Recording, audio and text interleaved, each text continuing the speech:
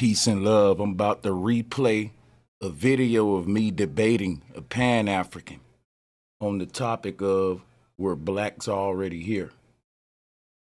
So we about to deal with the idea of FBA being indigenous to America, because we know a lot of people say that's pseudo, and that black people, FBA, we can't be indigenous to America, right? So I'm gonna make my arguments, but I'm gonna make them at the end of this, because this was a good exchange. And in this exchange, you can see how I debated the Pan-Africans, so you can take notes.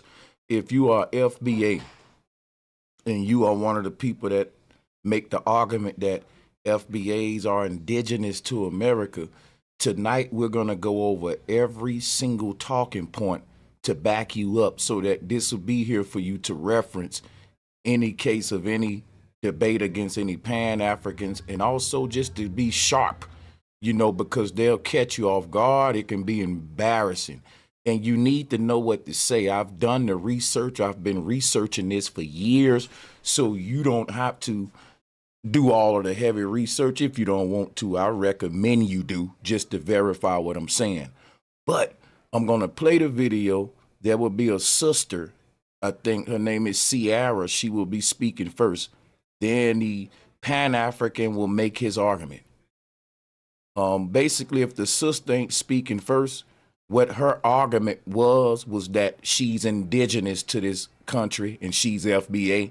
So I don't know if I got it queued up with her actually making that argument, but it's fine, because that's what the argument is that black people always been in America. And some people may say, well, yeah, we've been here before any slave ships, but the out of Africa theory is still true, right?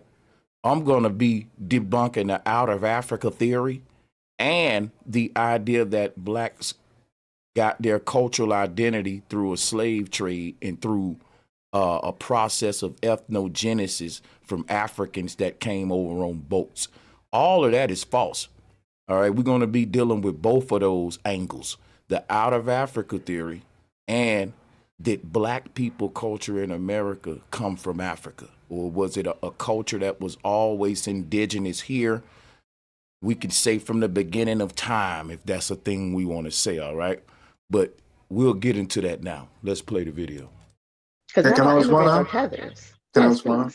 please do. Yeah. So when people say that millions of black people was already in America, which is a pseudoscience claim which no expert supports, then you're promoting pseudoscience ideology. Now, I want to stop right there, and I want to make a point, but I also want to share this. I don't know why the hell it ain't sharing. I don't know why the hell this thing ain't sharing. I hate technology.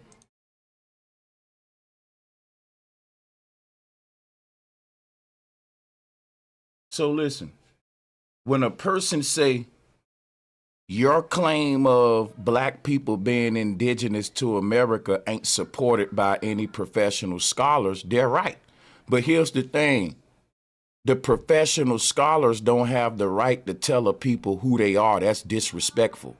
Your degree don't give you the right to disrespect people, meaning that if I walk up on a tribe in Africa that no one, just say I walk up on a random tribe in Africa and I ask them, who are you? And they tell me, and I say, nope, ain't no professional verified that. That's disrespectful, because a professional can't tell me who the hell I am. Like, come on, man. Your degree will allow you to do a lot of stuff, but it won't allow you to undermine a people's lineage, which is passed orally through their family and through their family and tribe, just like everyone else. So, you know, when people say, well, don't no professionals support the idea of blacks being in America prior to the slave trade or out of Africa migration, that's just a couple of people's theories about one specific group of people. And you're undermining that group of people to to take theories, which is so disrespectful. Because again, that's like any colonizer going up in the jungle, making contact with a tribe, and instead of asking the tribe who they are, they're gonna tell the tribe who the hell you is, and that's who you are. You don't have no. See, what people don't realize is slaves never had the right to self-ID. You don't have the right to identify yourself. Like, my dog can't call itself what it wanna call itself. I give my dog a name, and that's that. Well, my dog don't like the name, so be it. I'm the owner and I own that dog. Whatever I name that dog, that's what it is. And if the dog try to give itself an identity, somebody can always remind that dog, listen, that ain't who your owner said that you is. Your owner said that your name is Shithead. So I know you a dog and you want to be named Brutus, but you don't have the right to name yourself little doggy. So remember, slaves were like animals. They were like cattle property.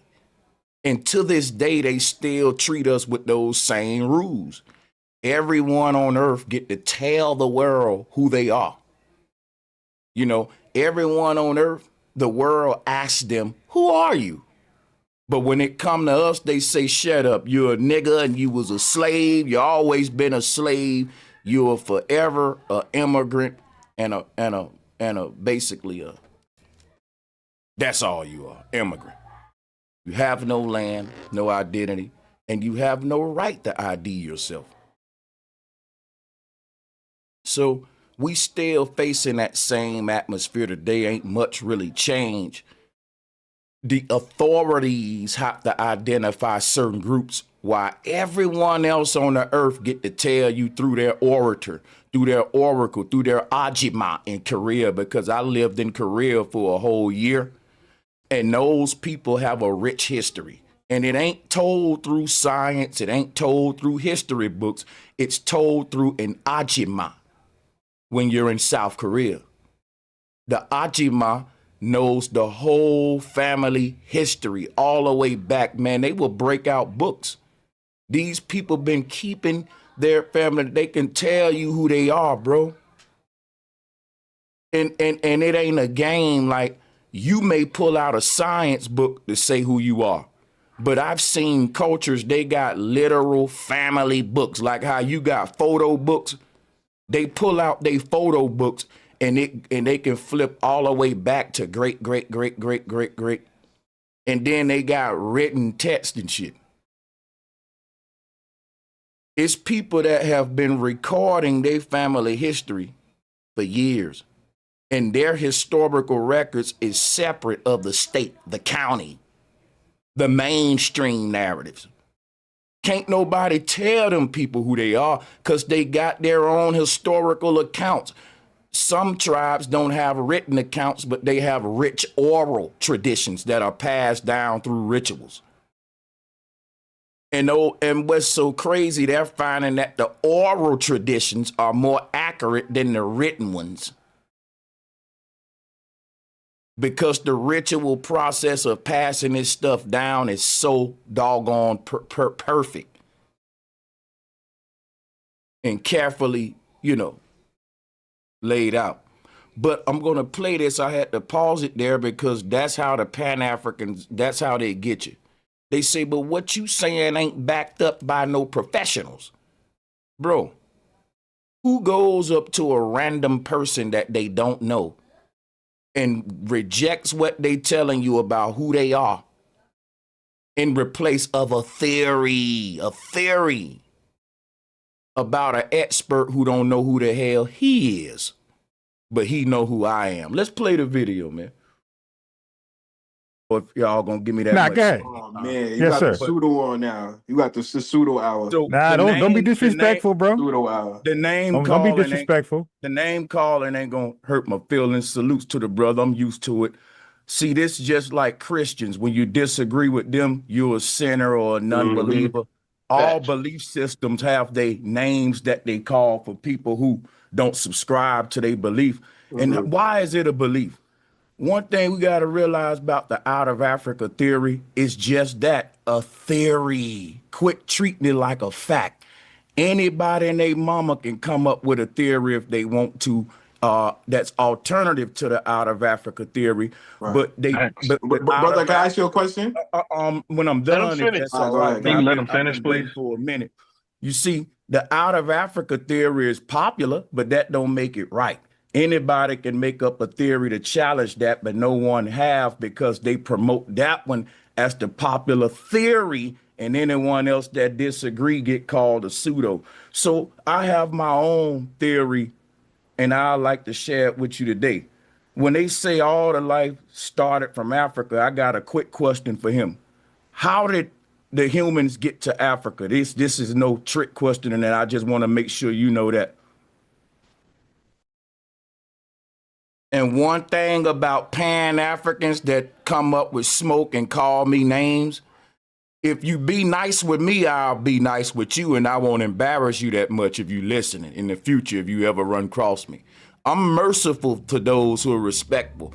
But when the brother called me a pseudo, guess what I said? I'm going to get him back for that because I'm a petty nigga. But I got him back in a very classy way. I said, I'm going to embarrass this dumb A, because I know he's up here full of emotions and he don't even know his own science. I'm going to ask him a question that I know his dumb ass don't know, and he should know with all that energy about this subject. And watched, I set him up, y'all. I asked him a question and he like, I don't know. And this what I do to people that be disrespectful in a debate. I can really be a bully with my knowledge. I could really be a bully with my knowledge. So be respectful, and I won't embarrass you that much. I promise. I won't do you like I'm doing this, brother. Let's replay this. Bro, Answer but anything. you, I but you asked a straight violated up you question. violated the terms of you violated the terms and conditions. You were supposed to. What's the Y'all was you Yeah, never they supposed got to agree you to that, we though. swindled the British. We swindled Y'all, them. y'all no, We you swindled swindled broke nobody. your them. treaty. God, you Wait. Everybody, hold on. What's the point of him bragging about treaties when they violate them? Why are you bragging about treaties but you didn't uphold it? Because we swindled the British No, Empire. no. Bro, the question is, what Yo, is the Ron. point of bragging about treaties when you guys don't uphold them? Yo, We Ron. Let him how? talk. Let him talk, How? Ron. We I What am y'all trying to swindled talk. hold on, we Ron. Check this out. swindled the British What y'all did to the British? Empire. You guys didn't have a treaty. You did it for So free. you know That's what? the difference. No, we don't sign treaties saying we're gonna catch our brothers. Y'all do. But you did it for free in the No, we Northern don't States. sign treaties saying we're gonna catch our And brothers. Y'all do. you got awarded for capturing your own ancestors who was Y'all fleeing signed a persecution. treaty. You signed a treaty We did with it. the. You signed a Yeah, treaty with right, with them folk talking about you gonna catch your right. brothers. You signed that. You We signed that. swindled them You signed that. And so Yeah, this is but where why y'all would you even sign that though? so you swindled them? to This gain is where y'all independence, scamming come Ron. from. So y'all been scamming since back then? Ron. You don't understand, Ron. You don't understand No, diplomatic. yeah, I don't You don't understand understand diplomatic somebody signing. relationship because your Hey, ancestors bro, didn't fight for no bro, sovereign land. I listen, What was understand, yeah, diplomatic but about it? I'm trying to explain you to just you. cooked yourself, bro. You brag about treaties like you're honorable. They Then we signed read the you treaty to violate them. enslave us. We're honorable enough to swindle the devil, as you called him. You called him What's like honorable about swindling? we swindled the swindler. That's what we did. So that's called being honorable. Yeah, we Becoming a swindled swindler. the He said swindler. And because That's Marcus, honorable. they use There is no devilment honor amongst the amongst devil. That thieves. makes them an angel. We was doing Robin Hood, schemes from back then. Taking you from were the definitely Nah, poor. robbing. You were definitely robbing. Yeah, we robbed Nah, the yo, robbers. nah. That's what we did. We yo, robbed the Kwame, I can robbers. see, I can see. But you got I might deported run into you though. in New York City, and you might have a house full of. Okay, we just gonna keep listening till they get up to the point because I rewinded it too far, my bad. But listen up, I'm gonna show you how to get your lick back respectfully. Let me give a shout out to Leonard Robertson. Salutes, bro Sanchez. Thank you, and keep bringing that fire. Mobile, Alabama. So right. Why did the Let's throw Go right. Maroons ahead, crush a FBA. Go Paul ahead, Mark FBA or Bunyan? Chat Sanchez. GPT. Yeah, I wanna thank y'all first for having me, man. I can debunk the out of Africa theory, but it'll take me probably like 2 to 3 minutes. I don't know if y'all gonna give me that Nah, much. go ahead. Oh man, you Yes, got the sir. pseudo on now. You got the pseudo hour. So Nah, don't be disrespectful, bro. Pseudo hour. the name Don't be calling ain't disrespectful. the name calling ain't gonna hurt my feelings. Salutes to the brother. I'm used to it. See, this just like Christians. When you disagree with them, you're a sinner or a non-believer. All Facts. belief systems have their names that they call for people who don't subscribe to their belief. And why is it a belief? One thing we got to realize about the out of Africa theory is just that, a theory. Quit treating it like a fact. Anybody and their mama can come up with a theory if they want to, that's alternative to the out of Africa theory. Right. But the out Brother, of can I ask you a question? when I'm Let him done, if finish. that's All right, all go right, ahead, man. go Let him I've finish, been waiting please? for a minute. You see, the out of Africa theory is popular, but that don't make it right. Anybody can make up a theory to challenge that, but no one have, because they promote that one as the popular theory, and anyone else that disagree get called a pseudo. So I have my own theory, and I like to share it with you today. When they say all the life started from Africa, I got a quick question for him. How did the humans get to Africa? This is no trick question, and I just want to make sure you know that. Homo How did sapiens. those Homo first sapiens humans, developed in Africa. yeah, how did they get there? What do you mean? How did you get there? How? Okay, did people just pop up in Africa, man? No, different hominids evolved into the species that we know today as Homo sapiens. Where did those hominids come from? You right so far. Where did these hominids come from? Yeah. I don't know, brother. You Stupid.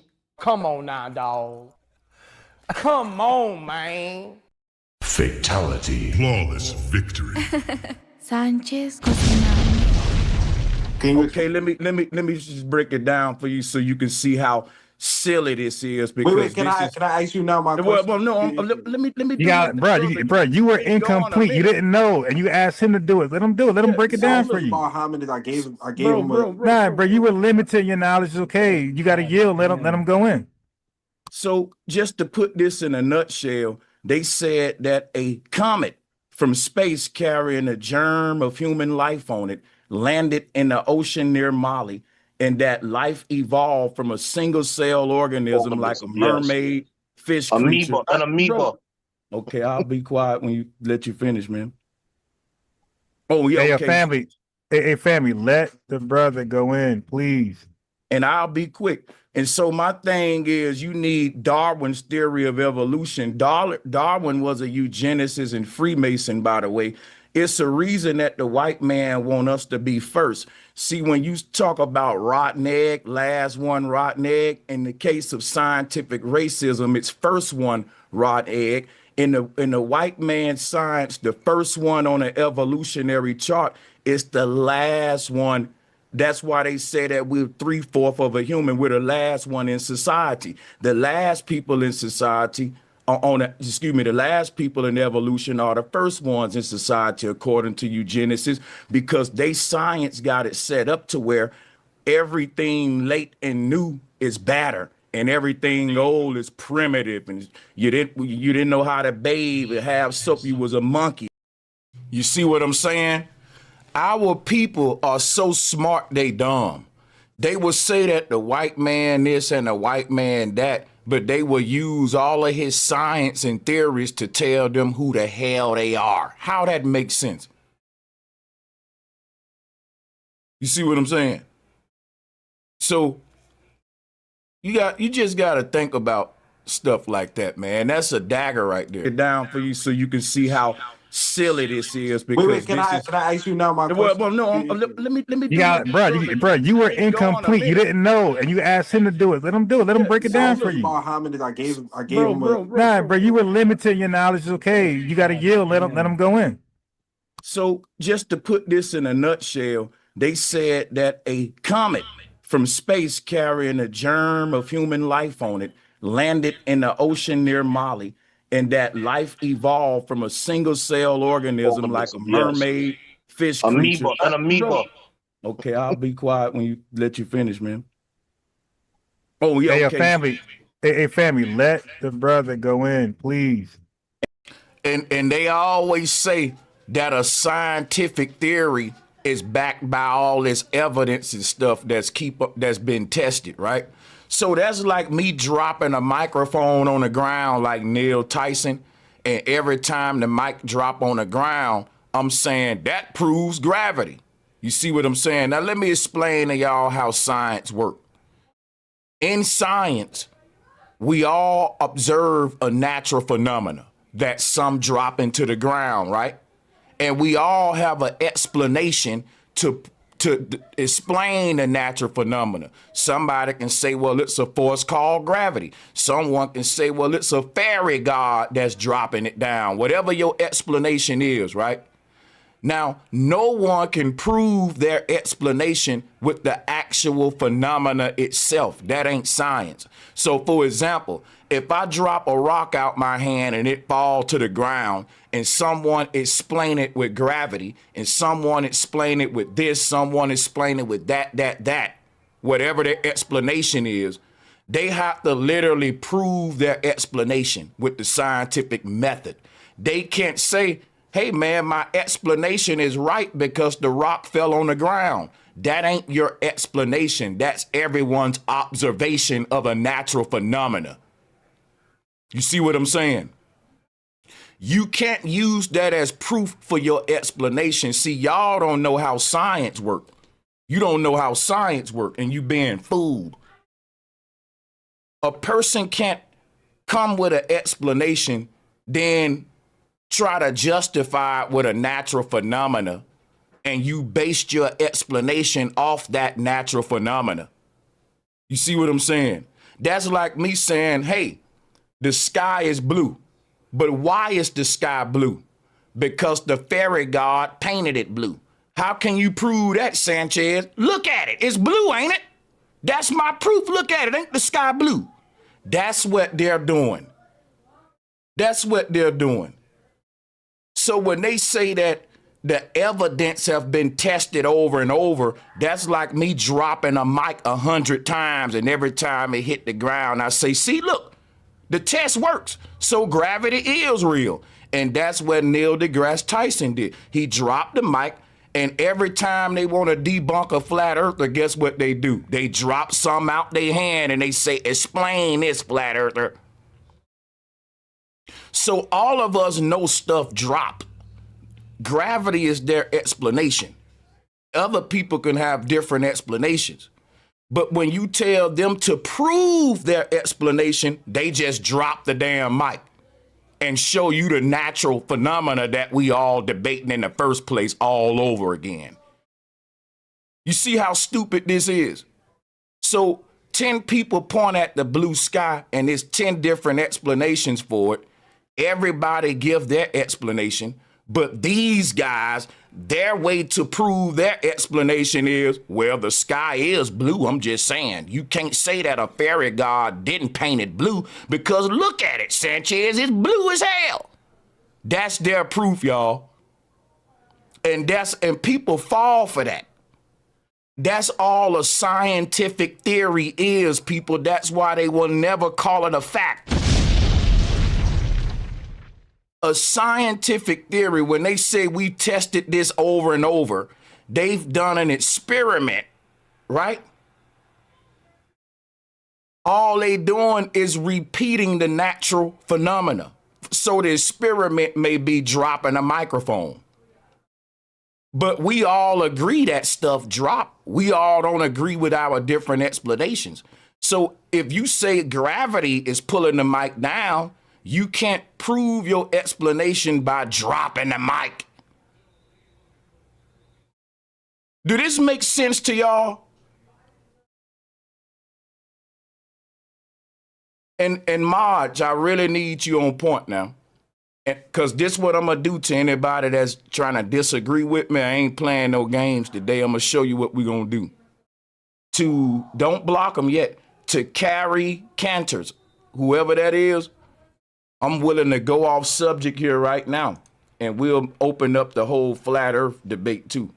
We'll do that too. I got time. Now, if you don't take the invite, then we're going to just block you. We ain't having no keyboard warriors. We got the call line open, and I'll debate you right now, and I'll prove it to you right now. Because if you say ain't nobody proved it, you speaking out of ignorance. That's like saying ain't nobody never did this or that just because you ain't never witnessed it. People are proving it all the time. And what I'll do for you, I will actually stop my subject and prove it just for you. Because apparently you went around all the times we've debunked the globe and proven it. So just for you, right, I'm going to drop the link. And if you don't hit the link in 1 minute, then we just going to go and block you. We're going to go and block you for distracting me, Carrie Counters. So hit the link right now, or we're going to go ahead and block it when the clock get to 4:12 p.m. on my time here. Now, let me play the video. But you heard what I'm telling you about these scientific theories, like germ theory, plate tectonics, and all this stuff. These are scientific theories. These are explanations of something, but the explanations have not been proven. They're just popular explanations. And in fact, there are, and I'm going to tell you about dummies, right? Dummies know one explanation of some, and they swear it ain't no damn thing else. It ain't nothing else. Smart people, they learn the explanation they've been taught about some all their life, and they see what everyone else saying about it too with an open mind. Willie Daniels, welcome to the show. What you got for me, man? Salutes, welcome. What you got for me? Told me to hit the link, so I hit the link, Sanchez. Oh, I didn't know you was the guy. I thought it was Cantors, not Daniels. No, it's all right. So Cantor is force ride. This what I'm gonna do for you, Willie. You believe in a globe Earth, and I'm gonna show you all the problems with it. But how I'm gonna show you before I actually get into teaching, right? And Willie, I don't know how much time you got, but I got 2 different topics going. If you can stick around with me for the rest of the night, then I can be able to tackle all these and do the flat earth thing. Because right now I'm thinking about changing my title up a little bit. But this what I'm going to do. I'm going to end up cutting this out, making it its own video after the fact to the people viewing it. But Willie, this what I'll do. I'll stop my video review, and I'll come back to the out of Africa theory in a minute. But that's not a theory. But right now we're gonna skip over to flat earth. It's called an out of Africa theory. Now it is a scientific theory. And what you need to be saying is, Sanchez, yes, it's a scientific theory, but that don't make it wrong. I'm just trying to help you out, right? So you can know how shit go. Yeah.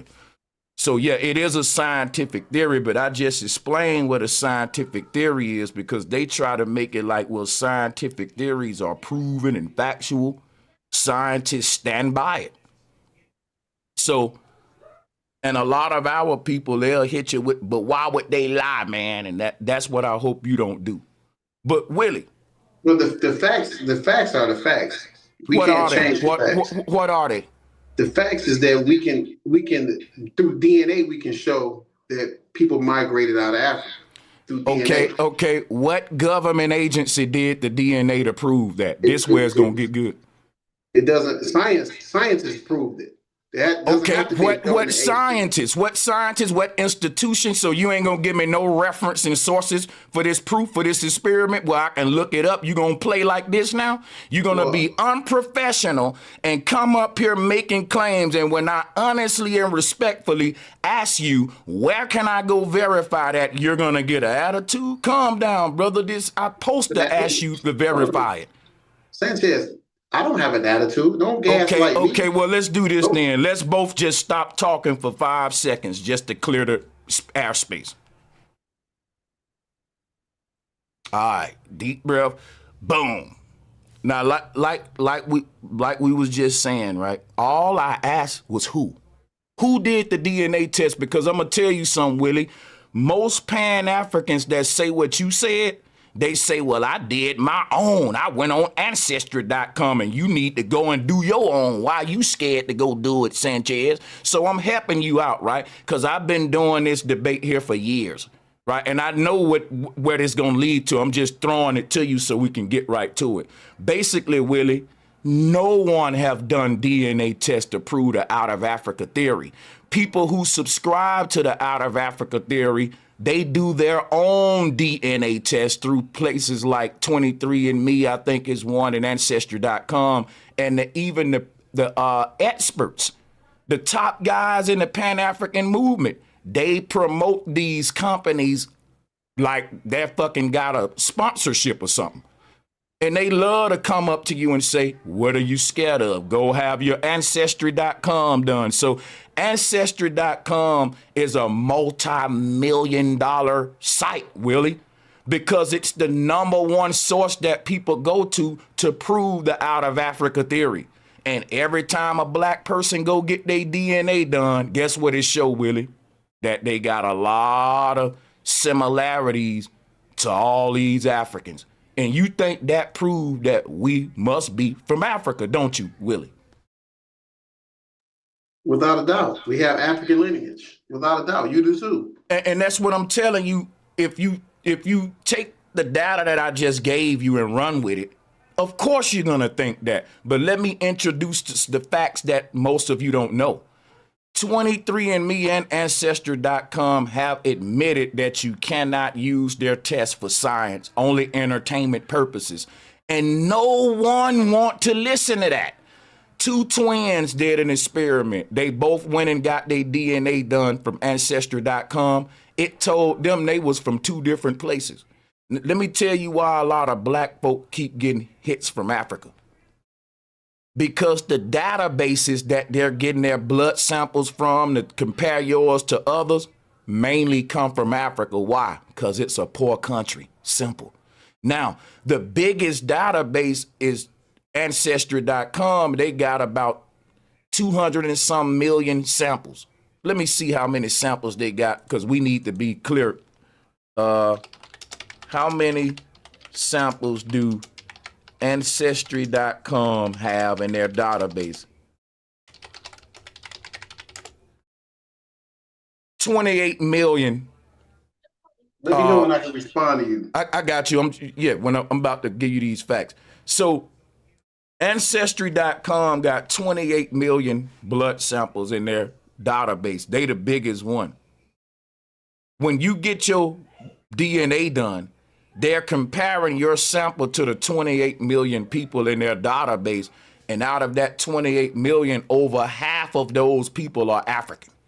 Anybody that get a blood test done from Ancestry.com are going to find out that they're getting a lot of hits from Africa, no matter if you white, no matter what color, what you are. Just simply because the database. Willie, it's 10 billion people on Earth. You're comparing your blood to 28 million, and out of that 28 million, most of those blood samples are from one geographic location on Earth. It should show everybody like we from Africa in that case, but that's deceptive. It's a database problem. If they take blood samples from every single continent on Earth equally, you wouldn't have the same results. If they only comparing my blood to mainly Africans, yes, they're going to find a lot of similarities in my blood type versus people on the African continent. But it's not a broad experiment. It's not really a just comparison to say, well, you're from here. You can say, well, out of this database of 28 million people, you would be from Africa, according to this test. But we can't say where you from if we don't get blood samples from everywhere equally. It's just that simple. But I'll yield the flow and hear what you got to say about Ancestry.com, because they say it's not for educational purposes. So you're going to argue with them now. I'm all for it. Let's go. Well, this is not an argument, so let me clear that up. And second of all, everything that you said is a basic Abo talking point. Has no facts to back it comes from Sanchez. ancestry.com, not me. I did not cut you off, bro. I gave you mad respect. Right. I just wanted to clarify that because sources and references matter, and I would be wrong if I take credit for something that's not mine. I ain't like that. I'm telling you all of that information about that website comes from them. I'll pull up the video while you go. Go ahead. Okay, so my point is this. That's a smokescreen talking point. Because at the end of the day, if it's only 28 million people in the database, and you put your DNA in there, if your DNA sequence doesn't match any of the 28 million, you wouldn't have a match. So everybody don't match in Africa because you got other countries that's showing DNA results too on there. You know this and I know this. That's why they got Switzerland on there, Poland, all of the white Europe, Germany, all of those are on there. You know it and I know it. So if they only doing mainly Africa, how did those places become in there? How did they come in there? It's very simple. They're testing as many people as they can. And if you do not have any matches out of Africa, then you don't have any descendants from there. But if you have hits there, how did you get them? Because of your descendants. You know this is simple 5th grade education. And I don't know why everybody keep playing these silly games on this DNA results as if they got to lie to me and you about what our DNA sequence is going to come up with. The method of looking at people's DNA is the same for everybody. They don't have a special treatment for white people and black people and Indian people.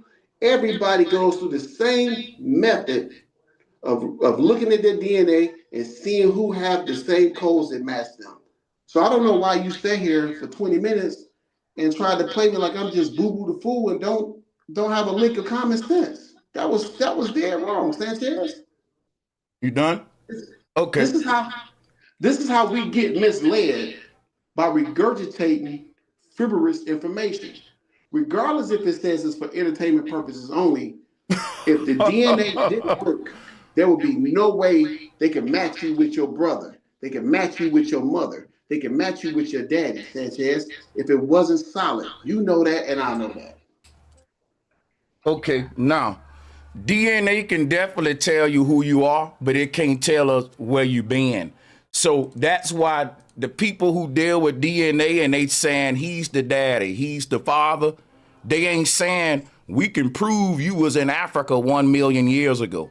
That's stupid. Y'all believe that because again, the ancestry.com shit. When a person say they got hits in Africa, that means we see similarities in your DNA with these particular people in Africa. Some of those similarities that they got in your DNA from Africa, if they were to test your blood with other races beyond Africa, for example, people that ain't even in their database, you will find them same similarities too. You will find that people in Africa got similarities to other people that don't originate from Africa. That debunks the out of Africa theory because no one in Africa, no tribe in Africa, no person in Africa should have anything that we can find in someone else's DNA outside in Africa that ain't in theirs if everyone come from Africa. So we'll find similarities in a lot of African tribes in Africa that they don't find nowhere else in the world. People don't talk about that. People will say life started in Africa, but the oldest plant life in the world is in the Amazon. The most diverse plant life is there too. So my whole thing be, y'all try to make theories to be facts, and when you do that, then you got to undermine even what these people say about their own website. They say don't use it for educational purposes, and you basically telling them, I don't care what you said, even though you made this stuff. I'm gonna do what I wanna do because I wanna be an African. I wanna be an African. And it said I'm an African. And if this the only way I can prove that I'm an African, then I'm going to argue with the people that made the damn website. right? So the U.S. military came out and told soldiers to quit taking the Ancestry.com test because that their biological information was getting used in certain databases, and that they was becoming part of that company's database, not even knowing it. So there'll be another sample, to the database. You don't read the fine print on that, and they're selling a lot of your biological data to third-party countries. So the U.S. military came out and straight up said it too. It's for entertainment purposes. It's not science. I'm about to play the video too. And you got to go against all that.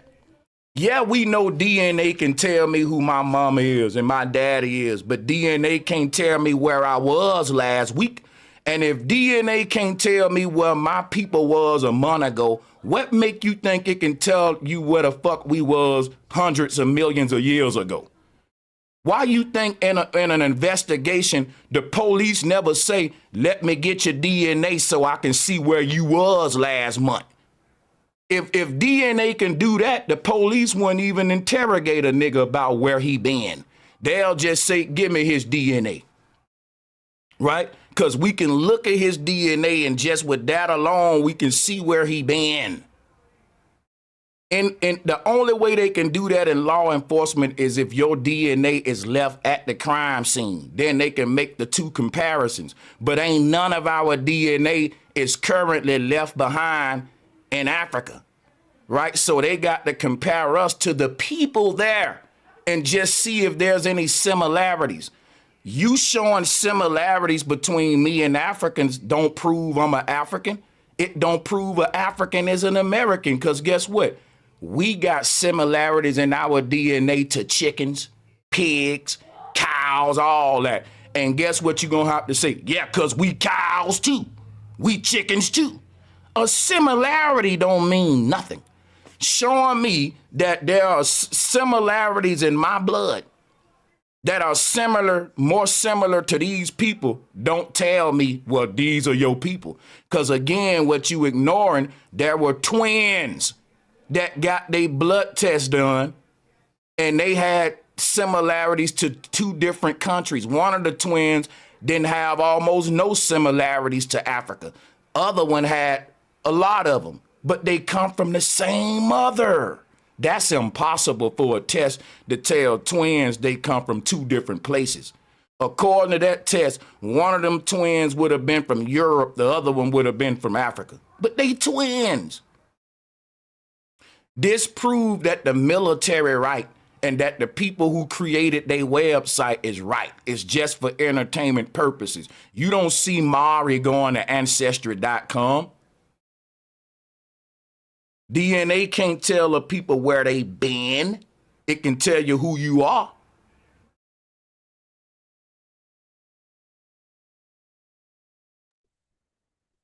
So right away you move the goalpost the way you wanted to move it to. And that's normal. That's normal when I'm having a conversation with people that don't want to be, honest with the information. We wasn't having a conversation of where you were last week. But your DNA can damn sure be traced to something that you might have left, a cigarette or your hair follicles. Because I said that though. I heard you catch yourself and go back and correct yourself because you had made a statement saying I didn't correct myself. I was telling you what DNA can and can't do and giving examples of what it can and can't do. That was one of the examples, yeah. So my point is this. When you move the goalpost to DNA can't tell you where you were, it actually does tell you where you were. That ain't moving the goalpost then, is making an argument. Can I finish, Sanchez? We gotta have some level. We could have a dialogue, brother. It's going good. Drop a one if everything going. If y'all liking the bill so far, drop a one. I admit that I'm interjecting a little briefly here, but it ain't enough to really. It don't call for all that. I'll fall back. Go ahead. Respect the conversation. Okay, take your time. Take your time. Go ahead. Nobody overtalk me. So DNA does show your lineage. Your lineage is your history.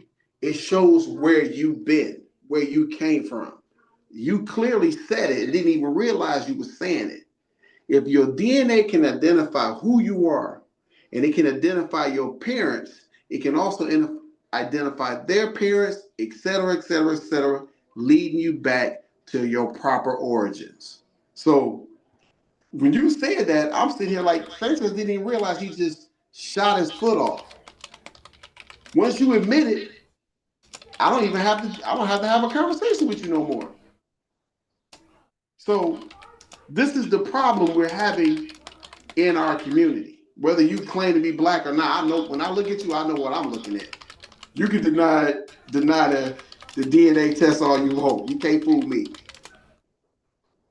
Misinformation is confusing the black community because there's more guys pushing regurgitated misinformation versus dealing with the factual information. The factual information is this. There's a method to researching and seeing your DNA, and when they do that, they can backtrack your lineage back to whatever continent, whatever country your ancestors come from. The great thing about us, it gives us a spotlight on who we are, whether you hate African, hate being African, that's a self-issue that you need to go get some therapy on versus embracing it like I have. All right, so thank you for that. I would just say this. I love Africa, which is why I've researched what the oldest tribes in Africa teach, and they don't teach the out of Africa theory. They don't teach that all humans come from them.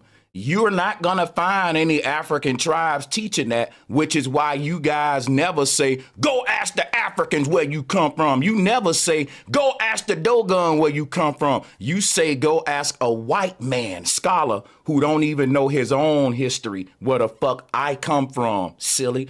Furthermore, you keep talking about tracing back, right? But what you don't realize is this.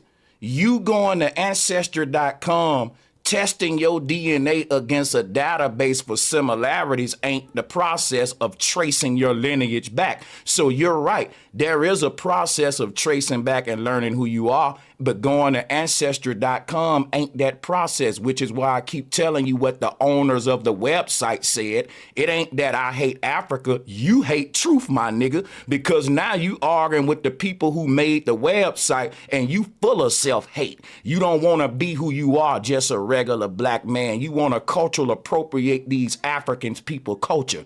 All of you black folks want to be Egyptians, but you say that we came here through the slave trade, and that will make us West Africans, not Egyptians. You guys got the most self-hate that I've ever seen because you want to be something you're not. You're not an Egyptian. You're not an African. Be happy with who you are, Willie Daniels. Okay, now let me explain you something about tracing your DNA back. To trace your DNA back take work. It ain't just spitting in a cup and sending it out to a website, silly. This is how you trace your DNA back. You start with your parents. Then you go to their parents. Keep in mind, that's 4 people. Then you got to trace back your parents' parents, right? That's 8 people. Think about it. Your mama got 2 parents. Your daddy got 2 parents. You got to go behind them. So that's 4 people behind your mom and daddy. Then those 4 people, right, Willie? They all got 2 parents each. So that's 8 grandparents right there. And it keeps multiplying exponentially. After you trace those 8, it's 16 waiting on you after that, then 32, 64, 128. By the time you get to your 8th generation of great-grandparents, you got to go look up the DNA for 1,024 people, and we ain't even at the 10th generation yet. And you think that Ancestry.com is doing all that work? That mean they got to go to your state and start in your local county, starting with your mom and daddy, and trace that shit all the way back through buttfuck Mississippi, Tennessee, if you from Bama like me, right? And you, it's some hard work, brother. And what science don't want to tell you is the amount of data it would take to trace humans' origins back to the first humans is unfathomable. By the time you get to like the 100, 500 generation, we're talking you need to go find millions of people's samples specifically. That's tedious work, bro. That's different than you just having 28 million random blood samples and saying, spit in the cup, Sanchez. Let me see which one of these you most similar with and see if there are any similar. Finding similarities is not a process of tracing anything back. I just showed you how to trace your shit back. That's an independent journey you got to do through your own lineage. Now, most of us have to admit, once you get to your 5th, 6th generation, it's so much work to do. If you ain't got money to hire a team, people stop right there, and that's enough for them to say, hey, I went back 4 generations, and my people still here.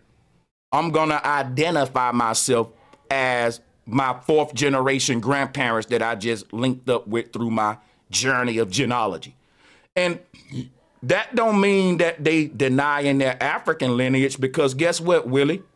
You got a lot of FBAs that'll tell you we are Africans, and they do believe what you believe, Willie, about the out of Africa theory. Hell, Tariq Nasheed is one of them. So we all don't have the same arguing points, of course, but the point you need to realize is this. If a person trace their genealogy back to their 4th, 5th, 6th grandparents and they start identifying themselves as that, ain't nothing wrong with that. They don't got to identify themselves as Africa, because the only proof that they got that they trace back to Africa is theories and ancestry.com. That ain't science, and that ain't how you trace your lineage back. So a person can say, well, you admitted, Sanchez, that no one can really trace all the way back because it's so the tedious work is gonna multiply exponentially as you go back each generation. That's almost impossible to do. So a person may say, well, Sanchez, then you can't prove we didn't come from Africa if you saying you can't go back that far. And I'm saying, well, they can't either. That's why it's just a theory. That's all, man. Like, I don't hate Africa, and I'm just telling folks the truth about where we're wrong at, man. That's it. And Jason, welcome to the show. We see you there. I'll get to you in a minute.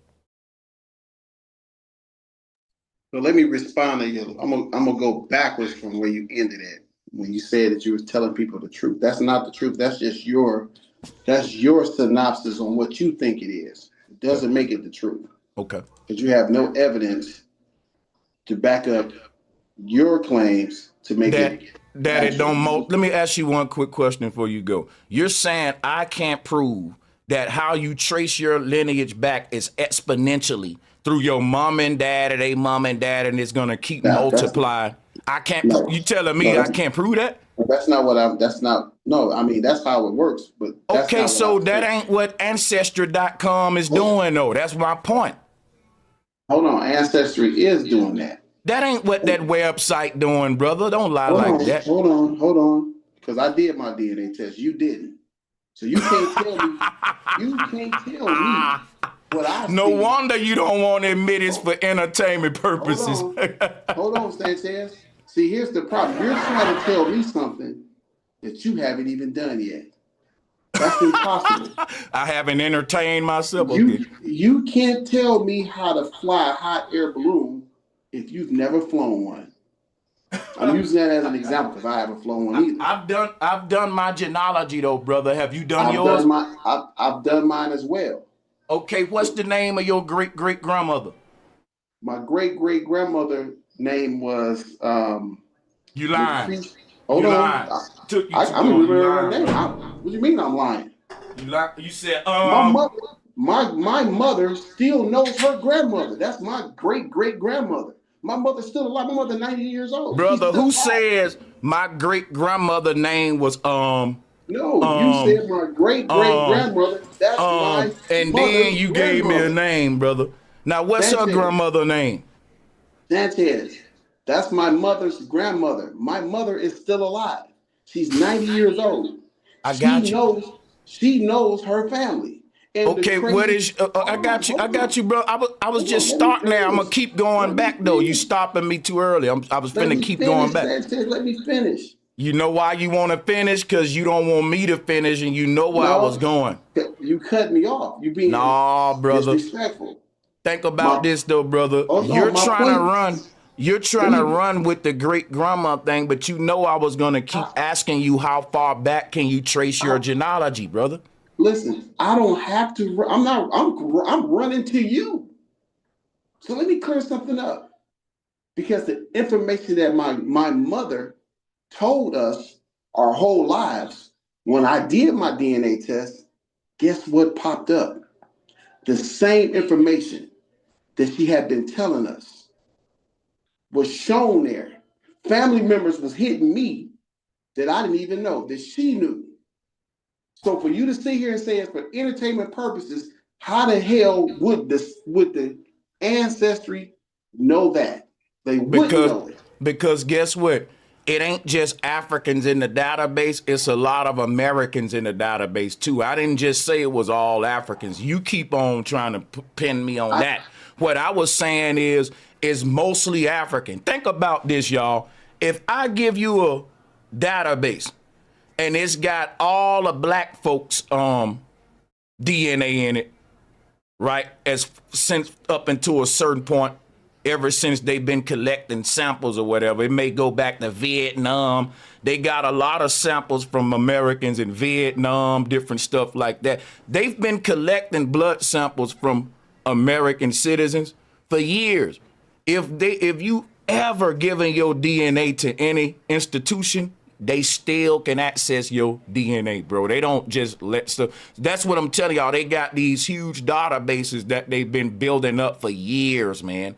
Even if you've donated blood at a plasma center before. But the point is this right here. These companies like Ancestry.com, they have access to these huge databases.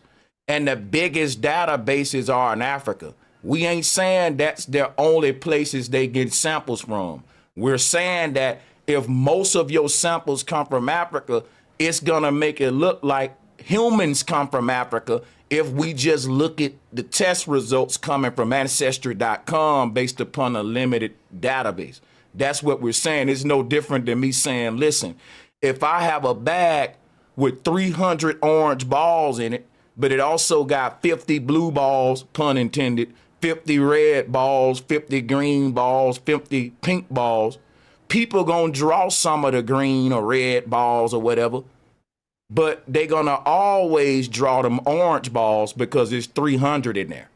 So you may have a red ball, a pink ball, and 5 orange balls, right? And that red and pink ball will be your unique hits in your results, your similarities, because different people may have some pick up a purple ball with a bunch of orange balls, because the orange balls is Africa, right?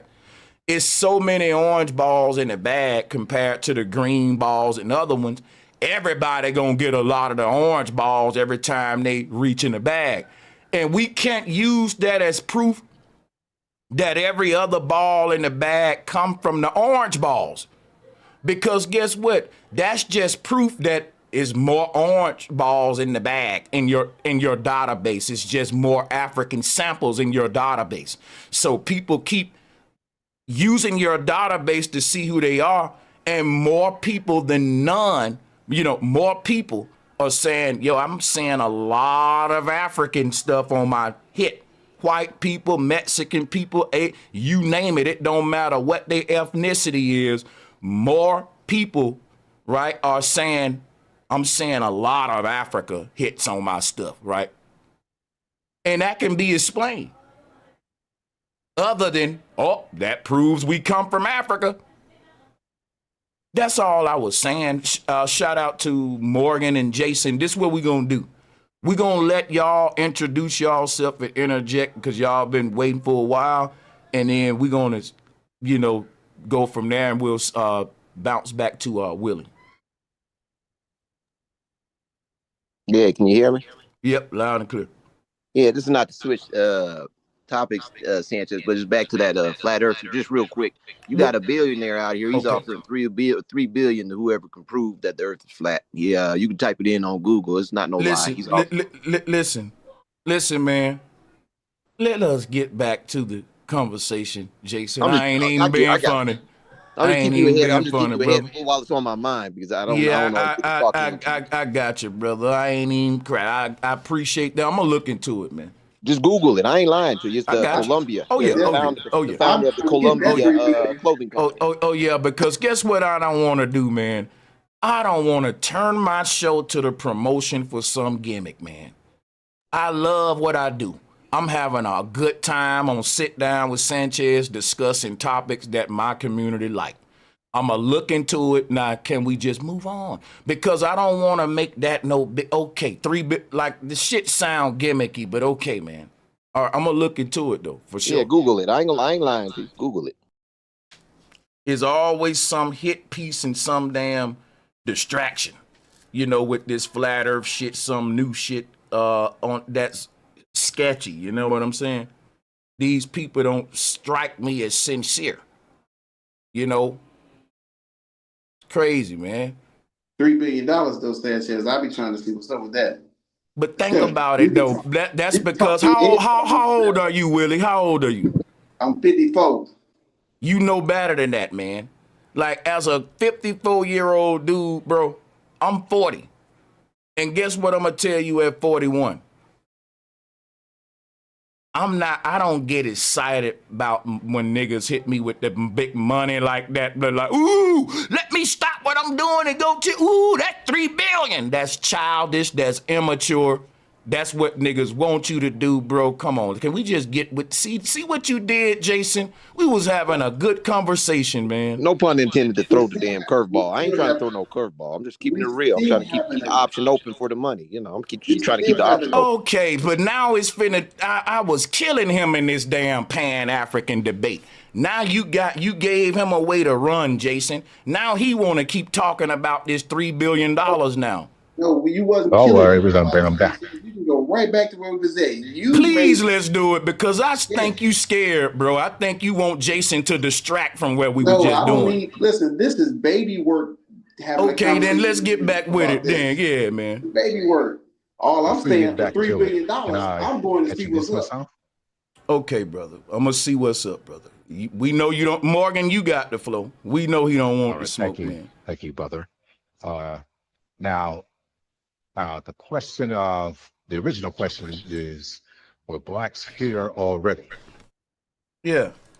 I'll answer it in this way. In Africa, you have a supposed variety of peoples. In Asia, you definitely have a variety of peoples.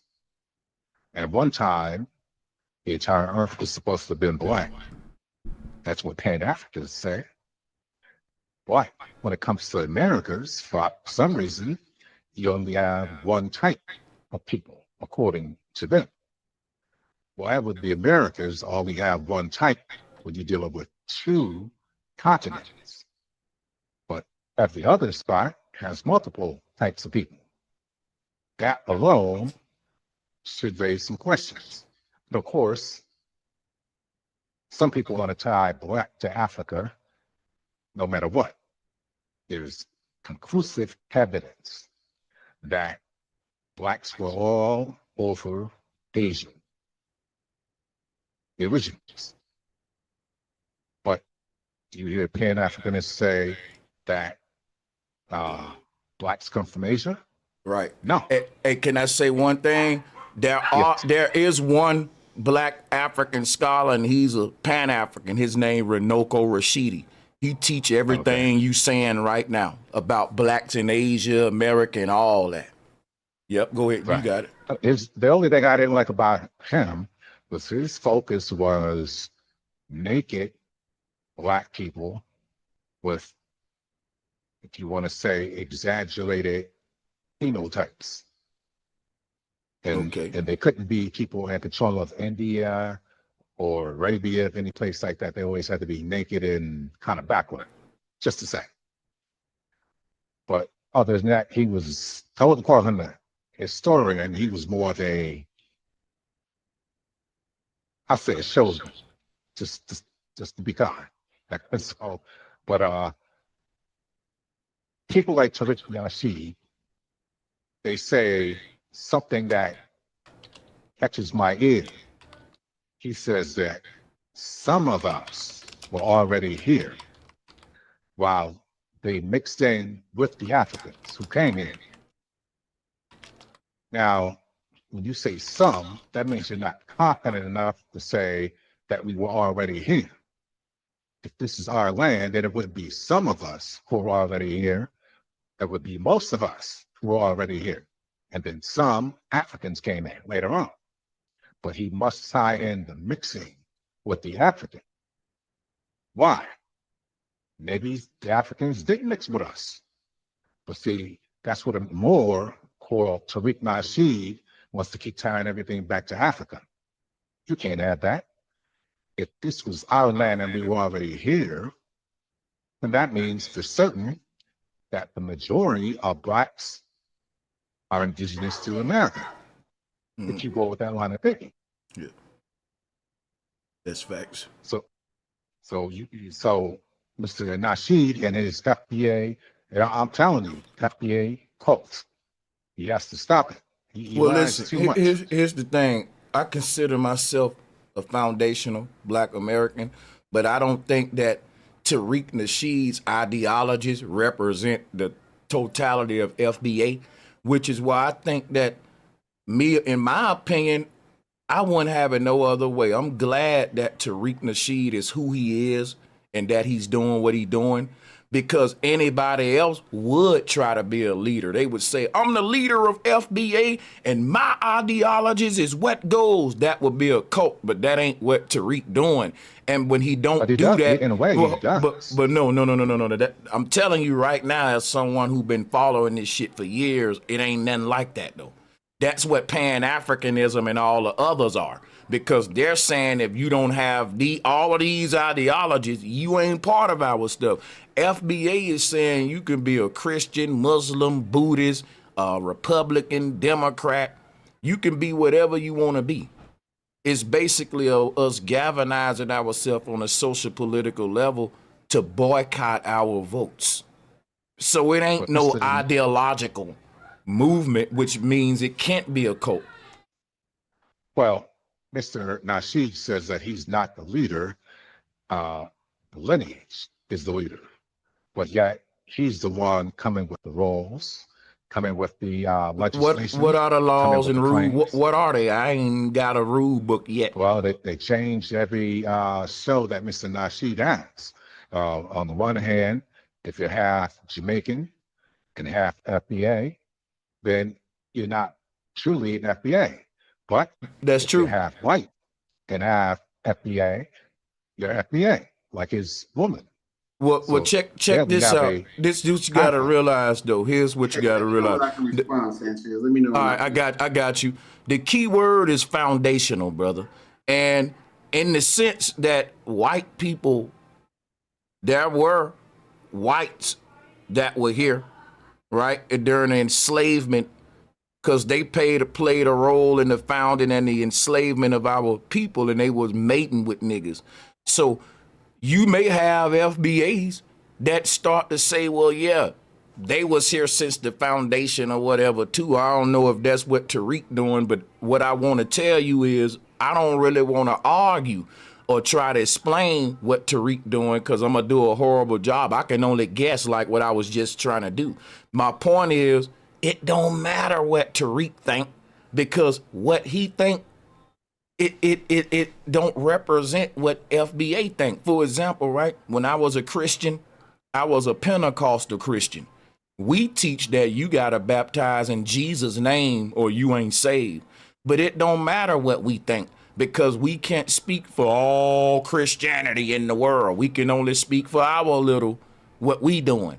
I can only speak for my little. One problem with that is that when you try to change FBA law, Mr. Nasheed says, no, this is what we. Okay, so I just want to put on the record, y'all, this is the smoke I've been looking for too about FBA, because I know besides the slave trade and out of Africa debate that me and Willie was having, there's this other concerns with FBA being a cult and Tariq being a scammer and these misconceptions about the group. So Morgan, I'm gonna just give you the floor and let you keep going. I'm glad we can address all this, man. All right, thank you, brother. Mr. Tariq says he's not the leader, but the evidence shows that he is indeed the FBA commander, the FBA dictator. And that's the part that we gotta get to. And if Willie, you wanna help him, if you y'all wanna double team with this, maybe y'all can help each other. I don't mind that either, man, because y'all may have the same concerns here. I know Tariq Nasheed is not. He's not truthful with that because he wasn't even the first one to come up with the term fundamental Black American. Thank you, right. Claude Anderson did it in the 70s. Yep, exactly. So I don't even listen to Tariq Nasheed with his. Okay, so me and you ain't got smoke with that then, Willie, then that's what's up. Cool. Yeah, the only argument I got is with the being in America, always being in America. Yeah, let's get back to that, Willie. Because I gotta go because I gotta get my child ready for bed. But let me say this before I get out of here. Anyone that's making the claim that we was already in the Americas, show me your American culture, show me your American language, show me anything that predates us coming here as slaves or free people from other countries or the continent. Show me some information that predates that, not some stuff somebody wrote and put online. I'm talking about some factual information. I ain't gotta do all that. If you give me 1 or 2 minutes right now, I can give you some very compelling to think about that to make that argument. No, now, no. Just hear me out. Hear me, brother. Just hear me out, brother. Hear me out. I'm gonna give you critical thinking. That's what you need. Watch this. Shout out to. I'm about to read all the donations. Shout out to Josh. I'm about to read them all. Watch this, right? Black people in America are one of a kind. There is no other group like us on the world. And we set the trends and all that because we're unique. It ain't nothing like the nigga. Now, here go the argument. Here go the disagreement. Will is saying, you right, Sanchez, we are unique people, but we come from Africa and we developed this uniqueness. We started off in Africa and we wasn't always the black hip hop Negro, right? Through slavery, they made us the Negro we are today. That's what Willie's saying. Now, I'm disagreeing with that. I'm saying that. Me too. I'm saying that. You correct Sanchez on that one. That's what I'm saying. Right, and I know what you're saying. I just wanted to put it out there so you know I know what you're saying, Willie. Salutes to you. And what I'm telling you is you can't find, for example, if there was a tribe in Africa that came to America and evolved and mutated through ethnogenesis and came the Negro, then where is that tribe in Africa? We would still, because think about this, what I mean, right? Let's say we come from a particular tribe in Africa. When they first got here, they were still doing their African tradition. They didn't become the Negro day one. So that meant we would be able to find West African tribes' presence on American soil, but we don't find it. We find black Olmecs. We find black, like this culture in ancient America that resembles an Asiatic type of black man. And my theory is that the black people of the Khmer Empire in Southeast Asia actually came and colonized some of this land in antiquity and founded huge technological empires over here that they don't even write about. They deleted our history and only gave us slavery. But the thing is this right here. There was a black man that was always on American soil thriving, and he had his own expression and culture. And you will see this all over the world. Just like there's pyramids in Africa, there's pyramids in China. It's pyramids in America. Everyone was on the same page on a cosmic level. Everyone was on a what the brother, who is that? This is Willie. Where is it a pyramid in America that we built? Where? You ain't never heard of Kukulkan, brother? You cut me off for that. That's not who you Sanchez. You ain't never heard of, you ain't know that there was pyramids in the Americas? All right, let me share real quick and let me continue what I was saying though. Why you can wake this brother up. Yeah. So, but the whole thing is like, you have the word nigger come from the word Nagas. Nagas wasn't a very technological advanced race of black people, right? And people have all these mythological folklores of where they come from. And when we try to say we're the Nagas, right? They say no, because the Nagas are spiritual beings that was serpents. When really, here go the serpent symbolism that the Nagas had. And guess what? The serpent also meant a sine wave and electricity, because our people was into electricity. When you go with the out of Africa theory and all that, let me show you something. What it tells you is that everybody was primitive Australopithecus, and that black folks really come from the Australopithecus and slavery, which they try to use that to explain why we so ignorant and violent, because we come from Australopithecus and through slavery, and that's all the history they give us. But real talk, the world had electricity. It was in Egypt, it was all over the world. So this is how they even made the pyramids. They weren't carving rocks up against each other and stones up against each other. So the point that I'm making here is that even the out of Africa theory has to hide the technology that even created the pyramids that I'm showing you, is what I'm saying. But what I was saying before I even went in and all that and put these pictures up is that people everywhere was doing exactly what was being done in Egypt. People was tapping into this cosmic universal knowledge. Is in our DNA. And there was no separation. These pyramids were the Babel Tower network that was destroyed by the power authorities that came with the Bible. They saw us on one accord, working in unity, and they stopped this whole culture. It's just a visiting site today. But it was once a very advanced network of cultures all around the world unified. But the out of Africa theory and all that, it hides this great rich history that was happening on Earth. You know what I'm saying? And it just reduces us to slave ships in Africa. But I will say this and land the floor. If we come from West Africa, we would be looking around America seeing a lot of West African culture. We don't see that. We see a unique culture that's unique to this land. But if we came from West Africa to bring that culture here, then it will resemble West African cultures. On top of that, there's no such thing as West African culture. So let me deal with this real quick before I get out of here. First of all, it was never said that we came from Africa straight here. We all know, anybody that researched the slave trades. We took a detour. They didn't come straight here. Well, they stopped that. One place is Jamaica. We know for a fact. They can't. Hold on, let me finish. Because see, you're trying to argue something without any information to back up your argument. No, we hear what they said. We know what you're saying, brother. That's regurgitating. No, it's not regurgitated. It's factual information where these are documented. These incidents are documented. You have nothing to combat that with. What they went to Jamaica for? To groom them to come be slaves in America. So let me ask you this. So they got the slaves from Africa, went way to fucking Jamaica for training, and then back to America all on a wooden ship.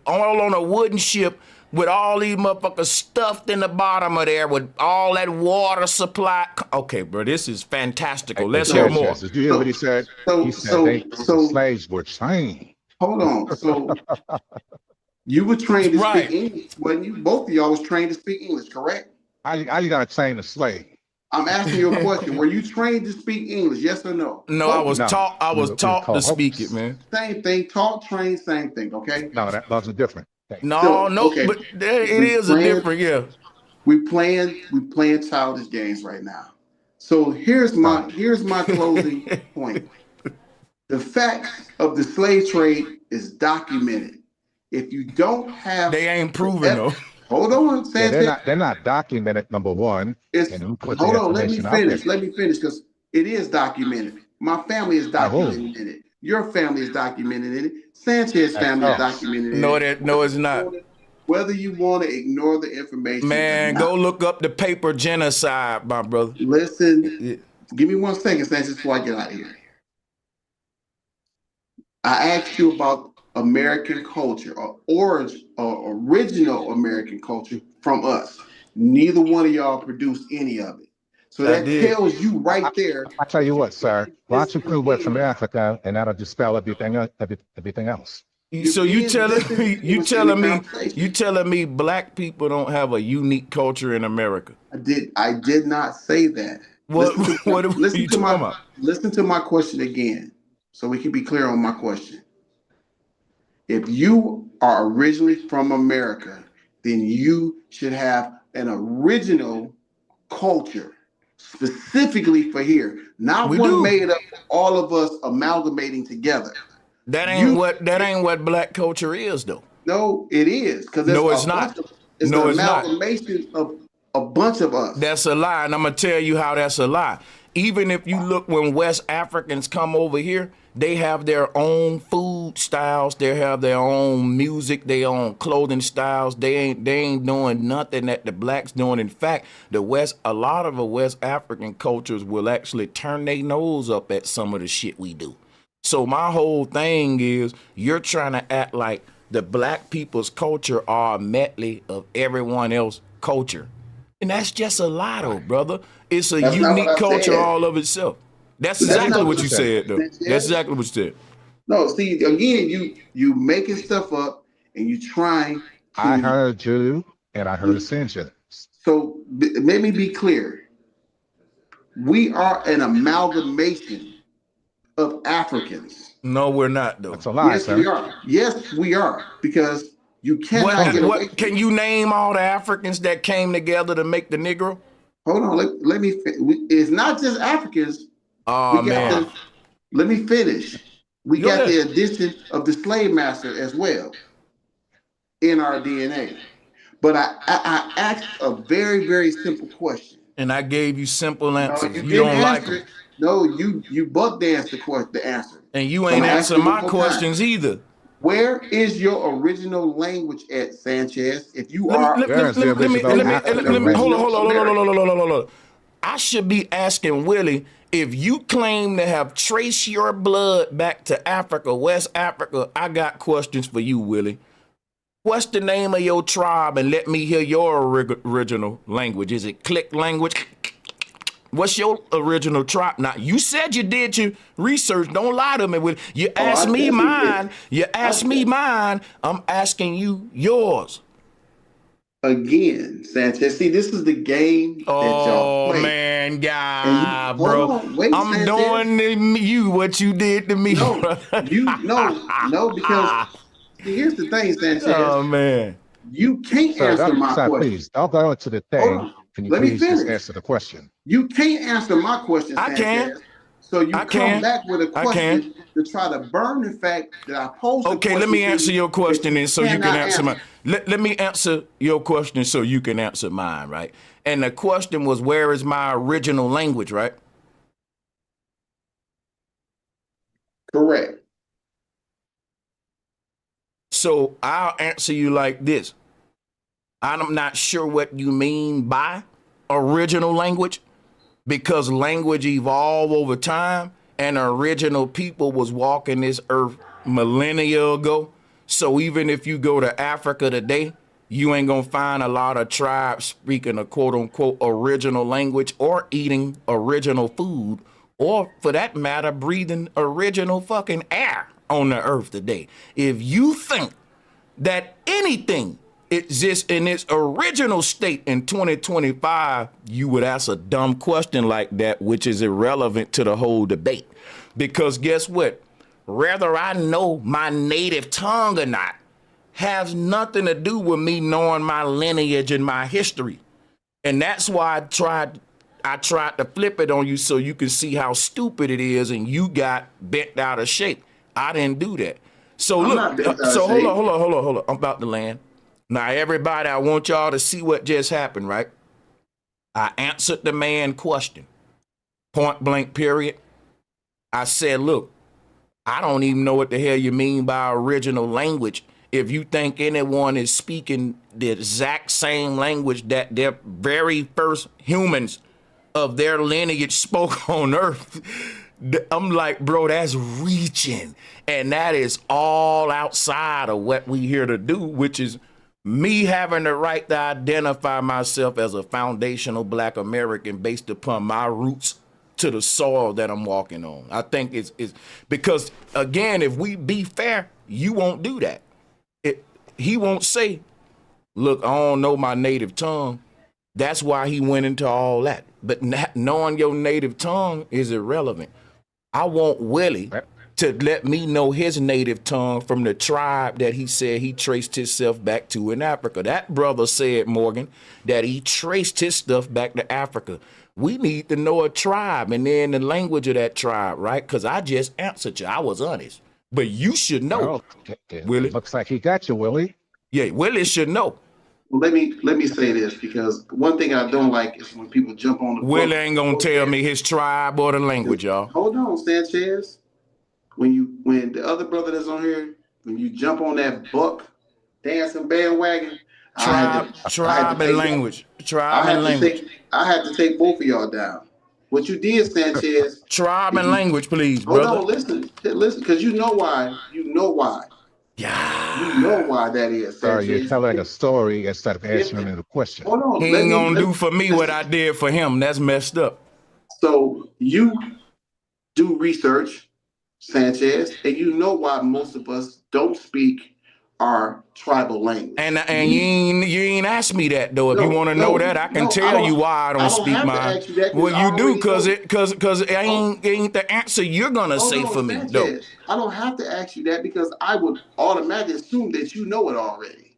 And it ain't got nothing to do with me being from Africa where I don't speak my native tongue. So if you don't want to hear my explanation, that's disingenuous. But go ahead. No, you're being disingenuous because if you're let me say something. If I say I don't speak my native tongue, that's like me if I meet a tribe in Africa right now and I ask the tribe, do y'all speak y'all original language? And they say no. I can't make up why the fuck they don't do it for them. I got to ask them, bro, why don't you speak it then? That's out of respect. I can't say, oh, you don't speak your original language, huh? This is why. And shut up, and they ain't gonna let you talk, and this is why. Bro, come on, man. That's crazy. But Sanchez, there are tribes that speak their oldest tongue. And that's besides the point. I just made a scenario to give an example of what you doing to me right now. You still ain't asked me, Sanchez, why don't you speak your native tongue? That's weird. That was my original question. All right, I just want to answer him with no confusion, Morgan. There's too much going on, brother. You see me and him doing this. Let's get that out the way. You got it, Morgan. Let's do this thing, you know. But check this out, Morgan. Willie, you know why the indigenous blacks don't speak their native language? It ain't because they landed on Plymouth Rock, Willie. It's because Plymouth Rock landed on us. And when Plymouth Rock landed on us, they beat a new language into you. They beat a new, right? Over time, the people that was on this land that didn't speak the slave master's language, they ended up speaking the slave master's language over time. And we can see that with the Vietnam War. The people that came over here after the Vietnam War, they learned American and all that. So when we conquer people, they learn the colonizer's language. But that ain't proof that they're immigrants, though. That's a reach, man. Like, it's possible that I didn't land on Plymouth Rock. Plymouth Rock landed on me. I had my own language, my own unique indigenous culture. And then it mutated based upon some invader showing up, making me something different than what I was had he never came. Did Plymouth Rock land on the indigenous Indians and the Native Americans? Yes, it did. And they still have their native tongue and their culture. You group of people are the only ones making the claims with nothing to back it up. Because you don't have nothing and you know you don't have nothing.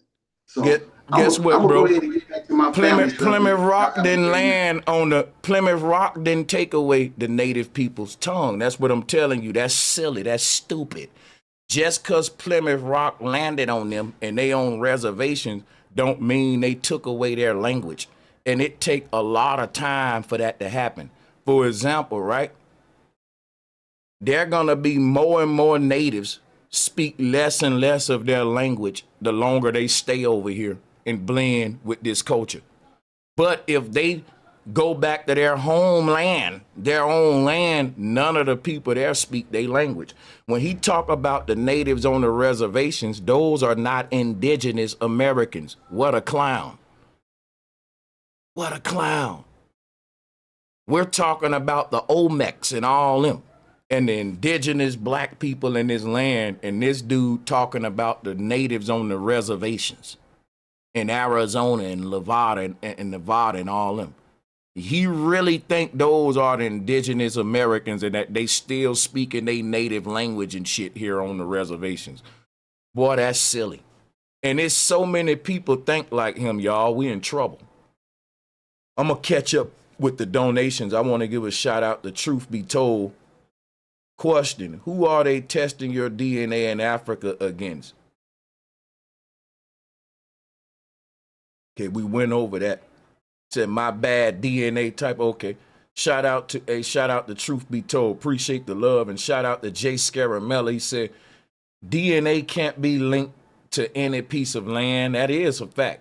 I don't know why they think it can. It can be linked to a database. That's what I'm saying. The reason they trying to say it can be linked to land is why I said earlier, people keep linking that'll be like me giving you the garbage bag and I put 300 orange balls in it, 50 red balls, 50 yellow balls, different color ones. Everyone gonna keep having a link to the orange balls. I don't care who you is. If you reach in that database and draw a cup of those balls, every single person that does it gonna have the orange balls. And that's why they say, how come everybody can trace their blood back to Africa? That ain't tracing your blood back to Africa. That's a bunch of people reaching into a database and all showing hits to people in Africa because they dominate the database. It's half of the samples in the databases from Africa. And they ignoring that, Morgan. And they gotta ignore that when it's so simple. It lets you know these people are deceptive, man. But let me give a shout out to Zekio. Salute Zekio. Said, bro, you just bombed on him. I don't think he know where he at. Nah, he don't, man. Nah. Nah, I did drop the bombs on him. Shout out to Dan Turner. He said, what's up, bro? I use Ancestry DNA to find my biological fam. They told me I was Nigerian, but when I met my family on both sides, I found out that I'm an Aboriginal from Alabama, not from Africa at all. And that's why people believe the ancestry test, Dantana, because you're gonna see some real people, because the databases are big. You're gonna see real people from your family and stuff. But again, I'm not here to argue with the people that made the website or the military, because I totally understand how the databases work and what's going on. No one, when people say, when they say DNA allow you to trace this back to this place or that place, that is wrong, man. That is a lie. DNA can't do that. When they looking at DNA, they just looking at a bunch of fucking alphabets on the screen, C, G, B, A, B, and they looking for fucking parallels. So your family got damn near 75% of the same exact parallels in y'all DNA with just a very few small changes. But when you send your DNA into ancestry.com, that ain't the case. They said, oh, well, this is similar, that's similar, and it be very little bitty small, like small parallels, if you see what I'm saying. So a person will say, well, look, they're just looking in there saying, look, well, these numbers are the same and match with these tribes right here in his blood. But if they show your family blood, damn near everything matching. So it's clearly a huge dramatic difference on what they seeing in the data between my real family, my ancestry, versus these random Africans in the database. That's what I'm pointing out. Do y'all see what I'm saying? Drop a one.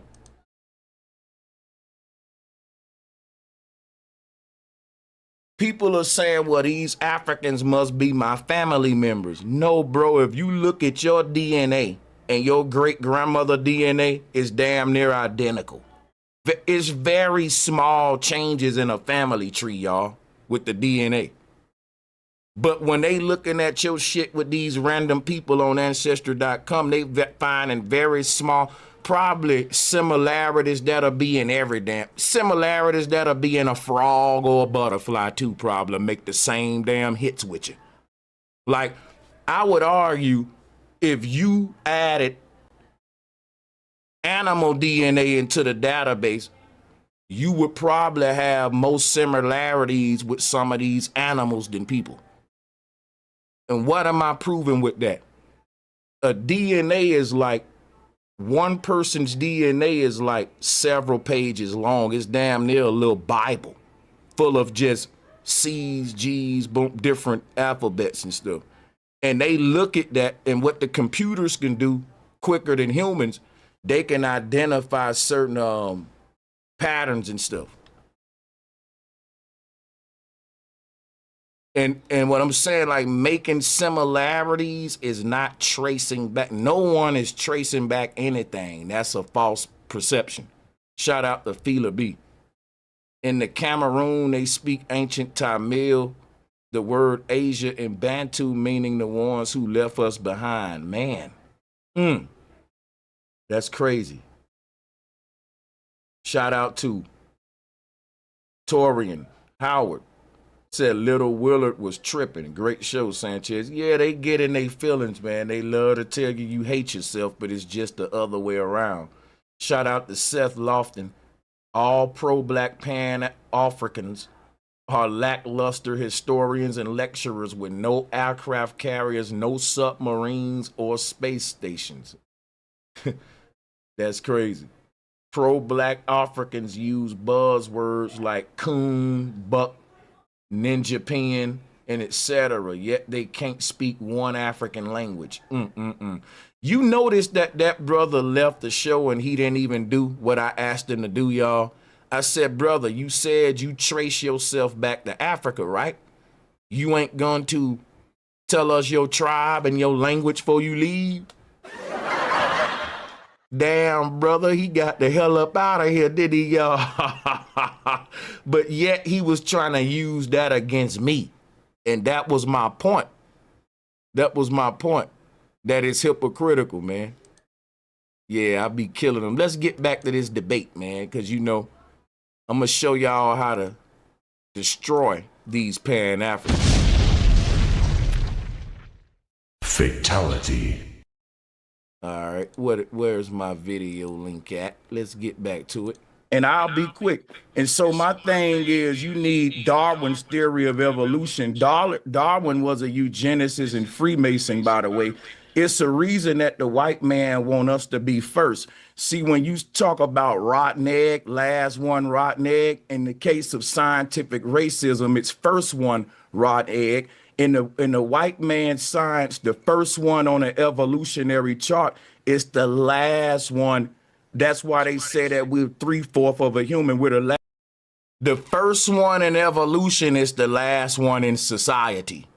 The last one in evolution is the first one in society. And people there are literally governing the world based on eugenics. Meaning, if you saying my people was first, we the original humans on the earth, guess what you're saying? We're the monkey people. We're the primitive people. We the dumbasses. See, in the white man's science, first means dumb. First means the word primitive, it just means prime, which is first. But let me tell y'all what they did. They've changed the word primitive to mean bad or old or like outdated or wrong or, you know, like Flintstone type. See, you may say, well, the word primitive simply means first. That's it. And you're right. But in the white man's science, it don't just mean first. It means dumb, flawed. Because Darwin's evolution is teaching things get better with time. So the genetics of the human species started to get intelligent and wise up over time. But the further back you go, the dumber them motherfuckers is. And so the people that says our DNA is linked to Australopithecus, that's the first people, then they use that to explain why you got low test scores. They use that to explain why you're violent, because you got the most animal. Think about this. Y'all ain't really thinking about why evolution is evil. Evolution is scientific racism. Listen what I'm saying. They're saying the people on Earth who have the greatest connection to the first humans, they got the most fucked up DNA. They're like animals. When they tell you we evolved from animals, then the people who more closest to the original ancestor are the most barbaric and animal-like, but that's really true about the colonizer, not us. The colonizer was known as the barbarian, the most violent one, but he flipped it on you with the scientific theories that govern our world today. Everyone see us that way, and when they tell the world that you're the dumbest, you're the most violent, they need a scientific way to support that. You just can't say that about a group of people without science. And that's why you need scientific racism.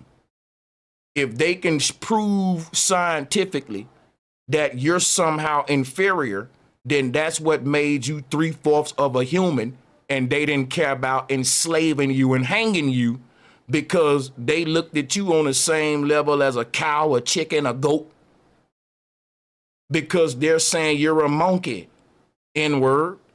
And technically you're saying it too when you say, I come from Africa. And it ain't that we calling Africans monkeys, because Africans don't subscribe to the out of Africa theory. That's what I keep telling y'all. Last one in society. The last people in society the last people in evolution are the first ones in society according to eugenics, because they science got it set up to where everything late and new is better and everything old is primitive, and you didn't know how to bathe and have soap, you was a monkey, right? So when we say we started in Africa, humans didn't start in Africa. Humanoids did. Australopithecus, that evolved into humans.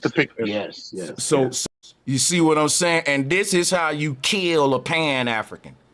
I'm showing y'all how you slay a Pan-African. If you want to go look up this video, go to FBA News and Updates channel. That's the brother Ron. He got good content. I'm going to be collabing with him.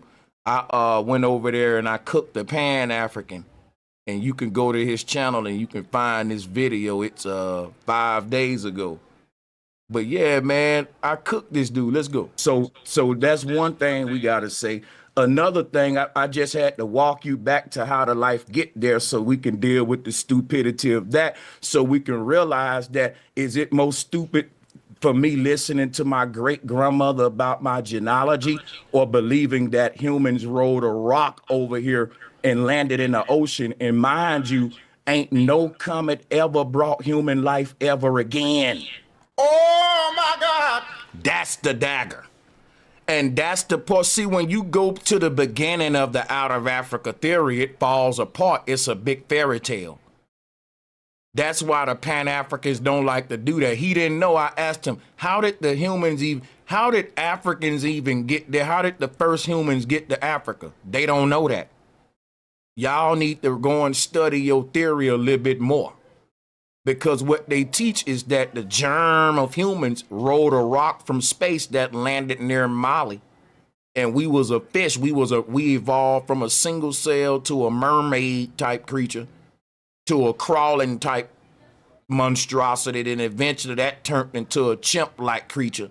Come on, man. When you start at the beginning of the Pan-African theory, the out of Africa theory, you will see that you gotta believe a bunch of crazy stuff, and all I gotta do is listen to what my grandmother said, like every other tribe do.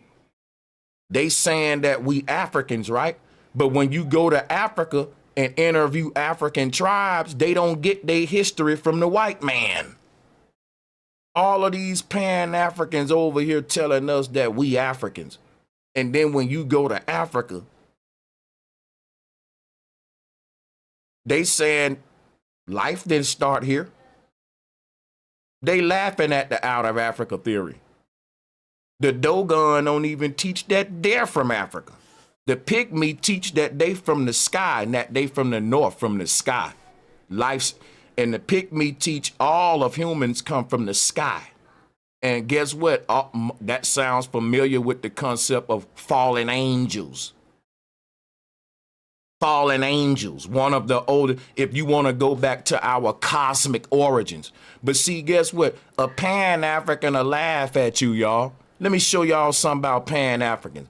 If you tell a Pan-African that, now they said we Africans, right? They act like they respect African culture. But the Pygmies say humans come from the sky, right? Not from Africa. And they will argue against the Pygmy and laugh and say, see, that's pseudoscience. You telling me humans just fell out the sky?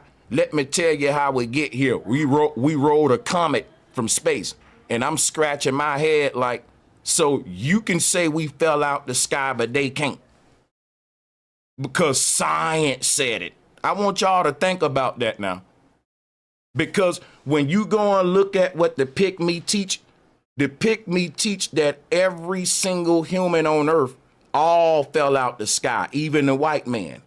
And that in the beginning of the earth, every continent was already populated and diversity was already there. Diversity was already there.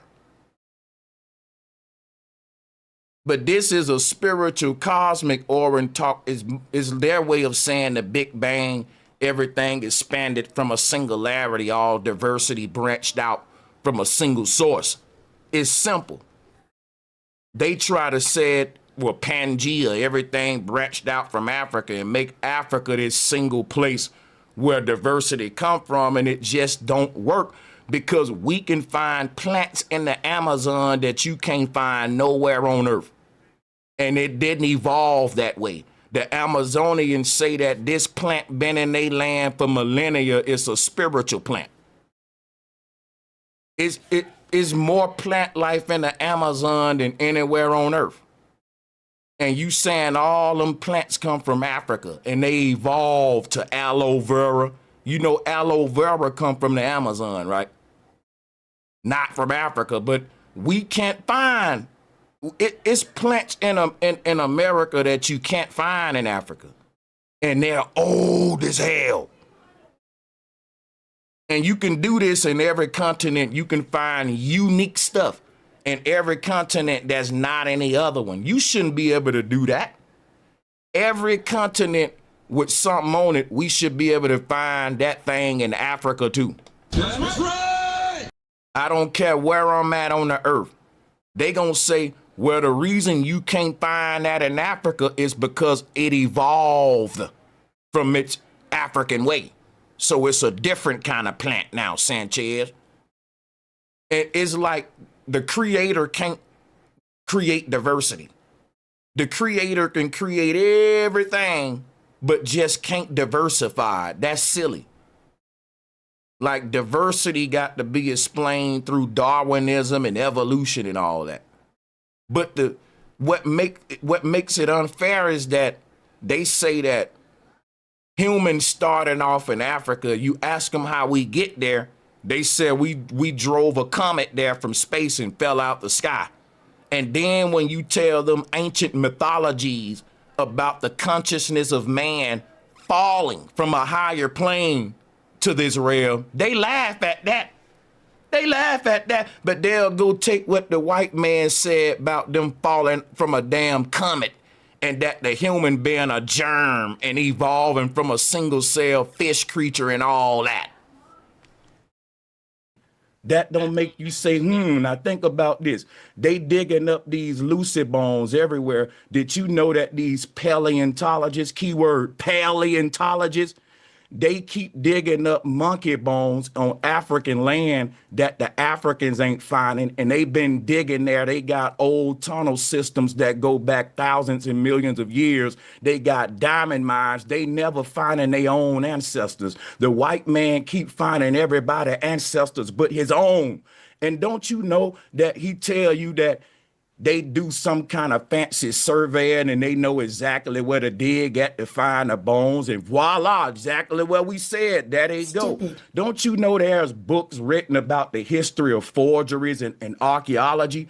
And it's a reason why the white man want you to be first as the first human, but he don't want you to be the first one on America. He said Columbus discovered that, which we know that's a lie. And what I mean by that is this, right? The white man will tell everybody black people were the first people, the first humans, and everybody evolved from them. But then he'll say Columbus discovered America. Did that sink in, y'all? Did that sink in? Okay. Who was here before Columbus? And guess what they gonna say? Them people that's on the damn reservations. Stupid. Now watch this. If everything evolved from Australopithecus, we need a subhuman species. Guess how they sell you that lie? With Bigfoot, Sasquatch. And the reason I'm laughing at that when the brother came up here and was like, the Native Americans are on these reservations around America. Bro, that is fake. Listen, y'all seen the Florida State Seminoles, the Indian, the Burgundy Red, the Washington Redskins? Columbus wrote in his own damn diary that the people he encountered were red-skinned. Now, show me a red-skinned motherfucker on a reservation. I'll wait. Show me, give me a penny, take a penny out your pocket. And let's go to the reservation and put that penny on them people's skin, and let's see if them the people that Columbus said that he encountered. So you see these damn mahogany colored people on the Redskins helmet, Washington Red. You see the Seminoles, all that, and you think that that's the people on the red. And see, it's so sad. They say that we full of self-hate, right? These dudes know the difference between red skin and the people on the reservations, but they don't want to claim their own damn identity and history here in America, man. But they said we got self-hate. That's right. We evolved from a fish-like creature. We need to find mermaids. Guess what? They selling you theories of that. Now, you got to believe more stupidity than an FBA person that's believing they grandma and great-grandmas and not Freemasons. When somebody said real Indians are black and brown, guess what? There's shades of brown, but we got to take the word black out of it because ain't nobody black. Humans are all shades of brown. And that's why I'm saying we're brown and mahogany and copper colored. Take that black out because that's a social political identity that ain't got nothing to do with. See, this is what I'm telling y'all. When Columbus came to America, he was identifying the people by the color of their skin. He didn't call it black. He called it copper colored. You try to associate copper color with a social political status that they gave the group to encompass Africans and everybody under that umbrella called black. That ain't got nothing to do with skin color. And that's where y'all messing up at. No one's black. Black is not a skin tone. And people get up every day, I'm black and beautiful, because we're ignorant and dumb. And we never been taught social statuses.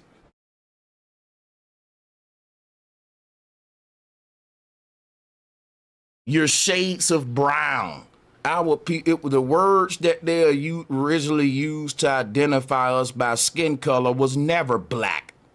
It was mahogany, copper colored, brown. When they started calling you black, it wasn't because of your skin color. It was because they was giving you a new social political identity, and we gotta quit conflating the two. That's dangerous. And eugenicists, because check this out.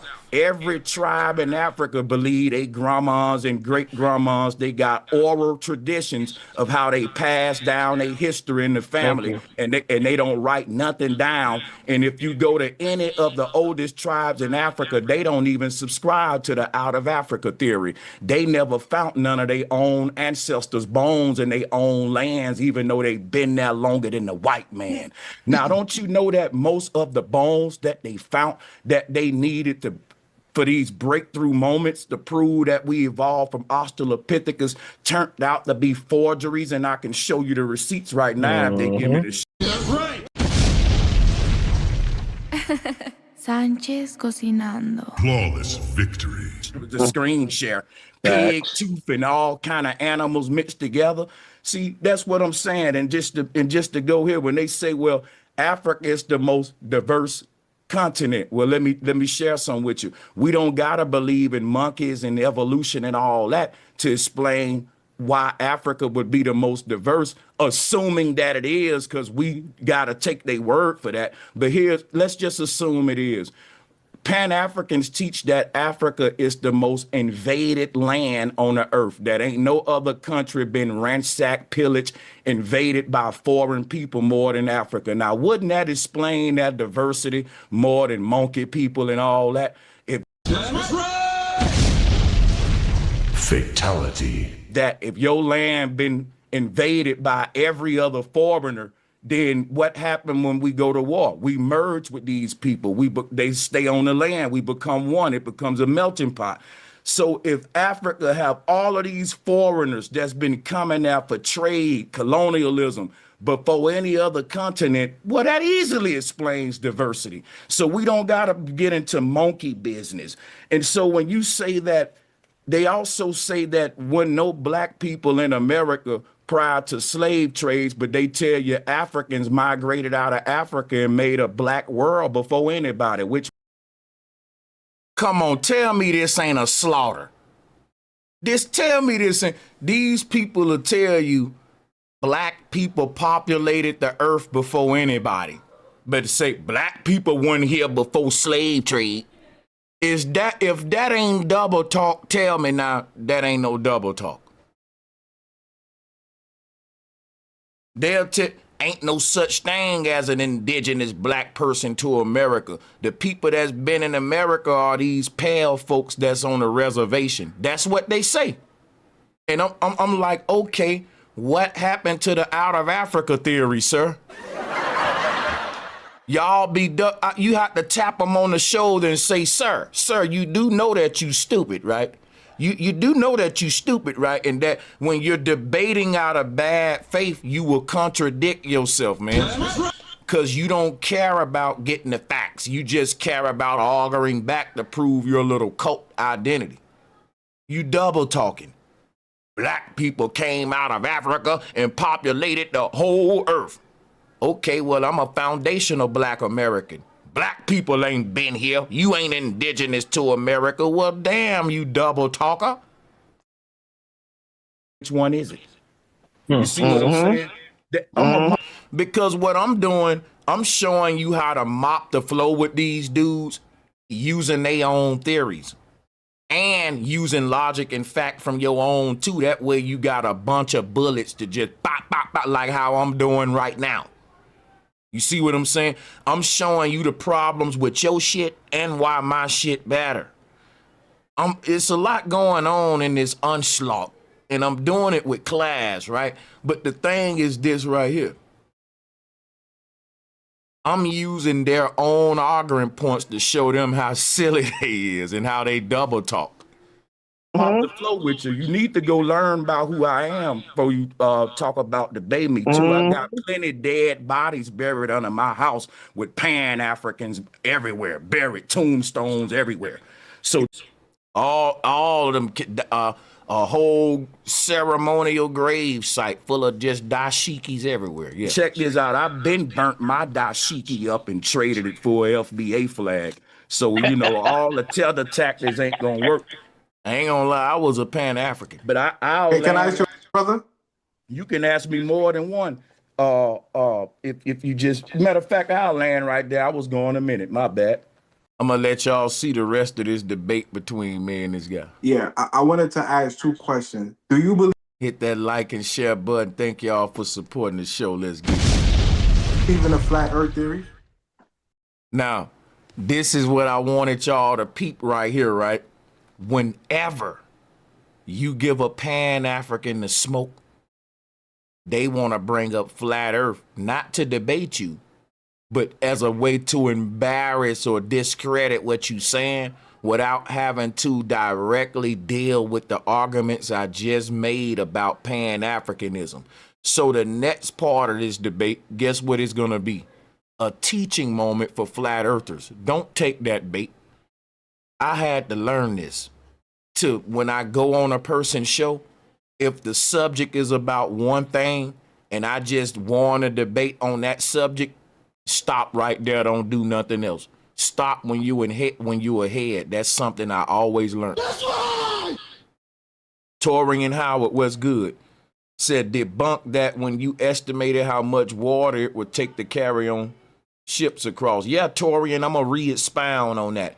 Basically, these dummies think that these dudes, I want y'all to think about this now. They saying that millions of blacks was brought from Africa on slave ships. Y'all know they had wooden ships. Wood, y'all. It takes 3 to 6 months to get from West Africa to America on a ship. And guess how many gallons of water you need? I went to ChatGPT. We can go back to it, man. I went to ChatGPT. ChatGPT was doing the math. I told him how many slaves on that ship and how much water each slave gonna need to survive a 3 to 6 month trip from Africa to America. And the amount of water you gonna need on that poor little wooden ship. And keep in mind, we talking about ships that's nailed together. We talking wood, hammer, and nails. We're talking, it got a sail on a ship. It don't got a motor. It got a wind sail on a big wooden ship. Wind power with all these slaves and water on there. Y'all, we couldn't do what they said happened in the slave trade with our best ships today. Listen, we got cruise ships. We got Navy vessels. If we tried to do what they said would happen in the transatlantic slave trade, it would be a big challenge. Now think about that, y'all. We got radar, electricity, steel ships, endless water supply. We can make the water on board. It'll still, you know how many ships they said have to be in the ocean? Bro, you just look at just imagine looking over the horizon line at the ocean and from left to right seeing nothing but ships pulling up. Big ass wooden ships with thousands of slaves on each one. That's a fairy tale, bro. And we got to wake up from that fairy tale. Why you think they told you we didn't land on Plymouth Rock? Plymouth Rock landed on us. I ain't talking about flat It's earth. just a simple question. Check One this has out. nothing to I'm do gonna with the answer other. you like Jesus this. Christ. I'm not gonna let you off the hook with this ass whooping you about to get with out of Africa theory. I'm gonna be fair with you though. If you want to debate flat earth, we can set that up anywhere, anytime. But I want all flat earthers to take notes what I'm doing here. It's rude for you to go to someone else's channel that's about a certain topic and to take that bait, because that's what he was trying to do. I've taken that bait before, and it turns into you trying to prove flat earth, and you get emotional over there, and people be like, listen, man, we didn't really want to get all into this flat earth stuff. And it makes it look like you went over there with your flat earth ass as a fanatic and changed the narrative and tried to steer it to flat earth. But see, that's why I didn't take that bait. And when he saw I didn't take that bait, he got very adamant about it, to the point where I really had to be like, listen, man, fuck flat earth, bro. Yeah, watch this, y'all. This how you know I won that debate. Watch this. Right now, I came from Pan-African smoke. Now, I'll say this and yield the flow. You was debating everyone else confidently about the out of Africa theory. Now you sounding scared because I'm asking you for specific smoke. And I ain't running from that. Like I said, we can do it anytime. We can do it tomorrow. I got things to do, but I'll put them to the side for you for that. But right now. So you do believe in it? You do believe in a flat I earth ain't theory? answering that right now because you see what he trying to do, y'all?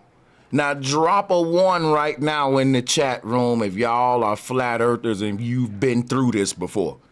I've been through this so many times that I'm showing y'all how to do this, flat earthers. Because guess what happened? People try to paint it like flat earthers are fanatics and they don't care about nothing else and they don't know about nothing else. And you're just, and see, he's trying to turn it into a flat earth debate, because normally a flat earther would bite on that and it'll activate the flat earther to now just take over with flat earth. And I'm doing just the opposite. I'm saying, man, I don't want to talk about flat earth, man. And it really fucks them up, y'all, because now I'm making you beg me to talk about flat earth instead of folks saying, man, flat earthers are cult members. They take over. They try to change the narrative to flat earth. I'm so good with the reverse psychology, I will have you begging me to talk about flat earth. But that's because I have the ability to excel in other topics besides flat earth. That's right. I ain't giving you no rope to run. I ain't giving you no reason. Everywhere. Did you know that these paleontologists, keyword paleontologists, they keep digging up monkey bones on African land that the Africans ain't finding, and they've been digging there. They got old tunnel systems that go back thousands and millions of years. They got diamond mines. They never finding their own ancestors. Come on now. The Africans been digging in their own land way more than the foreigners. They got intricate the pygmy got cave systems that go for thousands of miles under the ground all through Africa. Right. And they ain't stumbled across the skull of not one monkey bitch. But this white man just keep finding them everywhere he look around Africa. The white man keep finding everybody ancestors but his own. And don't you know that he tell you that they do some kind of fancy surveying and they know exactly where to dig at to find the bones, and voila, exactly where we said, there they go. Don't you know there's books written about the history of forgeries and archaeology? And it's a reason why the white man want you to be first as the first human, but he don't want you to be the first one on America. He said Columbus discovered that, which we know that's a lie. Now watch this. If everything evolved from Australopithecus, we need a subhuman species. Guess how they sell you that lie? With Bigfoot, Sasquatch. If we evolved from a fish-like creature, we need to find mermaids. Guess what? They selling you theories of that. Now, you got to believe more stupidity than a FBA person that's believing they grandma and great grandmas and not Freemasons and eugenicists. That's right! Sanchez cocinando. Fatality. Flawless victory. Because check this out. Every tribe in Africa believe they grandmas and great grandmas, they got oral traditions of how they pass down their history in the family, and they don't write nothing down. And if you go to any of the oldest tribes in Africa, they don't even subscribe to the out of Africa theory. They never found none of their own ancestors' bones in their own lands, even though they've been there longer than the white man. Now, don't you know that most of the bones that they found that they needed to for these breakthrough moments to prove that we evolved from Australopithecus turned out to be forgeries? And let me tell you why that's important. Pan-Africans will pull up Cheddar Man, Piltdown Man, Lucy, and they ain't gonna tell you, bro, where's the stream at? I'm about to replay that stream. I go into all this shit, bro. Don't you know they only found 40% of Lucy's bones and the rest is clay? And the 40% bones they found, it wasn't even it wasn't enough to determine if it was a chimp or not type human. They just did that with clay. Man, I got the whole stream where I went into the slideshow with it. I'm going to replay that on the joint. I may have went into it on here. I'm going to see it. I think this the one. I smoked so much. Let me keep playing it. I think this the one. Tripping. And I can show you the receipts right now if they give me the screen share. Pig teeth and all kind of. Oh, yeah, because I think he going to give me the screen share, and I did a presentation to show him that most of the findings that they based the Africans leaving Africa and populating the other continents with were forgeries. Once we prove those are forgeries, that just debunked the whole out of Africa theory. Because you can't prove Africans left the continent without Piltdown Man and all these other findings. That's right! So, but they don't. Why? Now, I'm gonna ask y'all something. If we find out that some of the biggest breakthroughs in science were forgeries, don't y'all scratch your head and want to know why wasn't that on the news? Why wasn't that on Fox? Why wasn't that on CNN? Come on, people, I'm scratching my head now. Some of the biggest discoveries and forgeries in paleontology, you got to go learn about it from personal authors because they ain't gonna publicize it. Let me show you something.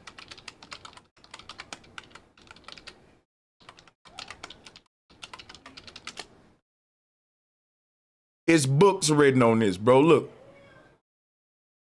It's books written on this. It's a whole book written on Archaeoraptor bird being a forgery. And science still, if you watch the Discovery Channel and Nat Geo, right? They still saying that this proves that birds evolved from dinosaurs, even though it's been proven that the primordial bird was a forgery. If you want to learn about this forgery, you got to go and buy personal books like this, because some of the biggest breakthroughs in science and paleontology and archaeology, these things were later discovered to be fakes, but it was already embedded in the minds of the masses that it was think about this. If a news channel break a historical finding and it changes the way we see the world and it's a scientific breakthrough, it's a big point, everybody's celebrating, a lot of people get paid, do you think when they find out that that shit is a forgery, that the news and everybody gonna come out and say, hey, everybody, it was all a lie, put the champagne up, it was fake, the money that was made, we gotta refund that. We got, you think they gonna do that? Well, they found out that Piltdown Man was a forgery too, and the reason that's important is because you can't prove Africans even came to America without Piltdown Man, dog. See, these single little discoveries have shaped the entire damn scientific community. And that ought to be a red flag that a few little independent camp of white paleontologists keep popping up, making the biggest breakthroughs in archaeology and paleontology. And they finding shit on people's lands that those people ain't finding on their own lands. I told you now, the South Americans, they got cave systems that go back for millions of years. They never found Australopithecus bones. You got to ask yourself, how come the people that's looking for dinosaurs keep finding them exactly where they say they're going to be at every time? At some point, you got to say, hold up, man, something ain't right about that. The math ain't mathing. And guess what they tell y'all? Well, they got advanced surveying data that they can fly over an area and survey the land, and they know exactly where to dig at based upon a lot of equations they ran. Bullshit. And people go for that. It's science, man. It's just science. You know what I'm saying? It's just, you don't understand it because it's science. You know, kind of animals mixed together. See, that's what I'm saying. And just to go here, when they say, well, Africa is the most diverse. Watch this, right? They said Australopithecus was predominantly in Africa because it started to evolve when it left Africa, right? Now watch this. Don't you know all the Africans on that land ain't never found no Australopithecus bones? It's always Western paleontologists, right? That's keep finding this stuff. It's always them going to Africa finding these African people monkey ancestors. Now, but watch this though with the monkey business, right? Don't you know that the most museums in the world for Australopithecus ain't even in Africa? Tell me that ain't a damn smack in the face. Now think about this. If Australopithecus was dominating in Africa, it was all in Africa, meaning Australopithecus was all over Africa like flies on crap. This was its dwelling land. But Africans can't find their ancestors. Only y'all can keep finding them. Watch this, y'all. Every time they dig up these monkey human bones, they put them in a museum. And there are listen, when it comes to Australopithecus bone museums, the most Australopithecus museums are in Western European countries. Does that make sense? That y'all that Africans can't find their own ancestors and make their own museums in Africa? Does it make sense for you to have a bunch of Chinese people's skeletons in America in museums? Why ain't they in China, right? Wouldn't the Chinese people be finding their own ancestors in their own land, people? It's time to wake up. Let's go. Continent. Well, let me share some with you. We don't gotta believe in monkeys and evolution and all that to explain why Africa would be the most diverse, assuming that it is, because we gotta take their word for that. But let's just assume it is.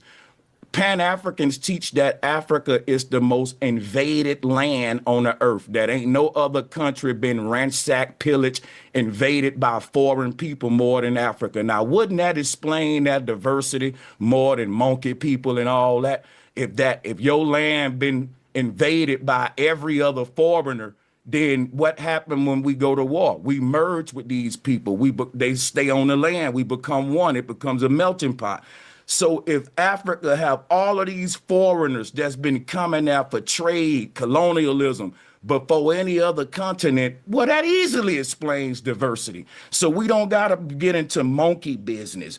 And so when you say that, they also say that when no black people in America prior to slave trades, but they tell you Africans migrated out of Africa and made a black world before anybody. Which one is it? You see what I'm saying? I'm gonna mop the flow with you. You need to go learn about who I am before you talk about debate me too. I got plenty dead bodies buried under my house with Pan-Africans everywhere, buried tombstones. People, I'm about to go deep because I just thought about it. This is the stream. They're gonna let me do a screen share, and I'm gonna go ahead and pull up my receipts with Piltdown Man and all that. So let's check it out. If you just, matter of fact, I'll land right there. I was going a minute. My bad. Yeah, I wanted to ask 2 questions. Do you believe in a flat Earth theory? I ain't talking about flat Earth. All my flat power people, drop those FMFPs in the chat room. Flat motherfucking power. I want y'all to learn how to not take the bait, right? Because check it out, I'm gonna tell y'all what I learned from being a flat earther for so many years. If you want the advantage in a flat earth conversation, not in an argument or a debate, but just if you want the best shot for yourself to be able to have people to be open-minded and to give you the respect to hear you out for flat earth, don't impose it on them. Be mysterious. Right? And let them ask you about it. And I'm learning that they know that. They can feel it, bro. When you're in the room, they know you're the flat earther. They can feel it. You don't got to say it. Everybody already know. They looking at your social media page. They know you the flat earther. But check this out. Don't play into it. What'll happen is people will be like, bro, you believe the earth flat? I was just wondering. I heard you was a flat earther. Let that happen. Don't you bring it up. I'm telling you, it works better that way. Because you already got them coming to you, and now that's kind of an advantage. Because it's like, as soon as they come to me like that, it's like, well, bro, I really don't want to talk about flat earth. It's reverse psychology because I do want to talk about it.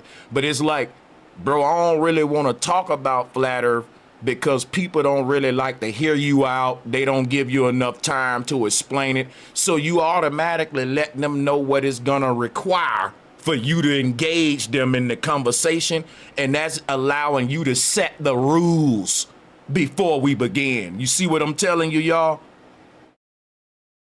Drop a 1 if that makes sense.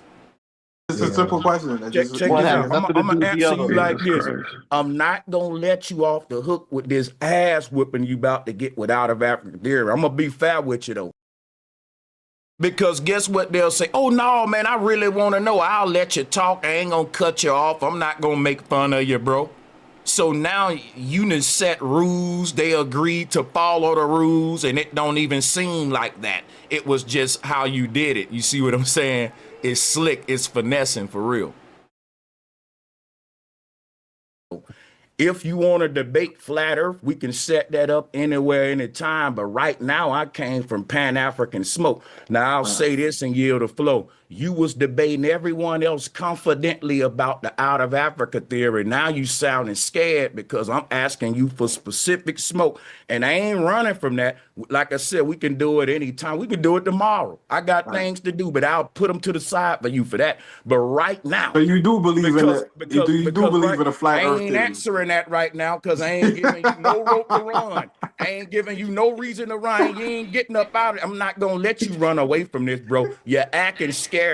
We can talk about flat earth when that's appropriate. FBA is the topic right now, Professor James Small. And guess what I'm not going to do? Tank the FBA movement and agenda with my own personal flat earth ideology. That's right. That's off code. Because guess what? In FBA, you can be a Christian, Muslim. You can be whatever you want to be. You can be a flat earther. But you can't take your little ideology and let that dominate what the goddamn group is about. That's right.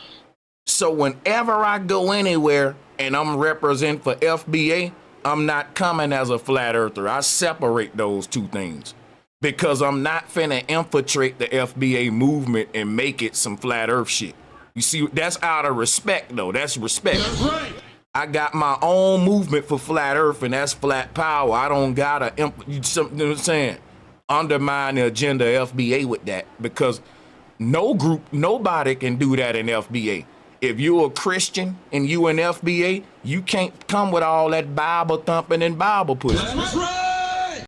Because you got to leave your little personal, it is us coming together for one damn thing, right? And it ain't flat earth, right? And I'm not gonna make it that. Salutes to him. You wanted to talk to everybody else about the out of Africa theory like you know everything. I dare you to act like that with me. Yeah, okay. I dare you to act like that with me. I ain't talking to you about nothing else, bro, because I think he don't want to debate me on the out of Africa theory because, listen, people big mad about FBA and this whole delineation movement. That's right. And they never saw us on code like this, y'all. We're talking about black people from all different ideologies saying, you know what? Fuck my personal ideology, bro. I'm not here for that. I'm here for my people and what you tethering it up saying about our history and all that. Right? And that's the beauty of this thing, what they hate, because for the first time, everybody willing to put their own shit aside for the group's agenda, and it's beautiful. That's right. And this is an example of me doing just that right now, bro. You scared? Okay, so you're a flat earther who don't y'all, believe he's scared of me. I'm out, man. What that I got just to mop do the with floor with him. and He he's don't want to projecting. debate me on out of posed Africa, man. about the out He of let Africa. Now, guess what? The old me would have loved to oblige him with the flat earth debate, like what I did on my show today when I said, okay, I'm going to get off subject. Let's debate flat earth. I got to quit letting people get me off subject and do things when I want to do it. That's a tactic. Because they know they trying to come out our history and our lineage, y'all, and everybody on code standing up with it. And they'll try to get me to go down the flat earth road to get me off code with the rest of the FBA family. That's right. You see what I'm saying? When I'm here for the FBA smoke, bro, nothing else. You can come on my channel with the flat earth smoke and all that and do it like that. Everybody else get the smoke, y'all. Then he running from me. This what I'm gonna tell you out of my mouth right now, bro. Listen, this what I'm gonna tell you though. F flat earth. I'm here today for Pan-Africanism. Right. You disrespecting my great grandmother. My great grandmother told me who I. Don't run now, bro. Y'all see him running, right? Hey, revenue. You see that shit ain't working, bro. What's up, man? Now the old me would have been at it. And I would have been debating flat earth with you when I came there to prove you wrong about the out of Africa theory. All of this stuff tie in together with flat earth and all that, but we got to do one thing at a time because it's going to look a certain way to the audience. The audience don't care about flat earth. I know where I'm at. I know what channel I'm on. So he's trying to get me into a subject that's going to make me be the guy that's like, okay, get this flat earther out of here. We here to hear about, the FBA shit. So I'm not falling for that. Yeah, you be fleeing, bro. What's good? Hold on. I'm gonna respond to that. But Ron, I'm sorry I didn't get Dude, they flee. Ron, Tell this dude they flee. hold on, let me just make this. Hey, Eclipse said, Eclipse big facts. It's so clear that he's so scared because he see how prepared I am on the subject. He see, okay, this dude know what he talking about with the out of Africa theory because a lot of FBAs, they haven't really went down the rabbit hole of evolution, Darwinism, the out of Africa theory, and they don't have to because it's really an irrelevant debate to what they got to prove, and the brother Ron even know that. But I'll give them that smoke still just to let them know, bro, we can do that too. We ain't running from that.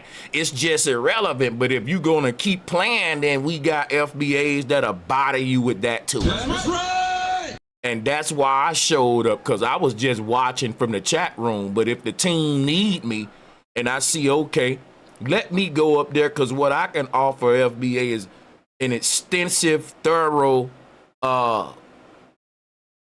treasure chest of knowledge and arguing points against the out of Africa theory and the people who are proposing it to us, and paleontology facts, archaeological facts that you're not going to hear from these imposters. They ignore that.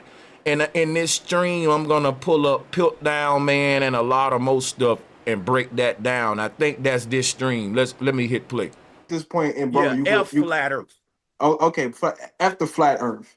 Ron, I'm very disappointed. That got nothing. No, don't appeal to emotions and feelings. Hey, bro. Listen, Revenue, stop. Yo, can I make my point? I get back to the topic. No. Hold on, relax. I was just quiet. I'm sorry. No Revenue. Relax. Hey, yo, FBA Sanchez, he could say ponies are pink, and that's his guy. I wouldn't give one damn. Right, that ain't the topic today. The topic is FBA, Pan-Africanism, and revenue. So deal with him, bro. Deal with him. Okay. What's his name again? I forgot his name. FBA Sanchez. Yeah. Okay. I'm not gonna bring up flat. So Sanchez, is there a difference between a theory and a scientific theory? Hey y'all, I'm good at debating. Guess what I'm gonna do, right? I came up here and laid nothing but facts down that he can't do nothing with. When I know I got it, I'm a remain silent. I know he's reaching now. I ain't gonna right. I just asked the question: is there a difference between a scientific theory and a theory? That's all I asked. Hey, Reverend, you got cooked, bro. You know what it is? I'm a good debater. I got because I'm a good debater. If he's a flat. I got you. Because I'm a good debater, I ain't answering no questions because I ain't asked you none. I just came with my facts and I let them go. Yo, Kwame. Yeah.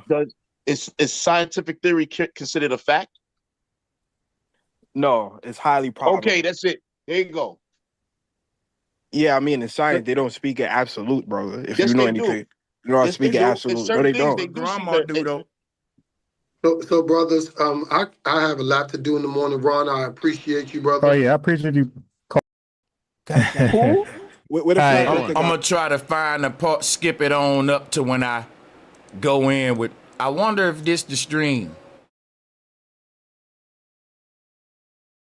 I wonder if this is the stream.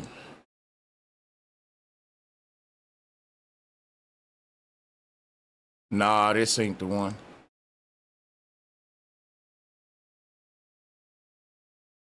But yeah, y'all can look this, man. I went through all the forgeries. I can pull it back up on my notes, though. I can pull it back up for my notes. And it was in one of these recent FBA videos. I'll revisit it, though, tomorrow, because I got another stream. But the flow is open, man. The flow is open to everyone to come up and share their criticism or questions or information. Salutes to y'all. Hit the link and let's do it. Brother Paul Baldwin said, F all groups. Well, I'll say this, right? I think that's immature and childish, Paul. Because you got women groups that are out there against great victims. You got groups that are saying, let's feed the children. You got groups that's saying, let's all come together and rise up against the establishment. And I ain't gonna lie, I think the guys that's trying to keep to themselves and say, well, F all the groups, I don't think that y'all are really like, that ain't a righteous route to take, because there's so many things happening in the world, and I do see humanity coming together, and I thought they never would, and they're coming together, and there are activism going on. There are anti-establishment movements going on. It's up to you to find out which ones are control opposition and which ones aren't. But it to me, just sitting back in your own little corner saying, I'm not going to unite with nobody. Fuck all the groups. It's just me and mine. I would look at that as divisive because people may say, well, F all groups because that's division. When really, you're dividing yourself up in a corner from everybody else and you ain't uniting with nobody, even though if there's a group in your community that's got some good going on, you won't even want to get with them. Just like, fuck everybody. Just let me go in here and eat my carrots and meditate. To me, that's egotistical. That ain't spiritual to me. But, you know, but I ain't saying as you, Paul. I'm just giving you my take on, like, those sentiments. But shout out to you, bro. You know it's good. Retton, what's good, man? How you doing? Welcome to the bill, man. Peace, God. Salute to you, man. You doing your thing. You staying sharp, man. I love it, man. I appreciate the love, for sure. Play it. Yeah, that's all the video right there. I'm gonna play of that. Let me see what else we got here, though. I'm gonna just take a couple of more calls then, and then we can play some videos. Bro, Doggy Diamonds came out and said he FBA, and they are mad at bro. They mad at Doggy, man. Shout out to Doggy Diamonds. You know, mad at that man for saying who he is. That you can't prove, no experts in the field could prove. So that's an issue in itself to, you know, promote a pseudoscience ideology rather than, you know, verify facts and evidence that, you know, your ancestors came from West and Central Africa. That's one of the main issues. Sir. So that's what I'm saying. They will tell you your oral tradition is pseudoscience. That's how they uproot you from your lineage. And if you believe that, the experts know who you are, but your grandma don't. All of these dudes up north where the Pan-African movement started at, they will admit that they come from the South. But they'll say, but we are Africans. And I'm like, bro, if you tracing your roots back to Mississippi from the Great Migration, when did Big Mama say we come from Africans? See, what happens is when niggas left the South, they knew who we were. We knew who we were when we left them plantations. But when we went up north and we went to those universities and colleges and we got into Prince Hall, Freemasonry and all that, we learned the indoctrination through the universities. Colleges ain't nothing but an extension of the church. Your children go there and they're fucking gonna get, because think about what happened in the South. Niggas migrated up north, they went to school, and guess what they learned in school? Evolution. The niggas up north that got quote unquote educated, when they was visiting home, they was arguing with their own grandmothers about their lineage. Tell me that ain't crazy. Imagine a nigga from the Dogon tribe going to a Western school like Princeton and coming back to his tribe telling them we evolved from Australopithecus. And the elder of the tribe telling you, son, those white folks done fucked your mind up, and you telling the elder, no, elder, you just pseudo. You just been brainwashed into a cult and you don't even know it, and you've been turned against your own fucking people. Imagine somebody, shout out to my nigga Retton and his beautiful seeds, man. Right there. You just turned one. Hell yeah, boy. Shout out to the queen, to the little queen. And they trying to take her lineage away. They try to say she's a little immigrant. You know, that's crazy. That's an indigenous queen. But see, my whole thing is this right here. These Pan-Africans are really in their feelings, bro, because we got the organization that the galvanization going on, the organizational skills being exercised right now with FBA that they've been doing for years. And for years, there was no big movement for our people other than Pan-Africanism and all that.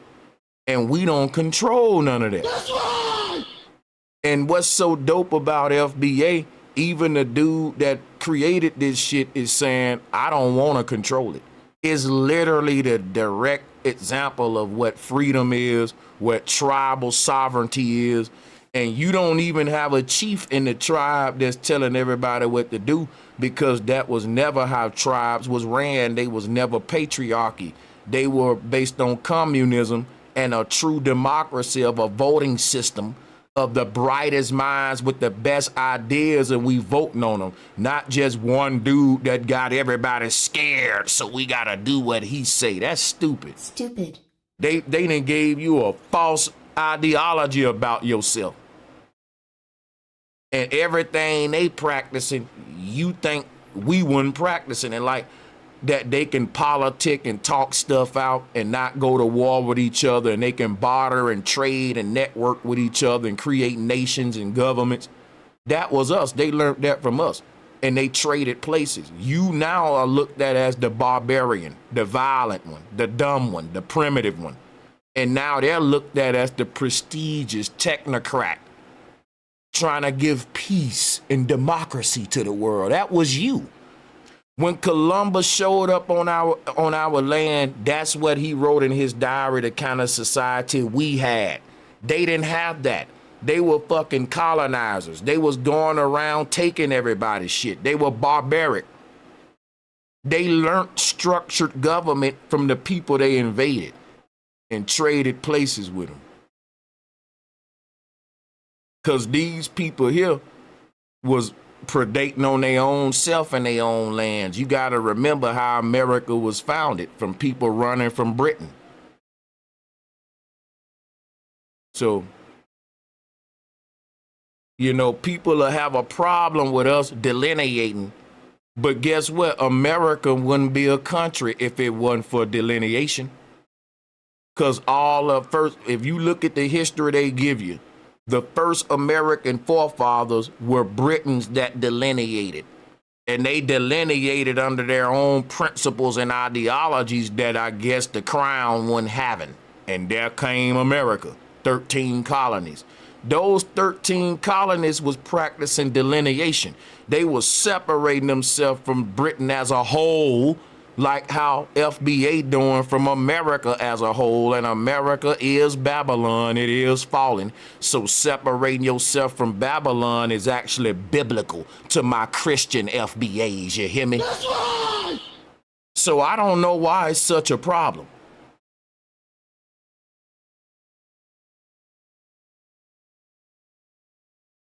To get out the bed with the state and to get in the bed with your group. I don't know how that's such a problem.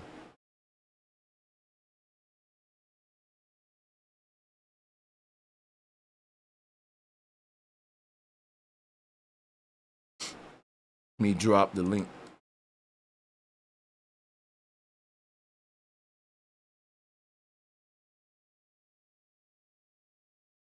So yeah, I think I'm gonna start wrapping the stream up if we don't get no smoke. I'm dropping the link. And for whoever want to smoke, bring it. Man, you hit buddy with the switch, boy. You hit like 100. You hit 100 rounds in like 2 minutes on him. He wasn't ready. You did that. That was you. You did that so classy. You got so much class how you do it, man, and how you got so much growth, bro. Like, I see that. It's crazy, bro. Like, yo, I got a lot of respect for you, G. And we the same age. I appreciate that. I really appreciate that. You, Hell yeah. When it comes to be critical thinking and breaking stuff down, I'm definitely gonna call you to come with me on it, like for real, because you really know how to, like, now you know how to, like, don't even, you know what they're doing before they do it, so you just be calm with it now. I know what you're saying. I know what you're saying. What I'm saying too. I know what you're trying to say. I'm saying all that. Like, don't run or don't. I ain't about to kick you off. Nothing. You see what I'm saying? Like the way how you do it is like that's it. There's so much growth, bro. Like how you, like you just how you break your opponent down. Like yo, hit the link right now.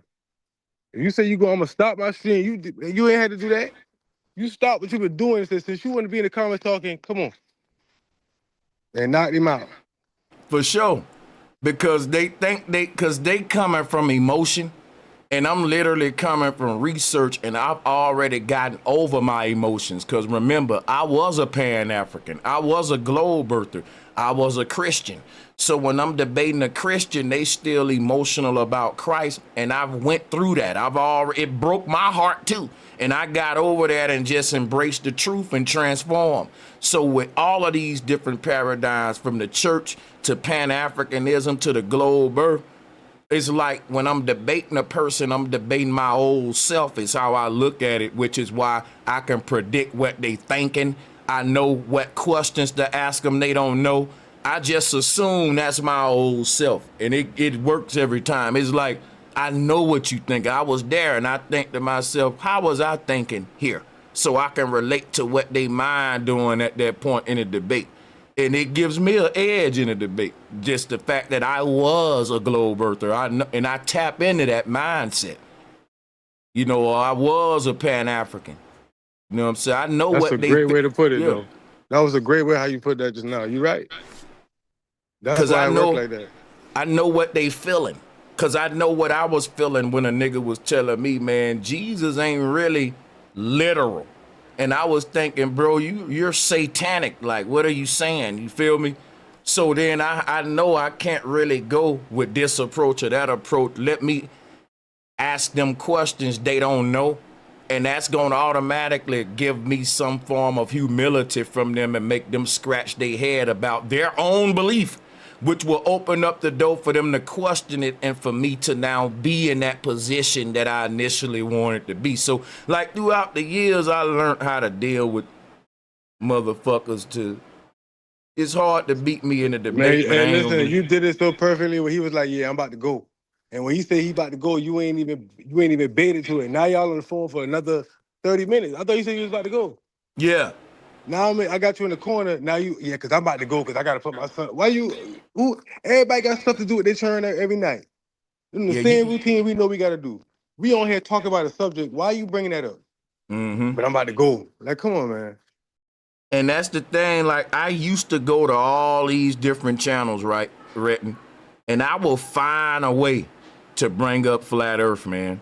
And then when I was looking back at these, I said, bro, that's not a really good look for Flat Earth, because I should go to these channels and participate in what they got going on. And because I did that so well, they're going to ask, where his channel at? And they're going to see the Flat Earth anyway. So I got so many people coming to this channel and their FBA, and some of them was saying, like, bro, the earth ain't flat.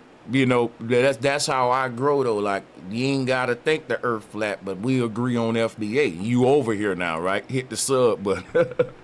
But eventually you'll see how the earth flat to those people. Salutes to y'all. But yeah, shout out to the people that just joined the call. We want to hear from y'all, man. Introduce yourself. What's up? Welcome, welcome, welcome. Duke of Memphis, Project Baby, Cabron, Sifu Zodi, what's good? Welcome to the bill. Yo, what's good, Sanchez? Oh, go ahead, bro. No, I was just speaking to the panel. You go ahead, bro. Hey, listen, right quick. Who said they got a disagreement? Somebody named Key Braun? Who is that? That was me. All right, what's your disagreement, brother? Well, salute to the panel. I respect Sanchez. I've been learning from for years. But some of the stuff you say, I just don't agree with. As man, we don't. All I was saying is, I don't understand when you say Christianity, right? I believe that there's truth in all things. Me too. Me too. So why not use the similarity instead of disagreement? There's a lot of things in Christianity. I do. There's a lot of things in Christianity that's very true. I'm a Hebrew Israelite. Some of the shit is wrong. I can admit. But there's a lot of things that can help our people. At the end of the day, I feel like that's called eating the fish and spit out the bones. If you think I'm debating you against that, you're wrong. We ain't disagreeing about that at all. Okay. Yeah, I ain't gonna disagree with you on that. I'm with you on that. I would ask you what made you think that I was doing that though. That's probably where we can go. Because you focus on a certain thing a lot of times. As far as how can I say this? As far as a lot of times you speak about the how can I say this? A lot of times you speak about what you call it? When you see certain signs and things like of that nature, like you see this and you see that. Do you get what I'm saying? Synchronism. To my synchronism. Yeah. Yes, sir. Yes, sir. A lot of times you think about you talk about that. I feel like I'm not speaking on you, bro. Your gift is what your gift is. I feel like you're better served off as speaking on something that's gonna help our people, bro, because you have a lot of knowledge. You're a very intelligent man. You are. Let me ask you a quick question real quick, right? Yeah, my bad. Okay, go ahead. Do you think that our people are too religious and that we are the number one believers? Like when you go to these ghettos, it's churches everywhere, but it's a slum. When you agree that we have it's a reason they gave us the Bible when they enslaved us, that our people, ain't nothing wrong with learning for what Christ did morally, but the people that gave us that didn't practice that though. You see what I'm saying? So let's not make it a moral conversation. What I'm asking you simply, do you think that faith is crippling our people? Because our people are in massive numbers all around the world are saying we're going to wait on Christ to come save us when our enemies don't really, our enemies don't really believe that. They gave us that while they're practicing biological warfare, psychological warfare, divide and conquer and all. They ain't waiting on the God they told us to wait on. And it's just making us be in all of these different cults and churches divided up. You got Baptist over here, Lutheran here, Catholic there. They can't get along. And I see what they did to our people with these religious ideologies. Can we both agree that that is a problem, though? Not the moral aspect. Of course, like we never needed the white man Bible to tell us how to act, first of all. So let's not keep saying let's not deal with morality. I'm trying to find a common ground, because when you talk about syncretism, I'm gonna show you why it helps. Because when so what I teach our people is this, because you shitting on something you don't really look into, and I'm gonna show you something. Right? Thank you, and this kind of energy, brother, I can really appreciate that, and I'm gonna tell you right now, you ain't gonna have no problems over here, bro, because you know what I'm saying? It's all respect. You're going to get it, too. You're going to get the respect. So let me share my screen. All right. Can you see this real quick? Yeah, I can see it. All right. So what syncretism is, before I even get into that, I'm going to read the definition for you. Okay. Syncretism. The amalgamation of different religions, cultures, or schools of thought. So I'm going to tell you why that's important, right? Our people are divided in different religions, cultures, and schools of thought. You got Moors, Hebrews, Catholics, Baptists, and they can't get along. So guess what Sanchez said? Sanchez said, I want to find something that I can do to combat that. And there is nothing better than syncretism that can show all of our people and all of these different divided damn temples and mosques saying that if you don't become a Muslim, you ain't like me. Well, no, the truth is in Christ. If you don't become over here, you ain't like me. It's a barrier of ideologies and different schools of thought they gave us to divide us. Syncretism is the way we combat that, because what it does, it shows people, look, That God that you believe in, that white dude in the sky, he ain't coming to save you. He was just a symbol to personify your own mind. So when I tell a young black boy, and don't cut me, if I'm mute everyone, stay muted. I'm gonna land my plane. You listen what I'm saying. If I tell a young black boy, listen, young Bobby, ain't no sky daddy up there gonna save you, young man. If you don't use your mind and apply yourself, young boy, you're doomed. That's gonna make that young man be something versus another praying nigga, high cholesterol, eating fried chicken and fucking waiting on God to come do everything while your enemy train every day and go to the gun range and fucking practice covert forms of warfare against you. It's a disadvantage to be in for you to be a believer versus a strategizer. And ain't no way a group of people gonna make a strategy if they really believe that a Messiah gonna come save them from their problem. They're not gonna strategize to solve it. So what does syncretism do? Syncretism say this to the young man. You see this image of God that you've been worshiping on the left? It's a false image of God. It's only a symbol and an archetype to personify the power that's in you, young black man. You are God. And the thing that guides you is your mind, which is why mind is a terrible thing to waste. I never heard nobody say a religion is a terrible thing to waste. A damn indoctrination is a terrible thing to waste, Sanchez. A pastor is a terrible thing to waste. You know what, Sanchez? A belief system is a terrible thing to waste. You know what I've always heard? A mind is a terrible thing to waste. And a person don't gotta think if they only gonna believe.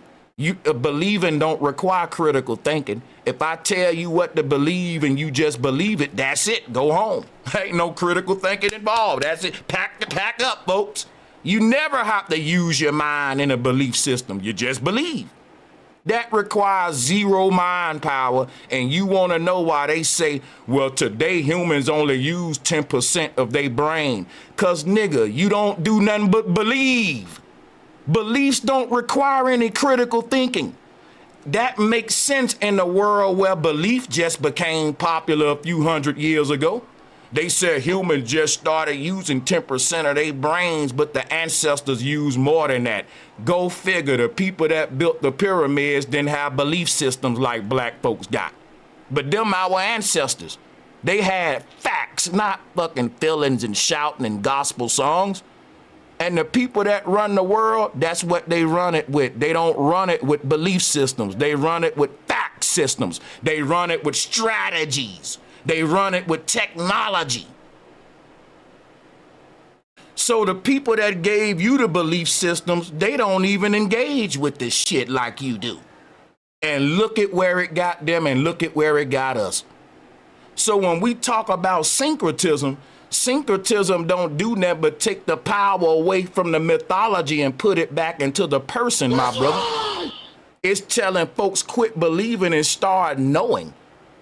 I don't see when you know that all of these religions was just talking about the powers within man, because that's what syncretism is showing us. For example, let me show you Buddha. Buddha is dealing with the electromagnetic field of the heart. All of this was stories they told to teach about advanced spiritual concepts dealing with the human, bro.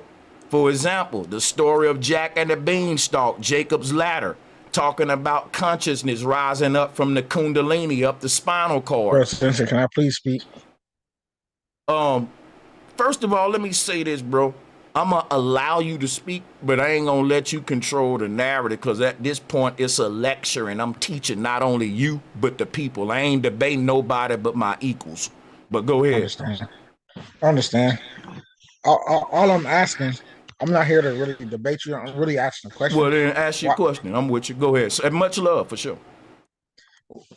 Why do you think the Bible's not teaching about science? Like the first picture you brought up. Okay. No. Let me answer that first question. We're gonna go slow with it. Yes, why don't I think the Bible talking about science?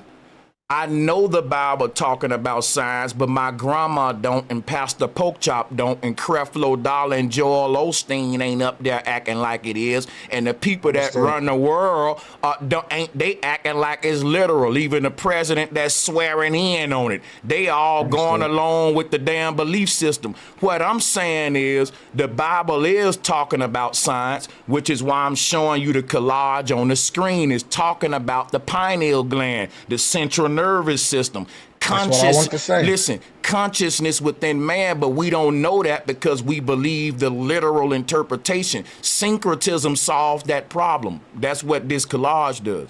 It shows you that all of these gods is just showing you what's happening in your brain biologically and on a spiritual level. So syncretism is bringing the science back to the shit and exposing that people are in indoctrination and believing in fairy tales. I'm on your side. Okay. So what woke me out of this is what we brought the similarities together. Instead of the differences, I start to see what you was talking about. That first picture you brought up, I realized the syncretism. It was the brain. And then the picture you brought up, it was syncretism. I started to realize, oh, that's the brain. And so it started to make me think scientifically. And now that I started going to scientifically, I started to think about things deeper than just belief systems, how the body actually works, biology. And so why not focus on the similarities instead of differences? And that can bring more people in. That's all I'm saying. Like, I understand what you're saying. Hold on, brother. Yes, sir. Don't you know that the word syncretism is focusing on the similarities? Because in order for you to show that all of these different religions are the same thing, for you to amalgamate them, that means you can't look at them different. That's what they're doing, brother. Why can't you see that? Listen what I'm telling you. The Moors, the Christians, the Catholics, all of these different schools of thought, they're looking at all of their different gods differently. Hold up, bro, don't cut me off. Listen. Because you accusing me of doing what they doing, and for you to make that mistake mean that you're not listening to me, and it's gonna get frustrating. Now I want you to listen. This collage got a bunch of different gods on it. Every god got their own fucking religious cult where those people think that their god is the only one and everybody else's god is bullshit. What my collage does, it shows all of these people that's divided because they're pointing out the differences in their God. I'm showing them the similarities with this collage. Why are you accusing me of doing the opposite of what I'm doing? And you can't see that I'm on your side here. I'm telling you that the people are already divided with all these different gods, and I'm coming showing them the similarities. And guess what happened when I showed them the syncretism? They say, man, Jesus ain't like Inky. My God different. They keep pointing out the differences. They have been programmed to be divided, bro.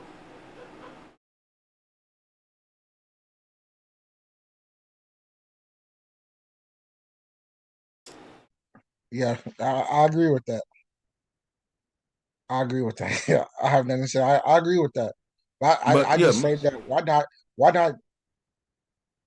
So what do you think what do you think it all means? At the end of the day, they all saying the same thing. What is that message? The message is quit believing in outside power sources and spook deities and believe in yourself. If we took just a small percentage of the energy that we put into believing in these false gods and believed in our children, our brother, our cousin, our family members, bro, we'll be in a way different position. The people that's running the world, they invest in each other. Let's say they invest in one of the family members and it failed. Then they all go to the drawing board and they say, well, the next time you got to do better, Jimmy, because you know we building a dynasty here. We will motherfucking just go get a job and pray for someday for Christ to come save us in the clouds. And I see this in the South. I'm from the Bible Belt, man.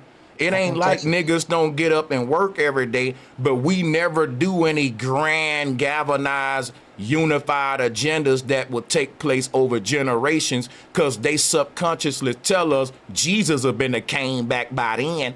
but they're planning thousands of years ahead while they got you thinking, I just got the plan for the rest of my little life because the word Christ gonna come back any day anyway.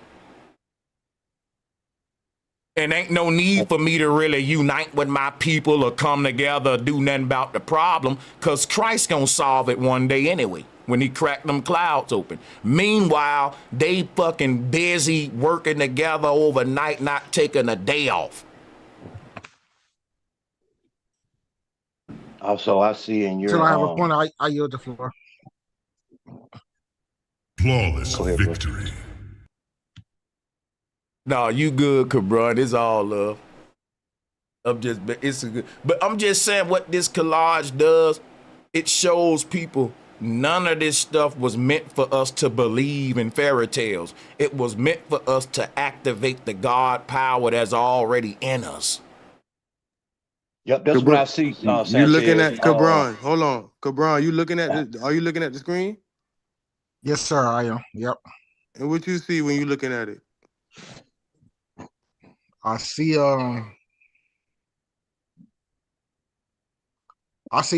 lot of similarities, honestly. I see a lot of knowledge. I see a lot of similarities though. You know I can keep doing this. Let's pull up another one. I'm good at syncretism. You see, I do see the brain, your power. You're like, this your power, and those collages are, if you just let it go, those they can be replaced by these deities right here. You know what I'm saying? They've taken your power and sitting in that seat. Go ahead, Sanchez. Guess what? Every collage I can pull up, I can go to each one of these little boxes and give you the entire mythology, folklore story about each one of these little squares you see, y'all. That's how long I've been researching. I can do it off the top of my head. And I can go to a whole nother collage with another pair of deities, and I ain't gotta look shit up. I tell you all they stories right now. And guess what? It's easy to do. Let me quick toot my own horn and go and give y'all the sauce real quick. Hey, the reason is, can I ever finish though? That's rude, bro. My bad, bro. My bad. No, my bad. Let me just say I'm gonna wrap it home. The thing is this, right? So the reason it's easy for me to tell you the story of each one of these deities is because the stories got the same parallel about the consciousness leaving the earth realm. From Jacob Ladder to Shu to Kos there to Oshun to Enki to Ahura Mazda. So I was just giving the people the sauce because I was making it like, it was hard to do, but I wanted to go and give them the sauce. That's all. But go ahead, man. Oh yeah, that's where you lose them. Ain't gonna lie. Maybe I don't have an understanding of what you're talking about. I don't have the knowledge, but once you talking about leaving the earth realm, that's where you lose me. Well, let me ask you, I'm gonna find you real quick. Do you have a soul? Yes, sir. Will that leave the earth when your body remain here upon death? I agree. I believe that. That's all these stories was teaching us about what happens to the soul when it dies so that it can take away the fears. For years, y'all, people have always been mysterious about what happens when we die. That was the whole foundation of religion in the first place, to dispel the fears of the afterlife. And it was to give people the knowledge of the hereafter, but it was telling it through folklore, mythology. Jesus died, he rose up to heaven. They was telling you, listen, when you die, your soul is going to rise up out of your body to a higher plane of existence and live out a whole nother better lifetime. And it's called basically the stairway to heaven. And you're just going to keep moving up the higher realms, in this same life in a parallel reality will get better and better and better. So this was the concept of being born again. And they was talking about shifting the soul through the waters above, being born again. That became the ritual of baptism, putting a person in the water and bringing them up a new person. Because when your body go in the ground and your soul rise up from the waters above to the higher plane, you're a new person. So the rituals of of these systems is embedded inside the mythologies and folklores. People don't know this is the story of their soul upon death, so they just believe in Christ. So that, and why do they believe in him? Because they are told if they don't believe in Christ, they won't be resurrected. But our ancestors was teaching that everybody with a soul gonna be resurrected regardless, because you are immortal.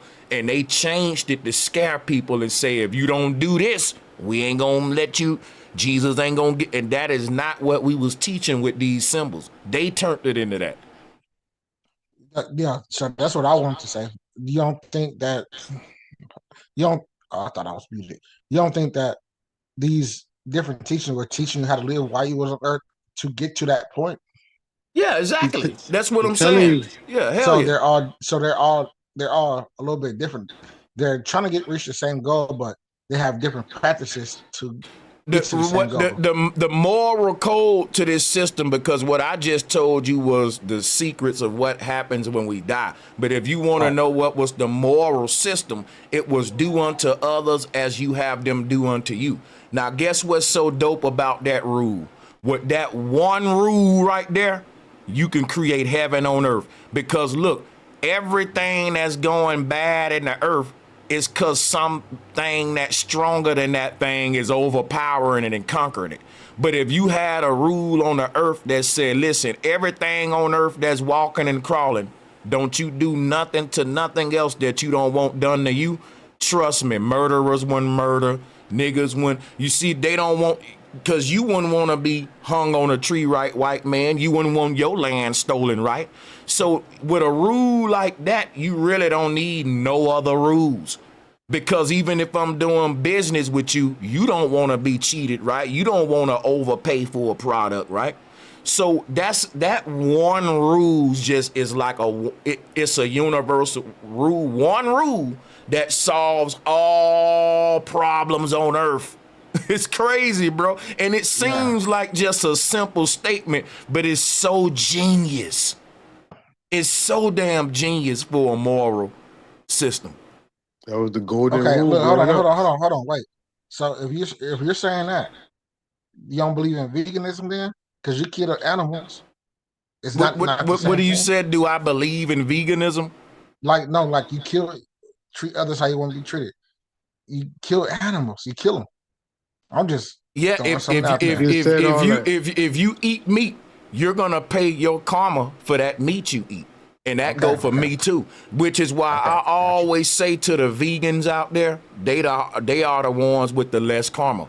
Because when they say you are what you eat, yeah, the animals suffered, and we don't just eat the biological data, we eat the spiritual data too. We're gonna relive that suffering too. That, which is, I ain't gonna lie, bro, I want to get off meat, man, but it seems so hard, and I got off it before. I was vegan for like a year or two. 4 and years then got back on it, man. So guess what, though? I do want to get off meat, and you are making a point that is true. That's facts, though. Yeah. Yeah, that's facts. Thank you, Sanchez. I yield the floor. I ain't eat meat in 4 years. When I started realizing, I used to love you. I'm from by the water. We eat shark.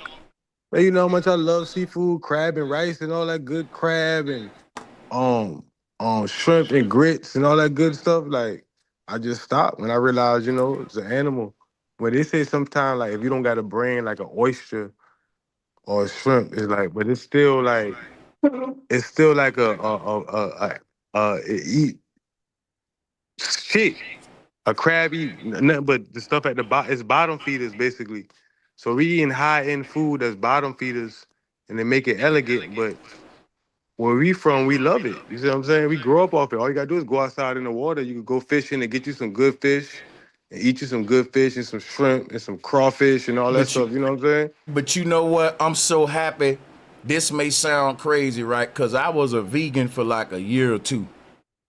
And I ain't gonna lie to y'all, when I was a vegan, I used to talk so much shit to meat eaters, man. And guess what? Bro, I ain't lying, bro. And then I never thought I would get back on meat, man. And I remember I was back home visiting Bama. Bro, you go back home, bro. Let me tell you That something, food was man. so good, And I man. was telling myself, you know, I'ma just do this for my mama. I'ma just fucking taste this one little thing. And it opened up the door for everything. It's Yeah, you psychological. really do have It relapses was on that over shit, with. man. Like It was over drugs. with. It's a And real look, no, relapse. so listen, I ain't eat meat in 4 years, right? And when I just reunited, well, I just found my father a year ago, and he know how to cook real good. So I told him for the next event we have, when we get all his kids together, I was gonna eat his fish that he make, his famous fish. But I ain't eat no meat in so long. I'm like, I said I'm gonna do it, but I'm like, dang, should I do it or am I going against my moral code? Like, you know, it's fish, but I I don't, remember, you know, I don't you know know. what? I know how I relapsed. I was buying. It started up. Somehow I got back on meat, and I think it was in Bama, or it could have. I know I left. It was on a trip, and What, and that's how I fucking did it. But I'm gonna tell Sanchez? you, Was it seafood or was it tenderism? Was it Bacon, was it a bacon, rib? What you bacon. ate? yeah, it was What like made you relax? chicken and ribs and shit, bro. Like that's That why I'm rib, saying I boy. must have been at That'll home. do it. Yeah, I used to love beef ribs, you know. Beef ribs? If you call me and say you got beef ribs, I'm yeah. coming. You know what I'm I love saying? pork You got ribs. no shorty that call you and say she cook. You be like, what you cook? Beef rib? Oh yeah, I'm coming tonight. I'm going over Man, there the tonight. smell, the Yeah, She know what I smell like. of bacon made me relapse. Just the smell I'm of bacon. telling you, man, in the oh man, with some, I know, bro. And guess what? I got that because the vegan bacon tastes just like the real bacon. It does. You lying. I But swear. listen, bacon bits Hey, is Central, can vegan I ask you a bacon. question, man? You know Yeah, bacon bits is vegan, right? People think bacon bits is real bacon, but it's vegan. Bacon I bits. ain't know that. Yeah, that's vegan. Well, I'm not. Well, okay. So when you guys went vegan, there's different definitions of going vegan, right? You talking about whole Right. plants and all that, right? Did you I'm guys talking ever? about listen, I'm Did talking you guys about ever like, try like whole plants, like just fruits and vegetables? yeah, that's a raw vegan. But I'm talking about people that know how to cook real dishes. Like they'll Well, make squash and well, that's still like zucchini. toxic, so it's But kind of that's different, you cook. know? Listen, it's the difference between being a vegan that eat cooked food and a vegan that eat raw, that Right. don't That's eat what I'm no saying. cooked food. You know what I'm saying? So that's the difference. Some So people eat cooked food that's all vegan, vegetarian stuff, maybe plant-based stuff. You know what I'm saying? Like a Everybody. meat substitution or a chicken substitution that's plant-based. You know what I'm saying? Like a mushroom. They might eat lion's mane mushroom for their steak, or they might eat well, um well, at that point, at oyster that mushrooms. at that point, you might as well eat a real steak because that shit is just as Now, excuse my language. It's Nah, just but that is the it's, meat though. it's Because all just you as doing is putting toxic. a seasoning on it. You wouldn't eat a It, real chicken. You wouldn't walk up on a chicken and eat it right now.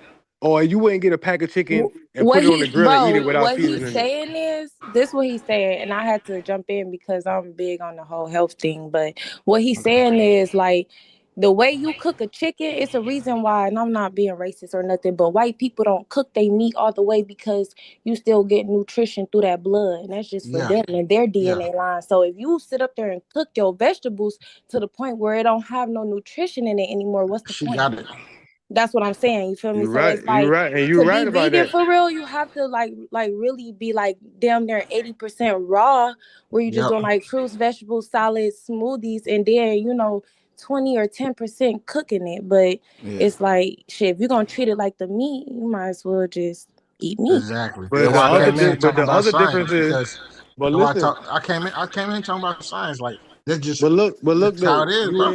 Like you you might as ain't well getting, just eat some meat if you're gonna do but all you that. ain't. You're giving it all the chemicals and stuff like That's that. true.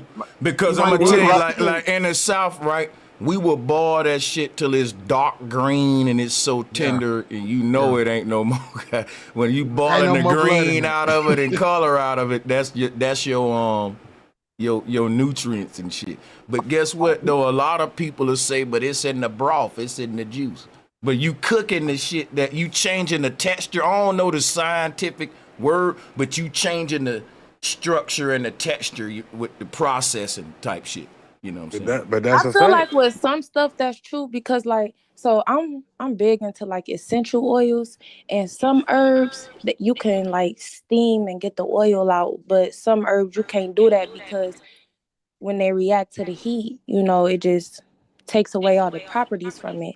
So I feel like it depends. You know, that's why we cook greens, because greens is a herb. Cause I deal with teas heavy, but some teas like Goku Cola, I don't cook that. I just put that in warm water and let it sit so I can get the properties. Right. But like rosemary, I'll cook it and let it sit Let me get it overnight off. type deal, you Hey, know? check this out. All No, meat wait, rots, wait. all Hold meat on, rots man. in Why your y'all gut. cutting her off? Hold up, man. Relax. Oh Let no, her I'm finish. done. Y'all got it. I'm done. No, Damn. I just want to back her off. I just want to build off her because But what she she's wasn't saying even is finished talking though. She was she kicking just some said real she was done, game. bro. I thought That she was shit done. crazy. All She meat was rots done in your after y'all gut. start. All right. Hey, all meat rots in your gut because our intestines are too long. We're designed like frugivores. We are frugivores. So, and like a cat has a very short intestine because they have to push the meat out before it rots. We have long intestines, so it rots and Listen, you Sacred. We get know all that. colon We know cancer. all I that. When want we to talk build. about I want to build seasoning, out what the sister was saying, bro. That we goes for know all that fish. shit. Fish We know all too. that. All meat. I want to build out what she was saying because with certain herbs, the reason you gotta do herbs like that because certain vegetables in herbs we can't really we can't break the cellulose down, and so we have to. Sometimes you have to let it sit inside of a like warm water, what you call steam it, and then sometimes you have to boil it to get the nutrients out. That's why we can't just eat certain vegetables and herbs because we have to get the nutrients out. But with fruits and like fruits usually you can break fruits down, you know, and that's really what she's saying. Like So certain herbs and vegetables, you have to let it steep, now let right? me And then certain herbs, you gotta boil them to get the nutrients out. It's like a juice, almost. let me say one I thing think real it's. quick, guys. I agree with the sisters. I agree with the sisters. Let me give a shout out to D-Dub Exclusive. Thank you for the support. He said, what about GMO meat? Will karma be more excused? Listen, man, any kind of way you cut that shit, because GMO meat ain't nothing but you genetically modifying the animal first, so that's even worse. That's saying I'm a Frankenstein your ass, then eat you, right? So, I mean, but the whole thing is all of this shit wrong. That is a part of the conversation is fire for this reason. Our diet is a part of our spiritual shit. You know, I don't really like to admit it too, because I know I ain't eating the right way. But yeah, and shout out to No the Lodge. He says, I appreciate you for the reference. Shout feel out to like you. You know what, man? We can actually use dieting and food and shit to prove we indigenous to this land, and There you that go, we Sanchez. and That's why I that brought we this. didn't That's why I brought this up. didn't That's why I come brought from it up. West Africa. Yeah, let's do it. Go ahead. A little bit. I ain't gonna lie. Like me personally, and I don't even like to say that, but when I used to eat meat, I used to be just a little bit more aggressive. You see what I'm saying? Like for no There you reason, go. I used to be aggressive when I eat meat. I be aggressive, but when I haven't eaten meat, I'm still aggressive. But I just be thinking for like I won't act on something faster like, when I don't eat meat. It just I don't know. It just had me more. You know, like I think first before I act. You know, more a little bit more. Now I you don't know know if what I'm that's gonna true or say. not, but I'm I'm being I'm I'm honest. I'm I'm gonna say this real quick. I'm gonna say that is some truth to that, Retton. But I will also say it's possible to eat meat and be the sweetest motherfucker on earth. Because I know older women and stuff That's a that good one. That's eat a meat good and one. all that. And it is Man, that's fine. possible. It's possible to be a vegan, right? And to be a damn killer too. Now, but at the same time, I do think that there may be some truth to the fact that it may be harder or easier, right? Because think about it, right? A lot of meat eaters got religious systems that's giving them a moral code. So if you tell these people, because people that go to church eat a lot of meat, but they still behave right. They ain't just shooting each other up like the kids is, because they ain't going to church. They ain't into that. But the whole thing be the people that really believe they gonna go to heaven and go to hell, they do have some kind of moral standard. And that's the whole argument for why Sanchez, why you go against religion, man, because the brother used to be a murderer, now he a pastor. And then I have to explain that too, you know. But I feel like the people It's in the nuance church. to it. It's Hold nuance. up, listen. I feel like the people in the church, their aggressiveness is the try to embarrass you or talk down on you or curse you out. Like they probably not aggressive as far as like putting their hands on you, but the people that's so religious, they be the most hypocritical people. They be Exactly. and I'm talking about my family members It's a now. I ain't lot of talking truth about to that. You nobody cooking. I don't Oh know. I'm yeah. talking about people that I That's know facts though. personally, these family members. Like That's you fact. believe in Christ, but you always want to lock your door. You always want to be like, why you always think about something negative if you a Christian? You a I'm gonna Christian, tell but you the you the biggest. only person that think about negative Hey, stuff. hey, Red, I'm gonna tell you the biggest hypocrisy. The Christians that be Democrats and Republicans and voting and shit. I be like, bro, if Christ gonna come back and make everything right, then Trump ain't gonna do it, right? And if the Bible said that the shit ain't gonna be right until all these countries are destroyed, how y'all voting for a dude saying he gonna make the shit great again while prophesying God gonna crush these countries? You're right about that. Do you believe Exactly. your Bible or not? You know? So Yeah. it's a lot of hypocrisies, man. And There's a what lot of nuance percentage? into it because you got to think about it, bro. They be the most one you're talking. gossiping and breaking up. Listen, it's a lot of women that's supposed to be like matriarchs, but they messing the family up because they get everybody into it. The sister they be mad at this person treating this one different. I'm like, why are the women doing this to the family? Like y'all supposed to be bringing us together. Y'all You putting got to us speak out. apart, and You got y'all to supposed speak to be out the so nuance, Christian bro. and God and Jesus. Y'all the most righteous, hallelujah, but doing the most diabolical stuff. And I'm like, this is crazy to me. Brother, Hey, did when we you create strip We can't talk. clubs? We Brother, can't talk. did we We can't create talk strip about. Go clubs? ahead, sister. Go ahead. Yeah, we can't talk about this. Is like I was just about it's to say to the brother that was just talking, did we create strip clubs? Did women create strip clubs? Listen, I don't know where Oh, this is okay. going. Hold Can't on, answer. You took too I'm long about to to answer you. answer. it's a lot of So I Like, can't answer. Hold on, who you asking the question to first of all? Because this what I do. you. You talking to me? Well, the whole thing can be It's solved a lot of like this, nuance. bro. We My are in bad. a Go ahead. patriarchal world. It's a man's world. James Brown one line. So, you know, I ain't gonna lie, women are they strip a lot, but they don't own a lot of strip clubs. You know what I'm saying? The men own that shit for the most But part. I ain't even talking Just about like no. but I ain't gonna go into that. What I wanted to go in that I thought was dope for the topic though was we was dealing with diets. The sister said something about the white man diet and why he gotta have blood, why he like his steak like damn near to give me the cow off the farm, right, bloody. But the thing is, I've heard this a lot that white people like the blood and they like their shit bloody because of their DNA and all that. Now, this is my type conversations right here now. Now, look. Let me see. Well, I'm looking at like the Okay, no, real, no. So hold on, no No, seasoning. no. Hold on, Wait, no seasoning, right? wait a minute. Let me. So what about the Say this. seasoning then?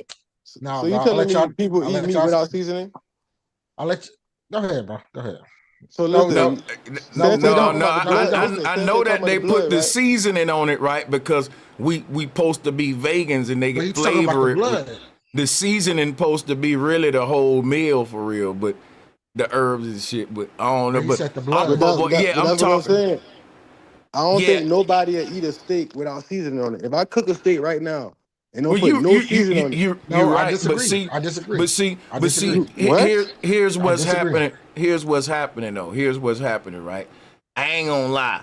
I don't want to argue with a nigga about what kind of seasoning he want on his steak, or whether or not he'll eat it like it with seasoning or not.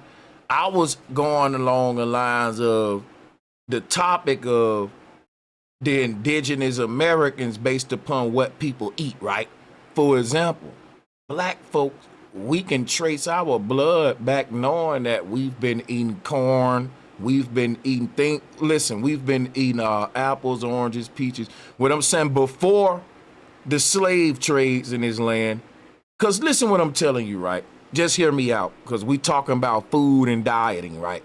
They give you a picture of the pilgrims with the Indians eating corn, turkey, and yams, and sweet potatoes, and turnip greens and shit, right? Now watch this. That shit there ain't, that kind of stuff ain't in West Africa. But watch, they ain't eating that on their diet, y'all. Now watch this, right? Here's the thing.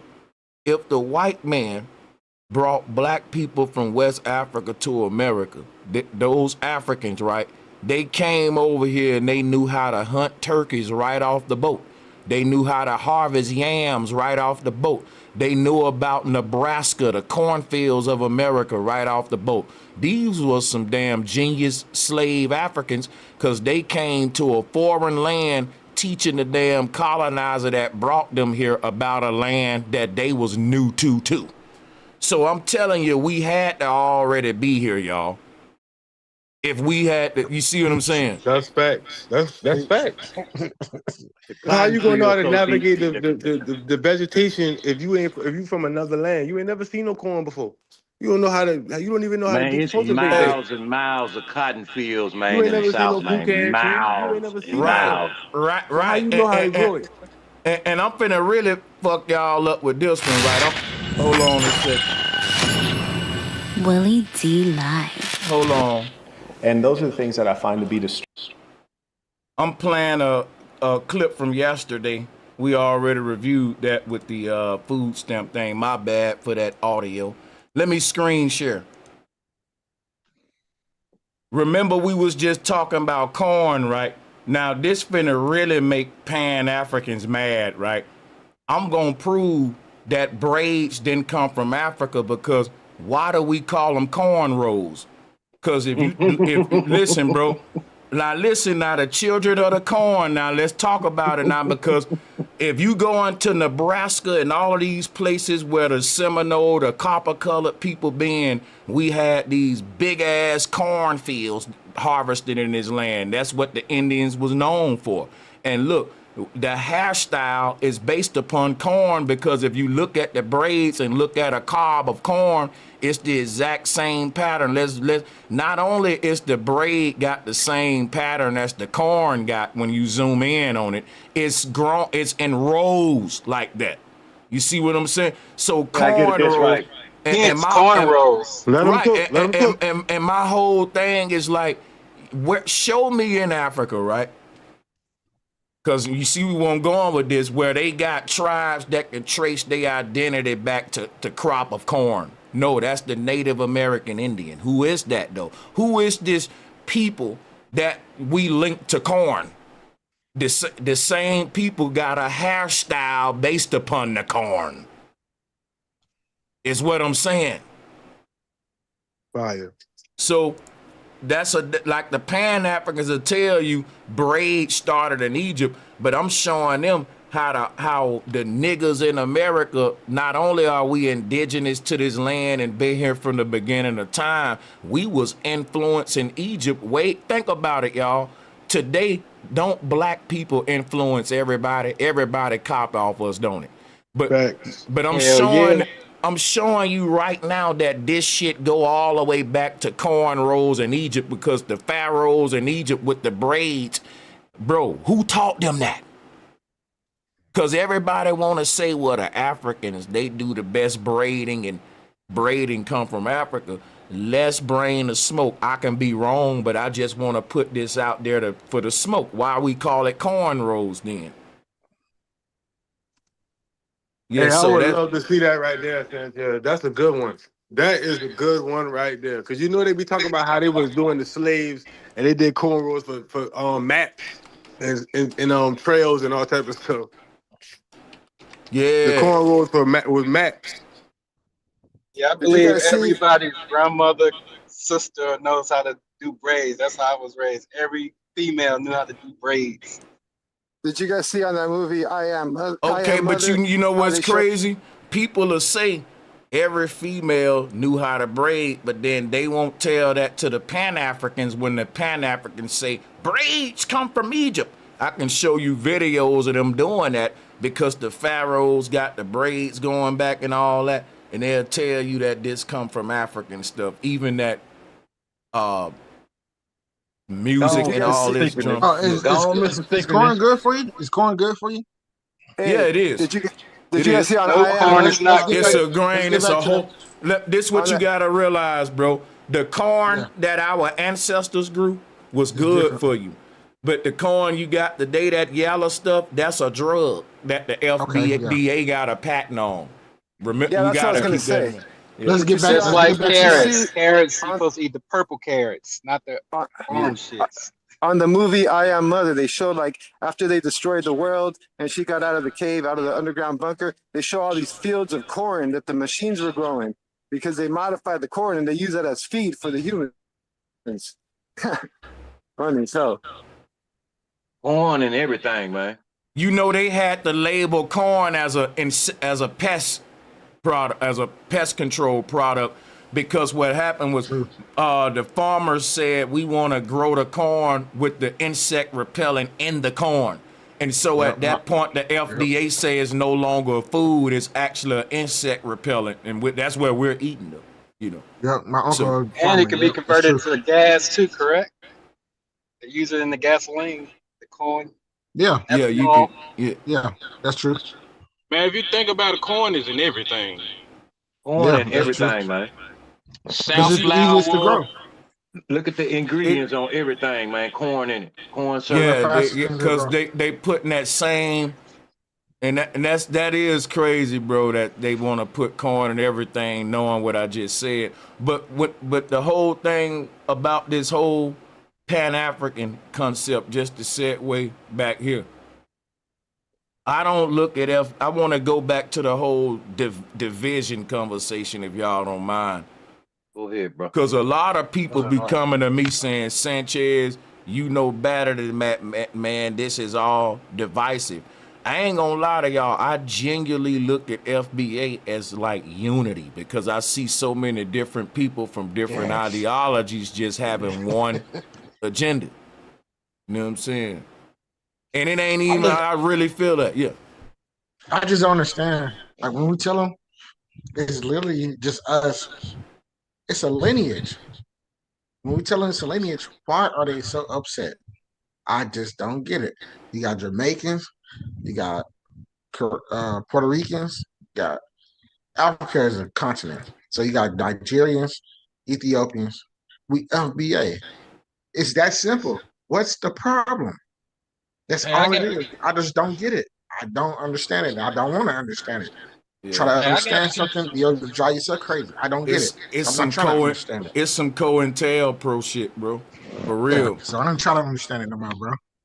Because I really believe if we wake up and really galvanize and keep doing our research, we're gonna realize we got proof to prove we the original people of this land. And when that happened, because remember, the government here is a fiat government that's literally like these people in power are claiming like they're original Americans for real. Like they founded this shit. That's what it means. It's the founding fathers.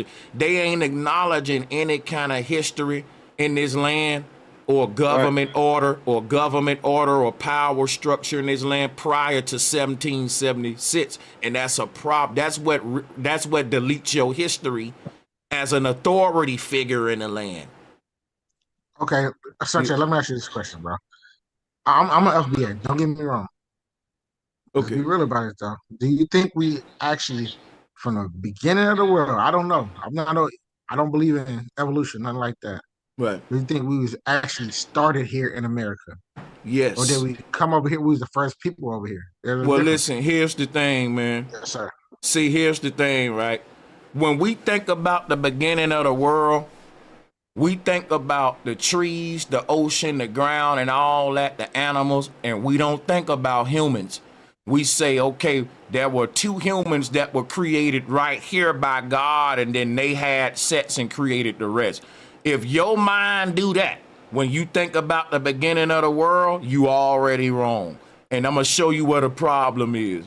When you think about the beginning of the world and you picture the trees, the animals, the fishes, the oceans, you're picturing all that life. But why don't you picture humans in that picture all over the earth with the trees, the grass? Because if you don't put them there, right there, then now you got to have evolution and say, well, it was a man and woman right here named Adam and Eve, or it was a black man and black woman first here in Africa and they populated. That's the problem why we end up, because we start off on a flawed one. It's to humans, right? We say it makes totally sense that when the it makes total sense that when the creator created the world, that it would make grass, trees, humans, when it make the world, like boom, there go the earth with everything in it right there. See, we keep looking for a sequential process to explain how everything get here, but there isn't one. Right. That's the lie. When the earth was created, boom, the fishes was swimming, the animals was walking, the trees was going, and it didn't start from 2 baby trees that gave birth to all the other trees, and they had to migrate all over the earth. Right, that makes sense. It makes sense. So everything was everywhere, and where everything was, it was diverse in its own location. It was a different expression of the thing. Like a tree was different in this land than it was in that land. Birds look different over here. So basically, in the middle of our earth is a North Pole. And around that 0 point are all the angular degrees giving us the coordinate points on our Earth map. There you go. And watch this. As you do a 360 around that central point, you are traveling through different musical notes and musical tones that's influencing the same DNA that came from the center. Once it landed in a different angular position on the Earth, the tree became a different kind of tree. The fucking orange became a different kind of orange. You see what I'm saying? This how diversity was created from the central point. Without That's why I come to listen to this type of talk. This what I want to hear right here. Because now you talking add about to that, Sanchez. Oh yeah, I agree. Much love to the brother. Bro. No, just really quick. I don't know if anybody knows this, but do you know that palm trees are not native of Florida? Yep, my uncle told me that. Yeah, we a couple months ago. Flagler found the Flagler bought I think it was maybe 6 million palm trees and planted them in Florida. Trading, because with trade routes we've brought a lot of stuff too. Let me also add, I don't know if it's true or not, but he also told us he's not native to California.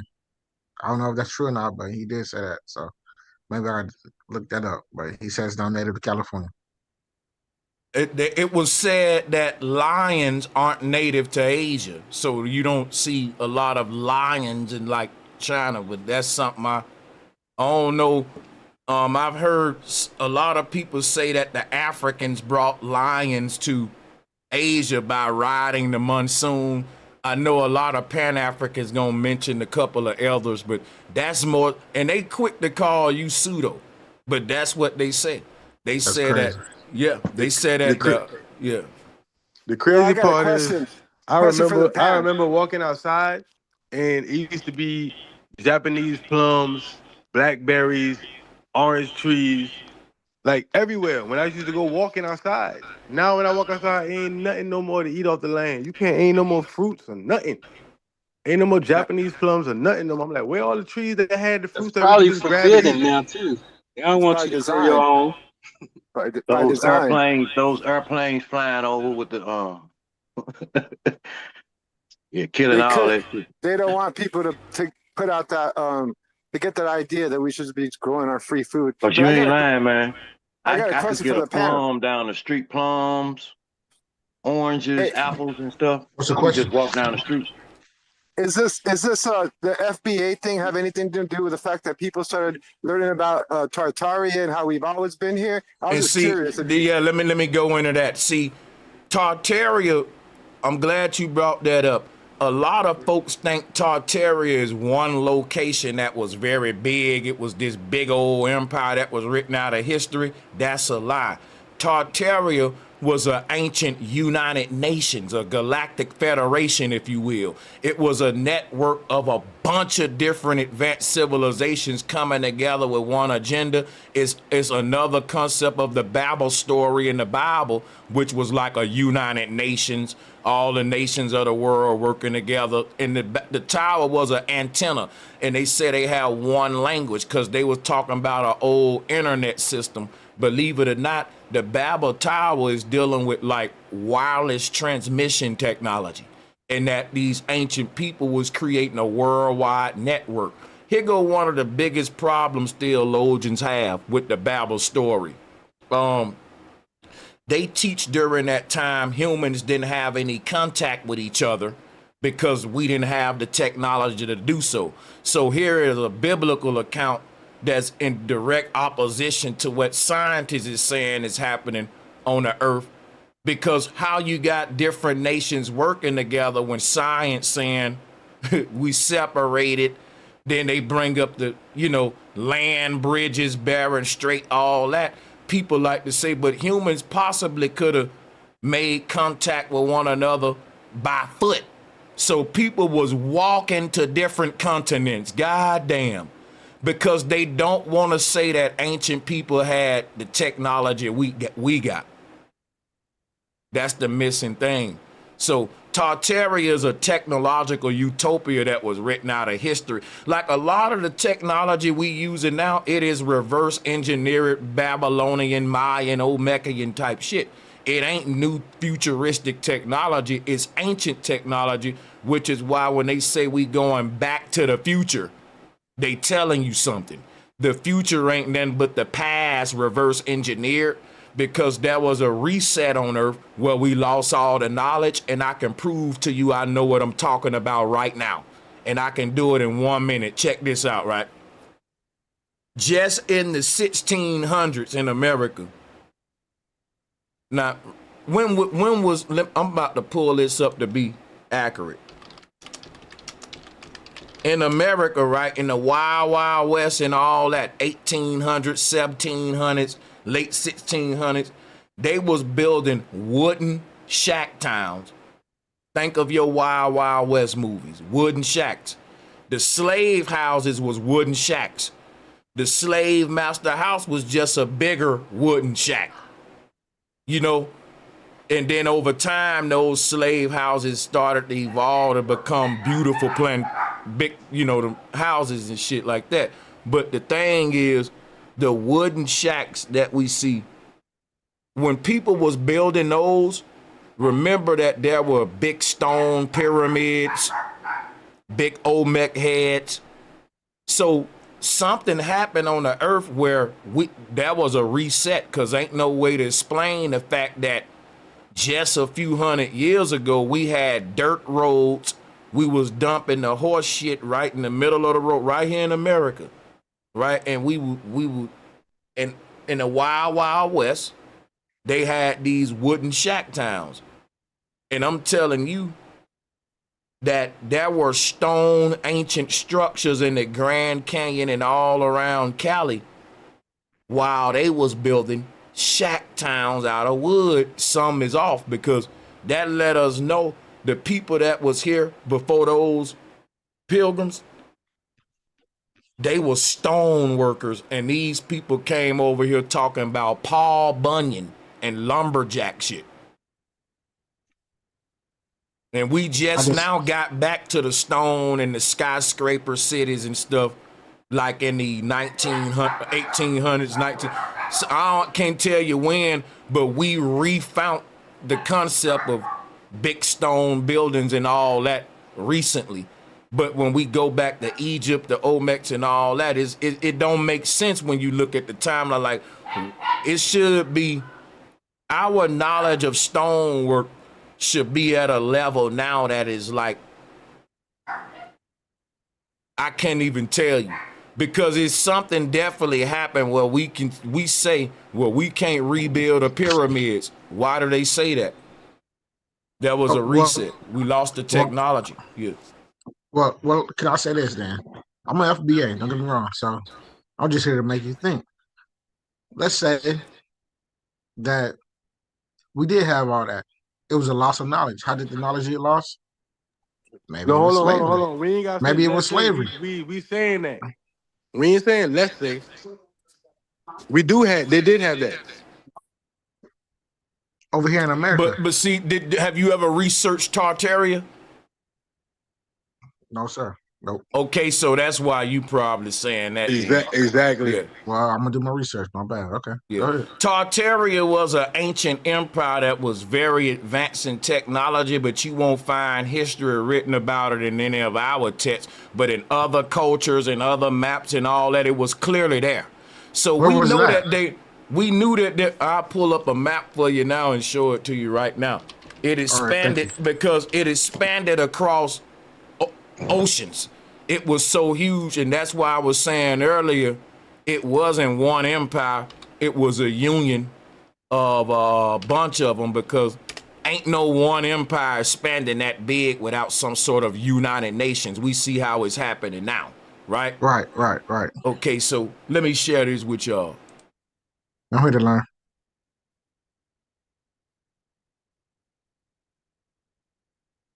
People didn't make up fake maps. Like, no one go through all the trouble to, do all this and write cities and all that for some that wasn't there. And here is maps and all that to show you Grand Tartary right here, Tartarian. But let me show you how big this was, man, so you can get an idea real quick. This was a huge empire, man. Like, we should be teaching about this. Like, this ain't a clear one. Hold on. Let me see here, man. Let me see. Damn. All of them look blurred. But hold on a second. Oh, you know what? I got to actually go into the website. That'll make it bigger, hopefully. Yeah, there we go. So look, this is a lot of, like, bro, you can damn near fit every continent here. But what I'm saying is this look like damn near all of Asia. Let me see, it says here, it was a vast country in the northern parts of Asia, bounded by Siberia on the north and west. This is called Great Tartary. The Tartars who lie south of, this is an old English shit, 1771. South of Makovy in Siberia are thus of Alfreyan, Kirkafian, and Dagitin. I don't know what all that is, but situated northwest. Situated is situated northwest of the Caspian Sea. The Kamu Tartars who lie between Siberia and Caspian Sea. Okay, so, and they are the Moguls who lie north of Persia and India, and ally the whole of Tibet. I don't know who lied north, but this language is crazy of China there, as I see. But basically, this map give you an idea of, like, basically the tops of all these continents is cut off to make the bottom part of Grand Tartary, and then all those northern lands too. Let me see if I can Sanchez, find can I say something? maps. Yeah, go ahead. What you're showing me, the map, honestly, it looked like just the eastern. We don't consider the west side of the world. It looked like the eastern side of the world, honestly. Like the whole. That's all it looked like. Oh, that's all it looked like. Yeah. There's nothing different. But what it shows is, though, the land boundaries, like on a map, would have been different. And when you crossed over into this red zone, people would have said, "Oh, you in Greater Tartary." We don't say that we don't say that no more, though. But that's what they do. I mean, we all know that's what they do. They create land boundaries, but it doesn't show a different map of the world. Like, that ain't what I mean. Listen, a nation, when a nation is formed, those people ain't creating a different map of the world or changing the geographic layout. They're just changing the land zones. Like, if fucking North Dakota go to war with South Dakota and North Dakota win, then we will look at a new map and it won't have South Dakota, but North Dakota would be big as hell, right? But that's what I'm saying. It won't change the geographics. It's just going to change the way man set boundaries with his ego and his armies. That's all. That's what nation building is. That's all we talking about, brother. That's crazy. Yeah. Plus, the knowledge we have of Tartary is limited. We got to speculate because there's nothing official. The government didn't put it out. We brought it out, like through the internet and shit. Do you guys know, going back to the diet, I want to say one thing. Do you guys know that they spray the sky with blood? They put blood in the chemtrails, like they weaponize the blood, and they spray it. Are you looking at the screen? Are you That's looking why. at the screen? That's why. Are you looking at the screen? I wouldn't be surprised if they That's did that. why. That's why they got the plasma centers everywhere. But that's why they want us to breathe it in, because that's why they want us to eat meat too. Because what it does is it makes it lowers our spiritual level, and it also makes us Thank you. There you go. sexually. You eat meat? Sexual You eat animals. meat? You eat meat? Over sexualized. Now you're talking about something real. Now you're talking about something real. Yeah. They put it in the sky. They're spraying that shit in the sky. Along with nanotech. People are saying, I want to know what years would the Tartarian Empire would have been around. Let me see. Because I want to be accurate. The Tartarian Empire. I thought it was like the 1500s, isn't it? Because this going to get good, because they said, somebody said the Tartarians didn't have technology, right? Now, they would have been around anywhere from the 1200s to the 1800s. Guess what, y'all? We had electric cars and electric I know we had electric sidewalks in like the 1800s or even far as back as that. Isn't that when in my opinion, isn't that when the Egypt was ruling? When? And I think what you just said, the latest 1800s, then all the way back. And it says right here in the 1800s and early 1900s, there were moving sidewalks, or what they call electric walkways. And I can pull up videos of these. But the thing about this is, in the early 1800s, bro, we talking about electricity and shit like that. That's all I'm saying. Like, advanced forms of technology that you just don't hear about. That's what. Yeah. I often say, don't you always talk about Nikola Tesla? So where do you think he got it from? But that's what I'm saying, though. This ain't popular, though. You see what I'm saying? It ain't nobody telling you that there was entire tech empires being built on the earth prior to Dubai and the United Arab Emirates. You know how we building these big tech metropolitans in the world right now, and we saying we in the future. Sanchez, I'm saying this been going on, but they don't want to acknowledge it though. They want. I think nobody actually cares. Honestly, and that's a problem, bro. You don't it think is that's a problem? It's a big problem. It's a huge problem. Because look, if you don't know where we been, you don't know where we going, and you don't know that everything we doing has already been done. Like the wise man saying, nothing new under the sun has already been done. Yeah, if it's already been done, you're gonna ask the question, who did it first? And that's gonna lead you back to the greatness of your ancestors. And you're gonna realize that the people in power is just plagiarists who's stealing ancient concepts and bringing them back in our time. Ain't nobody got no original ideas. Or what I would say to that is, you could tell somebody that these days they not gonna care, bro. Hold on. Me and the brother talking. I'm gonna show you how you wrong, Cabron. You care, don't you? Yes, sir. Hey, Ratton, you care? I just want to do a character test. Of course. If I ask everybody, that's all I want to do, like, because I just want to let you know that you wrong, bro. All of these people, hold up, bro. All of these people in the chat care.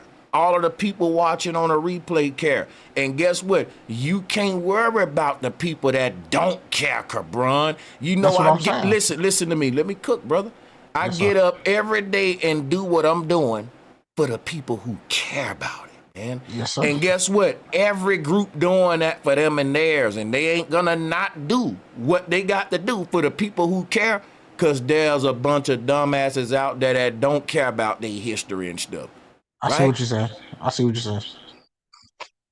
Because I was a dumbass that didn't care about my history, but eventually I grew up and now I care about it. So you're right. There are a lot of people don't care, but they will eventually. So you need to be there when they do. I see what you're saying. I got you. That's just like these churches that's leading our people to Christ. Everybody don't care about Jesus. It's some niggas thugging it out in the streets. But when they go through some in life and their life break them down and they do start to care about Jesus, then the church will be there for them. Yep. I was about to say you could have bring up the ancient skylines of all the different cities back in like probably like the 1800s and the early 1700s, where all the cities had lights. St. Louis, Atlanta, Chicago, all those cities had lights. It looked beautiful. They had ancient structures with giant monuments on the water, and they don't even talk about that stuff. Yeah, like it never happened. But that was everywhere, like you said. It was a one system. It was all the cities and all that. I'm gonna put the Tartaria City Fair and shit. I think is one of those images you talking about, or they called it that. And I don't know if it's, but this is the one people love to pull up. I like this one too because look how lit up this is, and guess what this is? In the 1800s. It's the 1800s. But I ain't gonna lie, if you look at this, you wouldn't think I'm looking at a photo from the 1800s. Just keep it real though, because look, for real. And did you see the video with the girl that was using the cell phone? She had an umbrella and they had cell phone technology. Oh yeah, and guess but sacred no ledge. Let me speak on that because I'm glad you pointed that out. Right, it's a lot of videos of old pictures with people looking like they talking on phones and using technology, right? Yeah. But watch this though, brother. Watch this. It's a lot of old photos, Cabron, because we ain't through blowing your mind. Listen at this one, Cabron.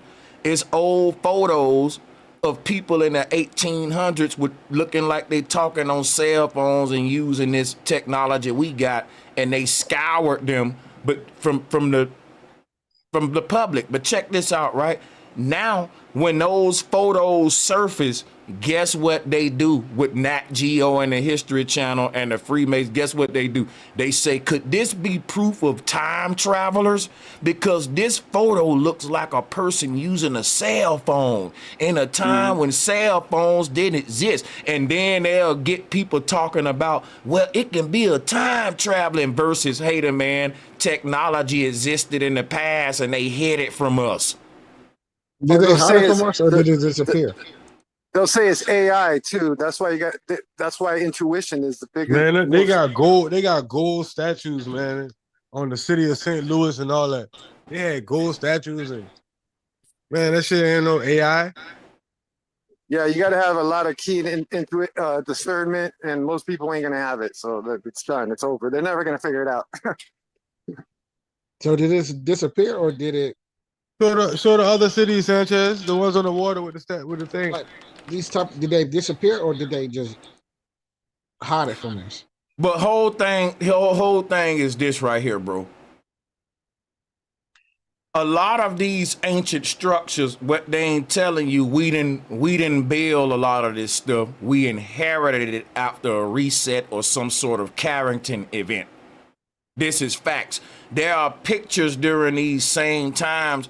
All of these pictures, what make it scary, if you go back to like I think the 1600s, they was showing pictures where ain't no people outside. Who know what I'm talking about? It's so many channels they showing you these weird pictures of downtown San Francisco, like in the 1700s, 1800s, and it's like two people walking in the whole downtown. And they were talking about the time from the shadows. From the shadows, they knew what time it was.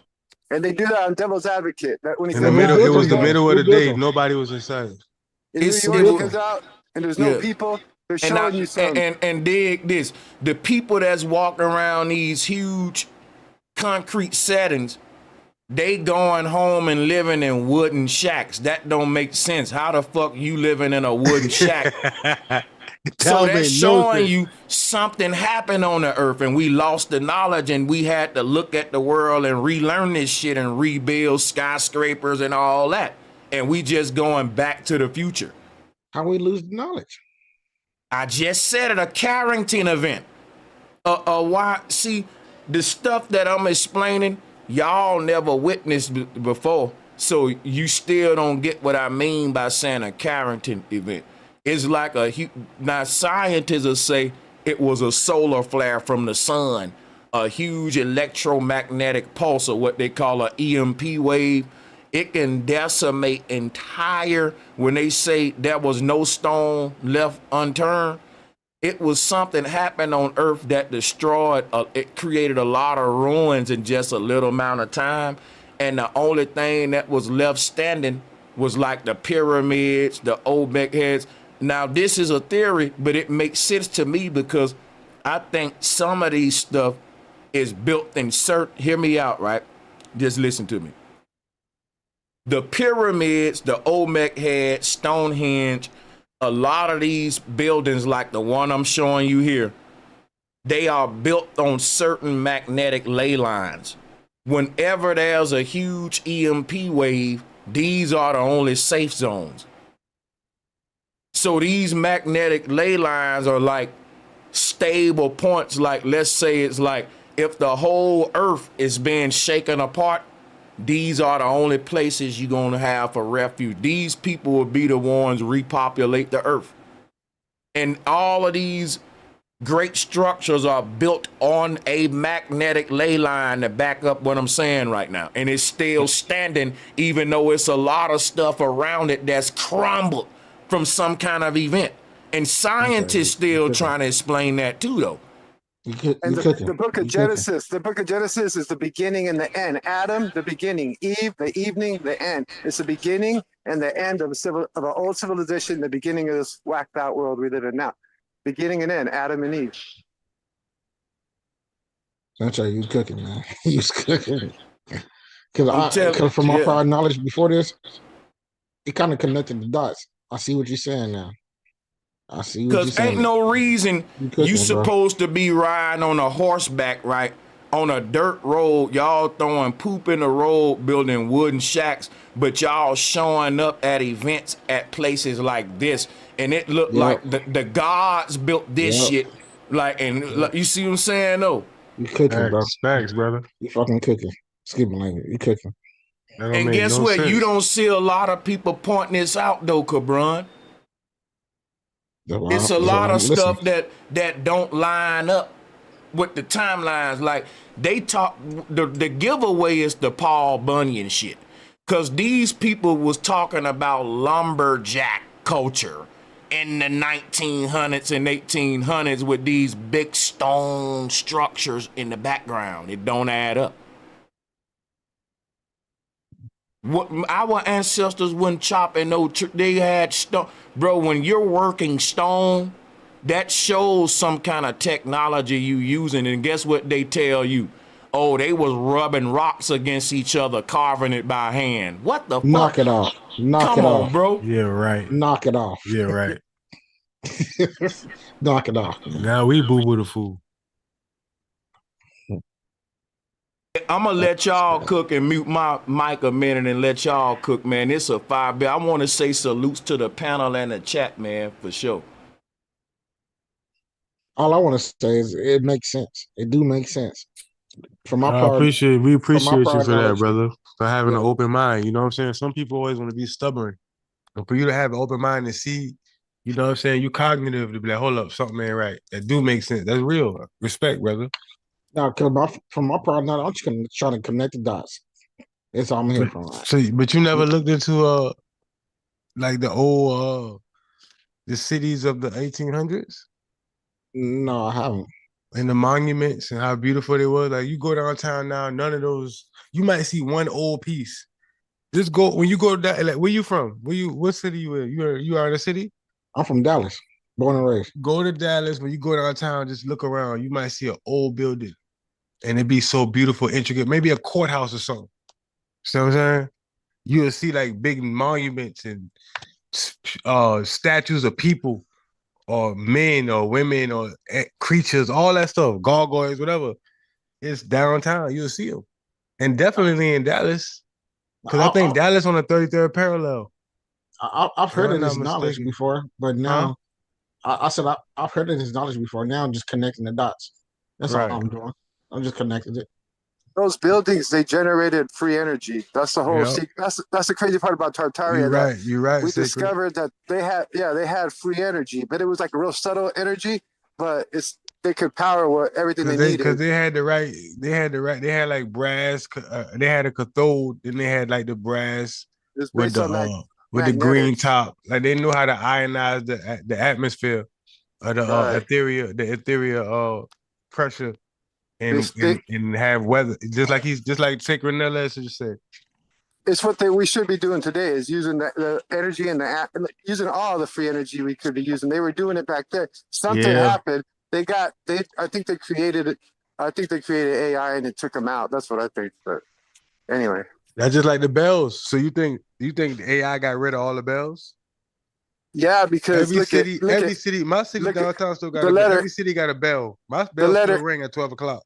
Look at the letter D. It's actually a bell. If you turn a bell turn sideways, like if you turn it the way that the other way, the opposite, yeah. So D for devil, because it's all about sonics and sound and how he's able to figure out how to use energy and sound to do why whatever. You think they got rid of all the bells? Because it was too healing. It heals everybody and it brings a lot of enlightenment, like to our consciousness. Our consciousness gets enlightened that way. That type through and vortex points, like the sacred, the tribal people, they always do the rituals at certain hot locations, vortex points. They call them magical places because the energy is high there, and so like they know all about that kind of stuff, about using energy for your rituals and doing. Now the satanic people, they be doing their shit, but all those buildings they were on, like he was saying, they're on ley lines. Where the ley lines cross, there's higher energy. So they build them there and they generate. They had all this knowledge. They had all this crazy knowledge that now we are told that it's like just in the movies, Just like they got them certain places where the ball roll uphill, or when you get like over the cliff, everybody hair just starts standing up. The static electricity so high, like even if you might jump off, you'll just float up. You see what I'm saying? Because the static electricity, so it's so much electrostatics in that area. Like you said, that when they cross, I think like that made sense what you said about their cross paths. Yeah, when they cross paths, I think it's stronger right there. You're right. That was a good point. Meridian points. It's like a branch on a tree where it branches out and it makes another limb. It's stronger right there because that's where it had to branch out. It's like a node. That's so like the base where it hold that together. Right. I want to share. I want to share some with y'all real quick. Right. This a fire bill. Y'all cooking. They said, now look, they said that this image right here, right? Let me show y'all this. They said that this structure right here, I'm gonna go to it. This is 11,000 years old. This is in Turkey. I'm gonna just show y'all something real quick. These the 25 oldest buildings in the world. And this one right here, this is 11,000 years old. Let's pull this up. You see that? That's 11,000 years old. Now watch this. Watch this, right? Guess when the Ice Age was? 11,000 years ago. My point is, do y'all believe this survived the so-called Ice Age?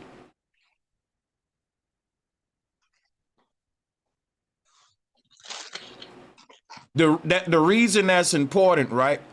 Because the Pan-Africans say to us, how did indigenous people in America survive the Ice Age and teepees and stuff?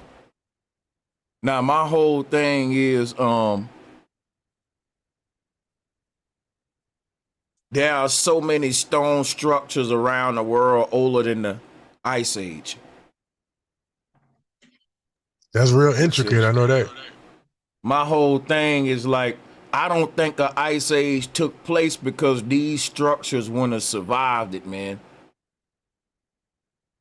But then again, think about the whole, like they would tell you, if black people was in America during the Ice Age, how did they survive it? And they will put that burden on you to prove that, but that really disproves them, because think about it. If they believe in the out of Africa theory, that mean early Africans would have had to survive America during the Ice Age. See how they got that? That's like when he was trying to tell me, what's your tribal language and what's your tribe? And I flip it on him. You should know it since you the one claiming you know our history, Mr. Pan-African. How man you got the same problems? That's all I'm saying. Like the Ice Age debunks them, not us. And I'm showing y'all how they play reverse psychology games. So Sanchez, so was the Dark Age considered the time when they had no power, when there wasn't no lights and they were just only using candles? That's what they meant by the Dark Ages. That's the way some people interpret it, and that's one of my theories on how I interpret it as well. But some other folks got their own. They'll say, well, Dark Age meant this or that or this, you know. But I think it really means the age where the knowledge is lost. I think that's a good theory for the Dark Age. And so the Ice Age would be the same difference, right? Because how you gonna survive with just it's cold all the time? And they saying that basically, but with Africa being near the equator, the people there wouldn't have been affected by the Ice Age, which means that you giving me like a Noah Ark story, because that mean that the Africans would have had to repopulate the earth after the Ice Age, and we don't really hear about that. Because instead of water or a flood, it's just ice sheets.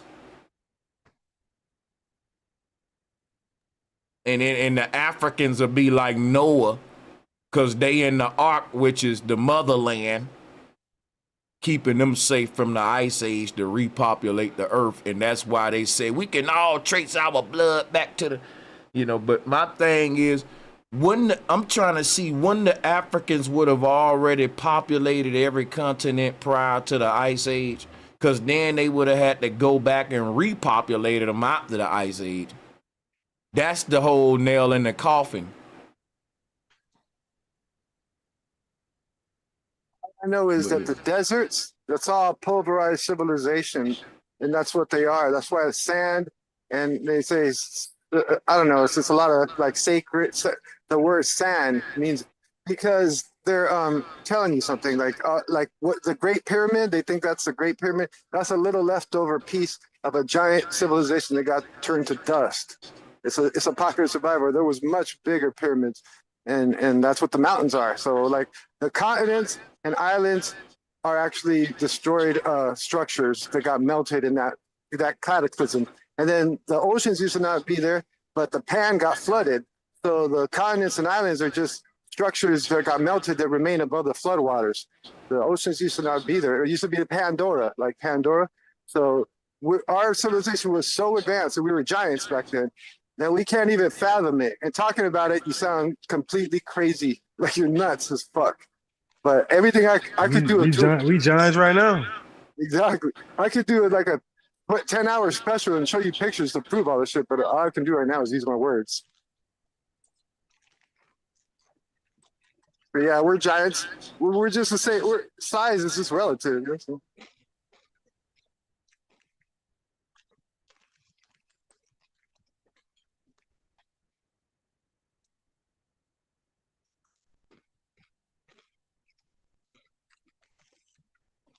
Somebody said, look up towers of baloney.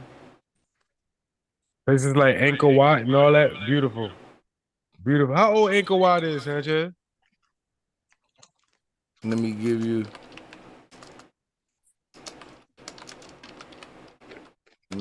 an exact date. Now, I don't really believe these dates for real, but I give them. They say it's 900 years old, right? I think, now that's crazy though. You know, 900 years old is still crazy though. That's around the corner. For a stone building, yeah. But still, it's so many years older than, like 900 years ago is like fucking year 1100, year 1000, you know. But we didn't build wooden shacks to the 1900s, and you telling me Angkor Wat is like fucking 1,000 year 1100 and shit, and this a whole stone city with intricate carvings. Not to mention intricate carvings. I'm talking about they cutting the stone like butter, man. Look at the tops of this shit right here, and how intricate that work is to get that shit like an acorn. Sanchez, don't the turning things still work? All of the stuff they still turn and still work? They said this was a functioning electric city, and it was clean energy. I can tell you what year the picture. Say. What year is that picture from? Yeah, that's a long time for it to still work now. It's I believe we can probably go and function this city like it did back in the day, because this shit was built like to last. Like, cause think about it. We don't build shit to last the day we build it to break on purpose so you can buy another one. If you was living in an ancient world where people put all of their genius into building something that'll last as long as it could, I'm telling you, you can definitely achieve. You probably don't think we can build shit that can last that long, but yeah. That's crazy. This shit is outliving your modern cars, your modern technology. Right. That is kind of crazy, man. What year is that picture from? The motherboard. No, I couldn't tell you when the person snapped this photo, but Angkor Wat itself is said to be about 1,900 years old. That's crazy. And there's a lot of underground structures. A lot is going on underground. That's why, because these were structures. So like we built this shit, and the top layer got destroyed, but they're still intact underground structures. So don't the aerial pictures look like a computer motherboard when you look at a computer motherboard? Oh yeah, that's you look at the picture structures. Hell yeah. Yep. Don't they look the same, right? Mm-hmm. And what's crazy, man, we missing the water that would have been around it because that dried up. But it would have been like the Star Forts, a 360 like moat going around there with wheels spinning to generate electricity from the water. That's moving the wheels and shit. What they call it, they were hydro wheels. Hydroelectric, yeah, hydro wheels. Hydro wheels. Yep. Yeah. Because they build most castles right there by the water. Because built right by the water. Because I always like, okay, you got this big ass castle. Ain't no way you burning that many candles through this motherfucker for lighting. You got that? Come on, electricity. Right. Come on, they can't just keep denying the electricity in the past, in the near past. yeah, and if you know what a castle really is, they show us like the Transylvania castles. The whole mountain used to be the building, and then they left a little. It's a pocket of survival at the top. That's why the mountain turns into the castle when you look at the pictures, because people I believe they left it on purpose. They designed this world to tell us a story, and that we believe it, but that's not the real story. You know what I'm saying? So they left certain things, little pockets of survival, to tell the story, because the truth has to be told. But only the few and the most, I guess, the oldest souls, perhaps, they're the only ones that are going to know the truth. The rest of the souls, they ain't going to know that we had a world before this. They're just going to be recycling in this matrix, I guess. And ain't no way you surviving a winter in that castle either, because that stone get cold, bro. And I'm gonna tell you right now, you heating that castle up some kind of way, and it ain't with primitive shit, because smoke gonna be everywhere. So it just don't make no sense to build a big ass castle without electricity. It don't. Because if you ain't got electricity, you're gonna keep your dwelling small to maintain heat.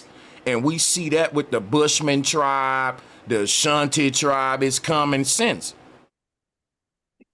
You also got to ask yourself, how did they build that castle up on top of that fucking Right, tower? man. That requires technology. Facts. No, they did. It was a. That's what I'm trying to tell you. That's what we think, but it's actually the whole mountain was a building. Carved. It's carved it out the mountain. The Yeah, pygmy do that. Yeah, they hollow it out. The mountain was a giant build. We can't fathom it. I got to show you pictures to show you, but it was all building, and then they destroyed it. It got turned to stone. Medusa turned everything to stone, but she left Medusa. a little. Yeah, like it's a mythology telling you that everything got turned to stone. Okay, you're gonna lose them with the myth though. But I know, go ahead. Yeah, it's crazy, man. Like the real truth about the world that existed before this, it goes way deeper than Tartaria. But that's what the Grand Canyon tells you the story. It definitely goes deeper than Tartaria, but it came up because somebody brought it up. But that's gonna be it for me for this show, y'all. I gotta get out of here, man. I'm pressing for time, but I want to thank everybody that showed up. Much love and respect to the panel and to everybody in the chat, man. Big respect. Appreciate Dope show. love. You got the dopest show on the internet. No one talks about the shit you talk about, man. Don't gas me. Don't gas me. But I appreciate it though, man. For sure. Appreciate y'all. We out. Thank y'all, everybody in the chat that supported the show today, and to all the channel members. Much love to y'all.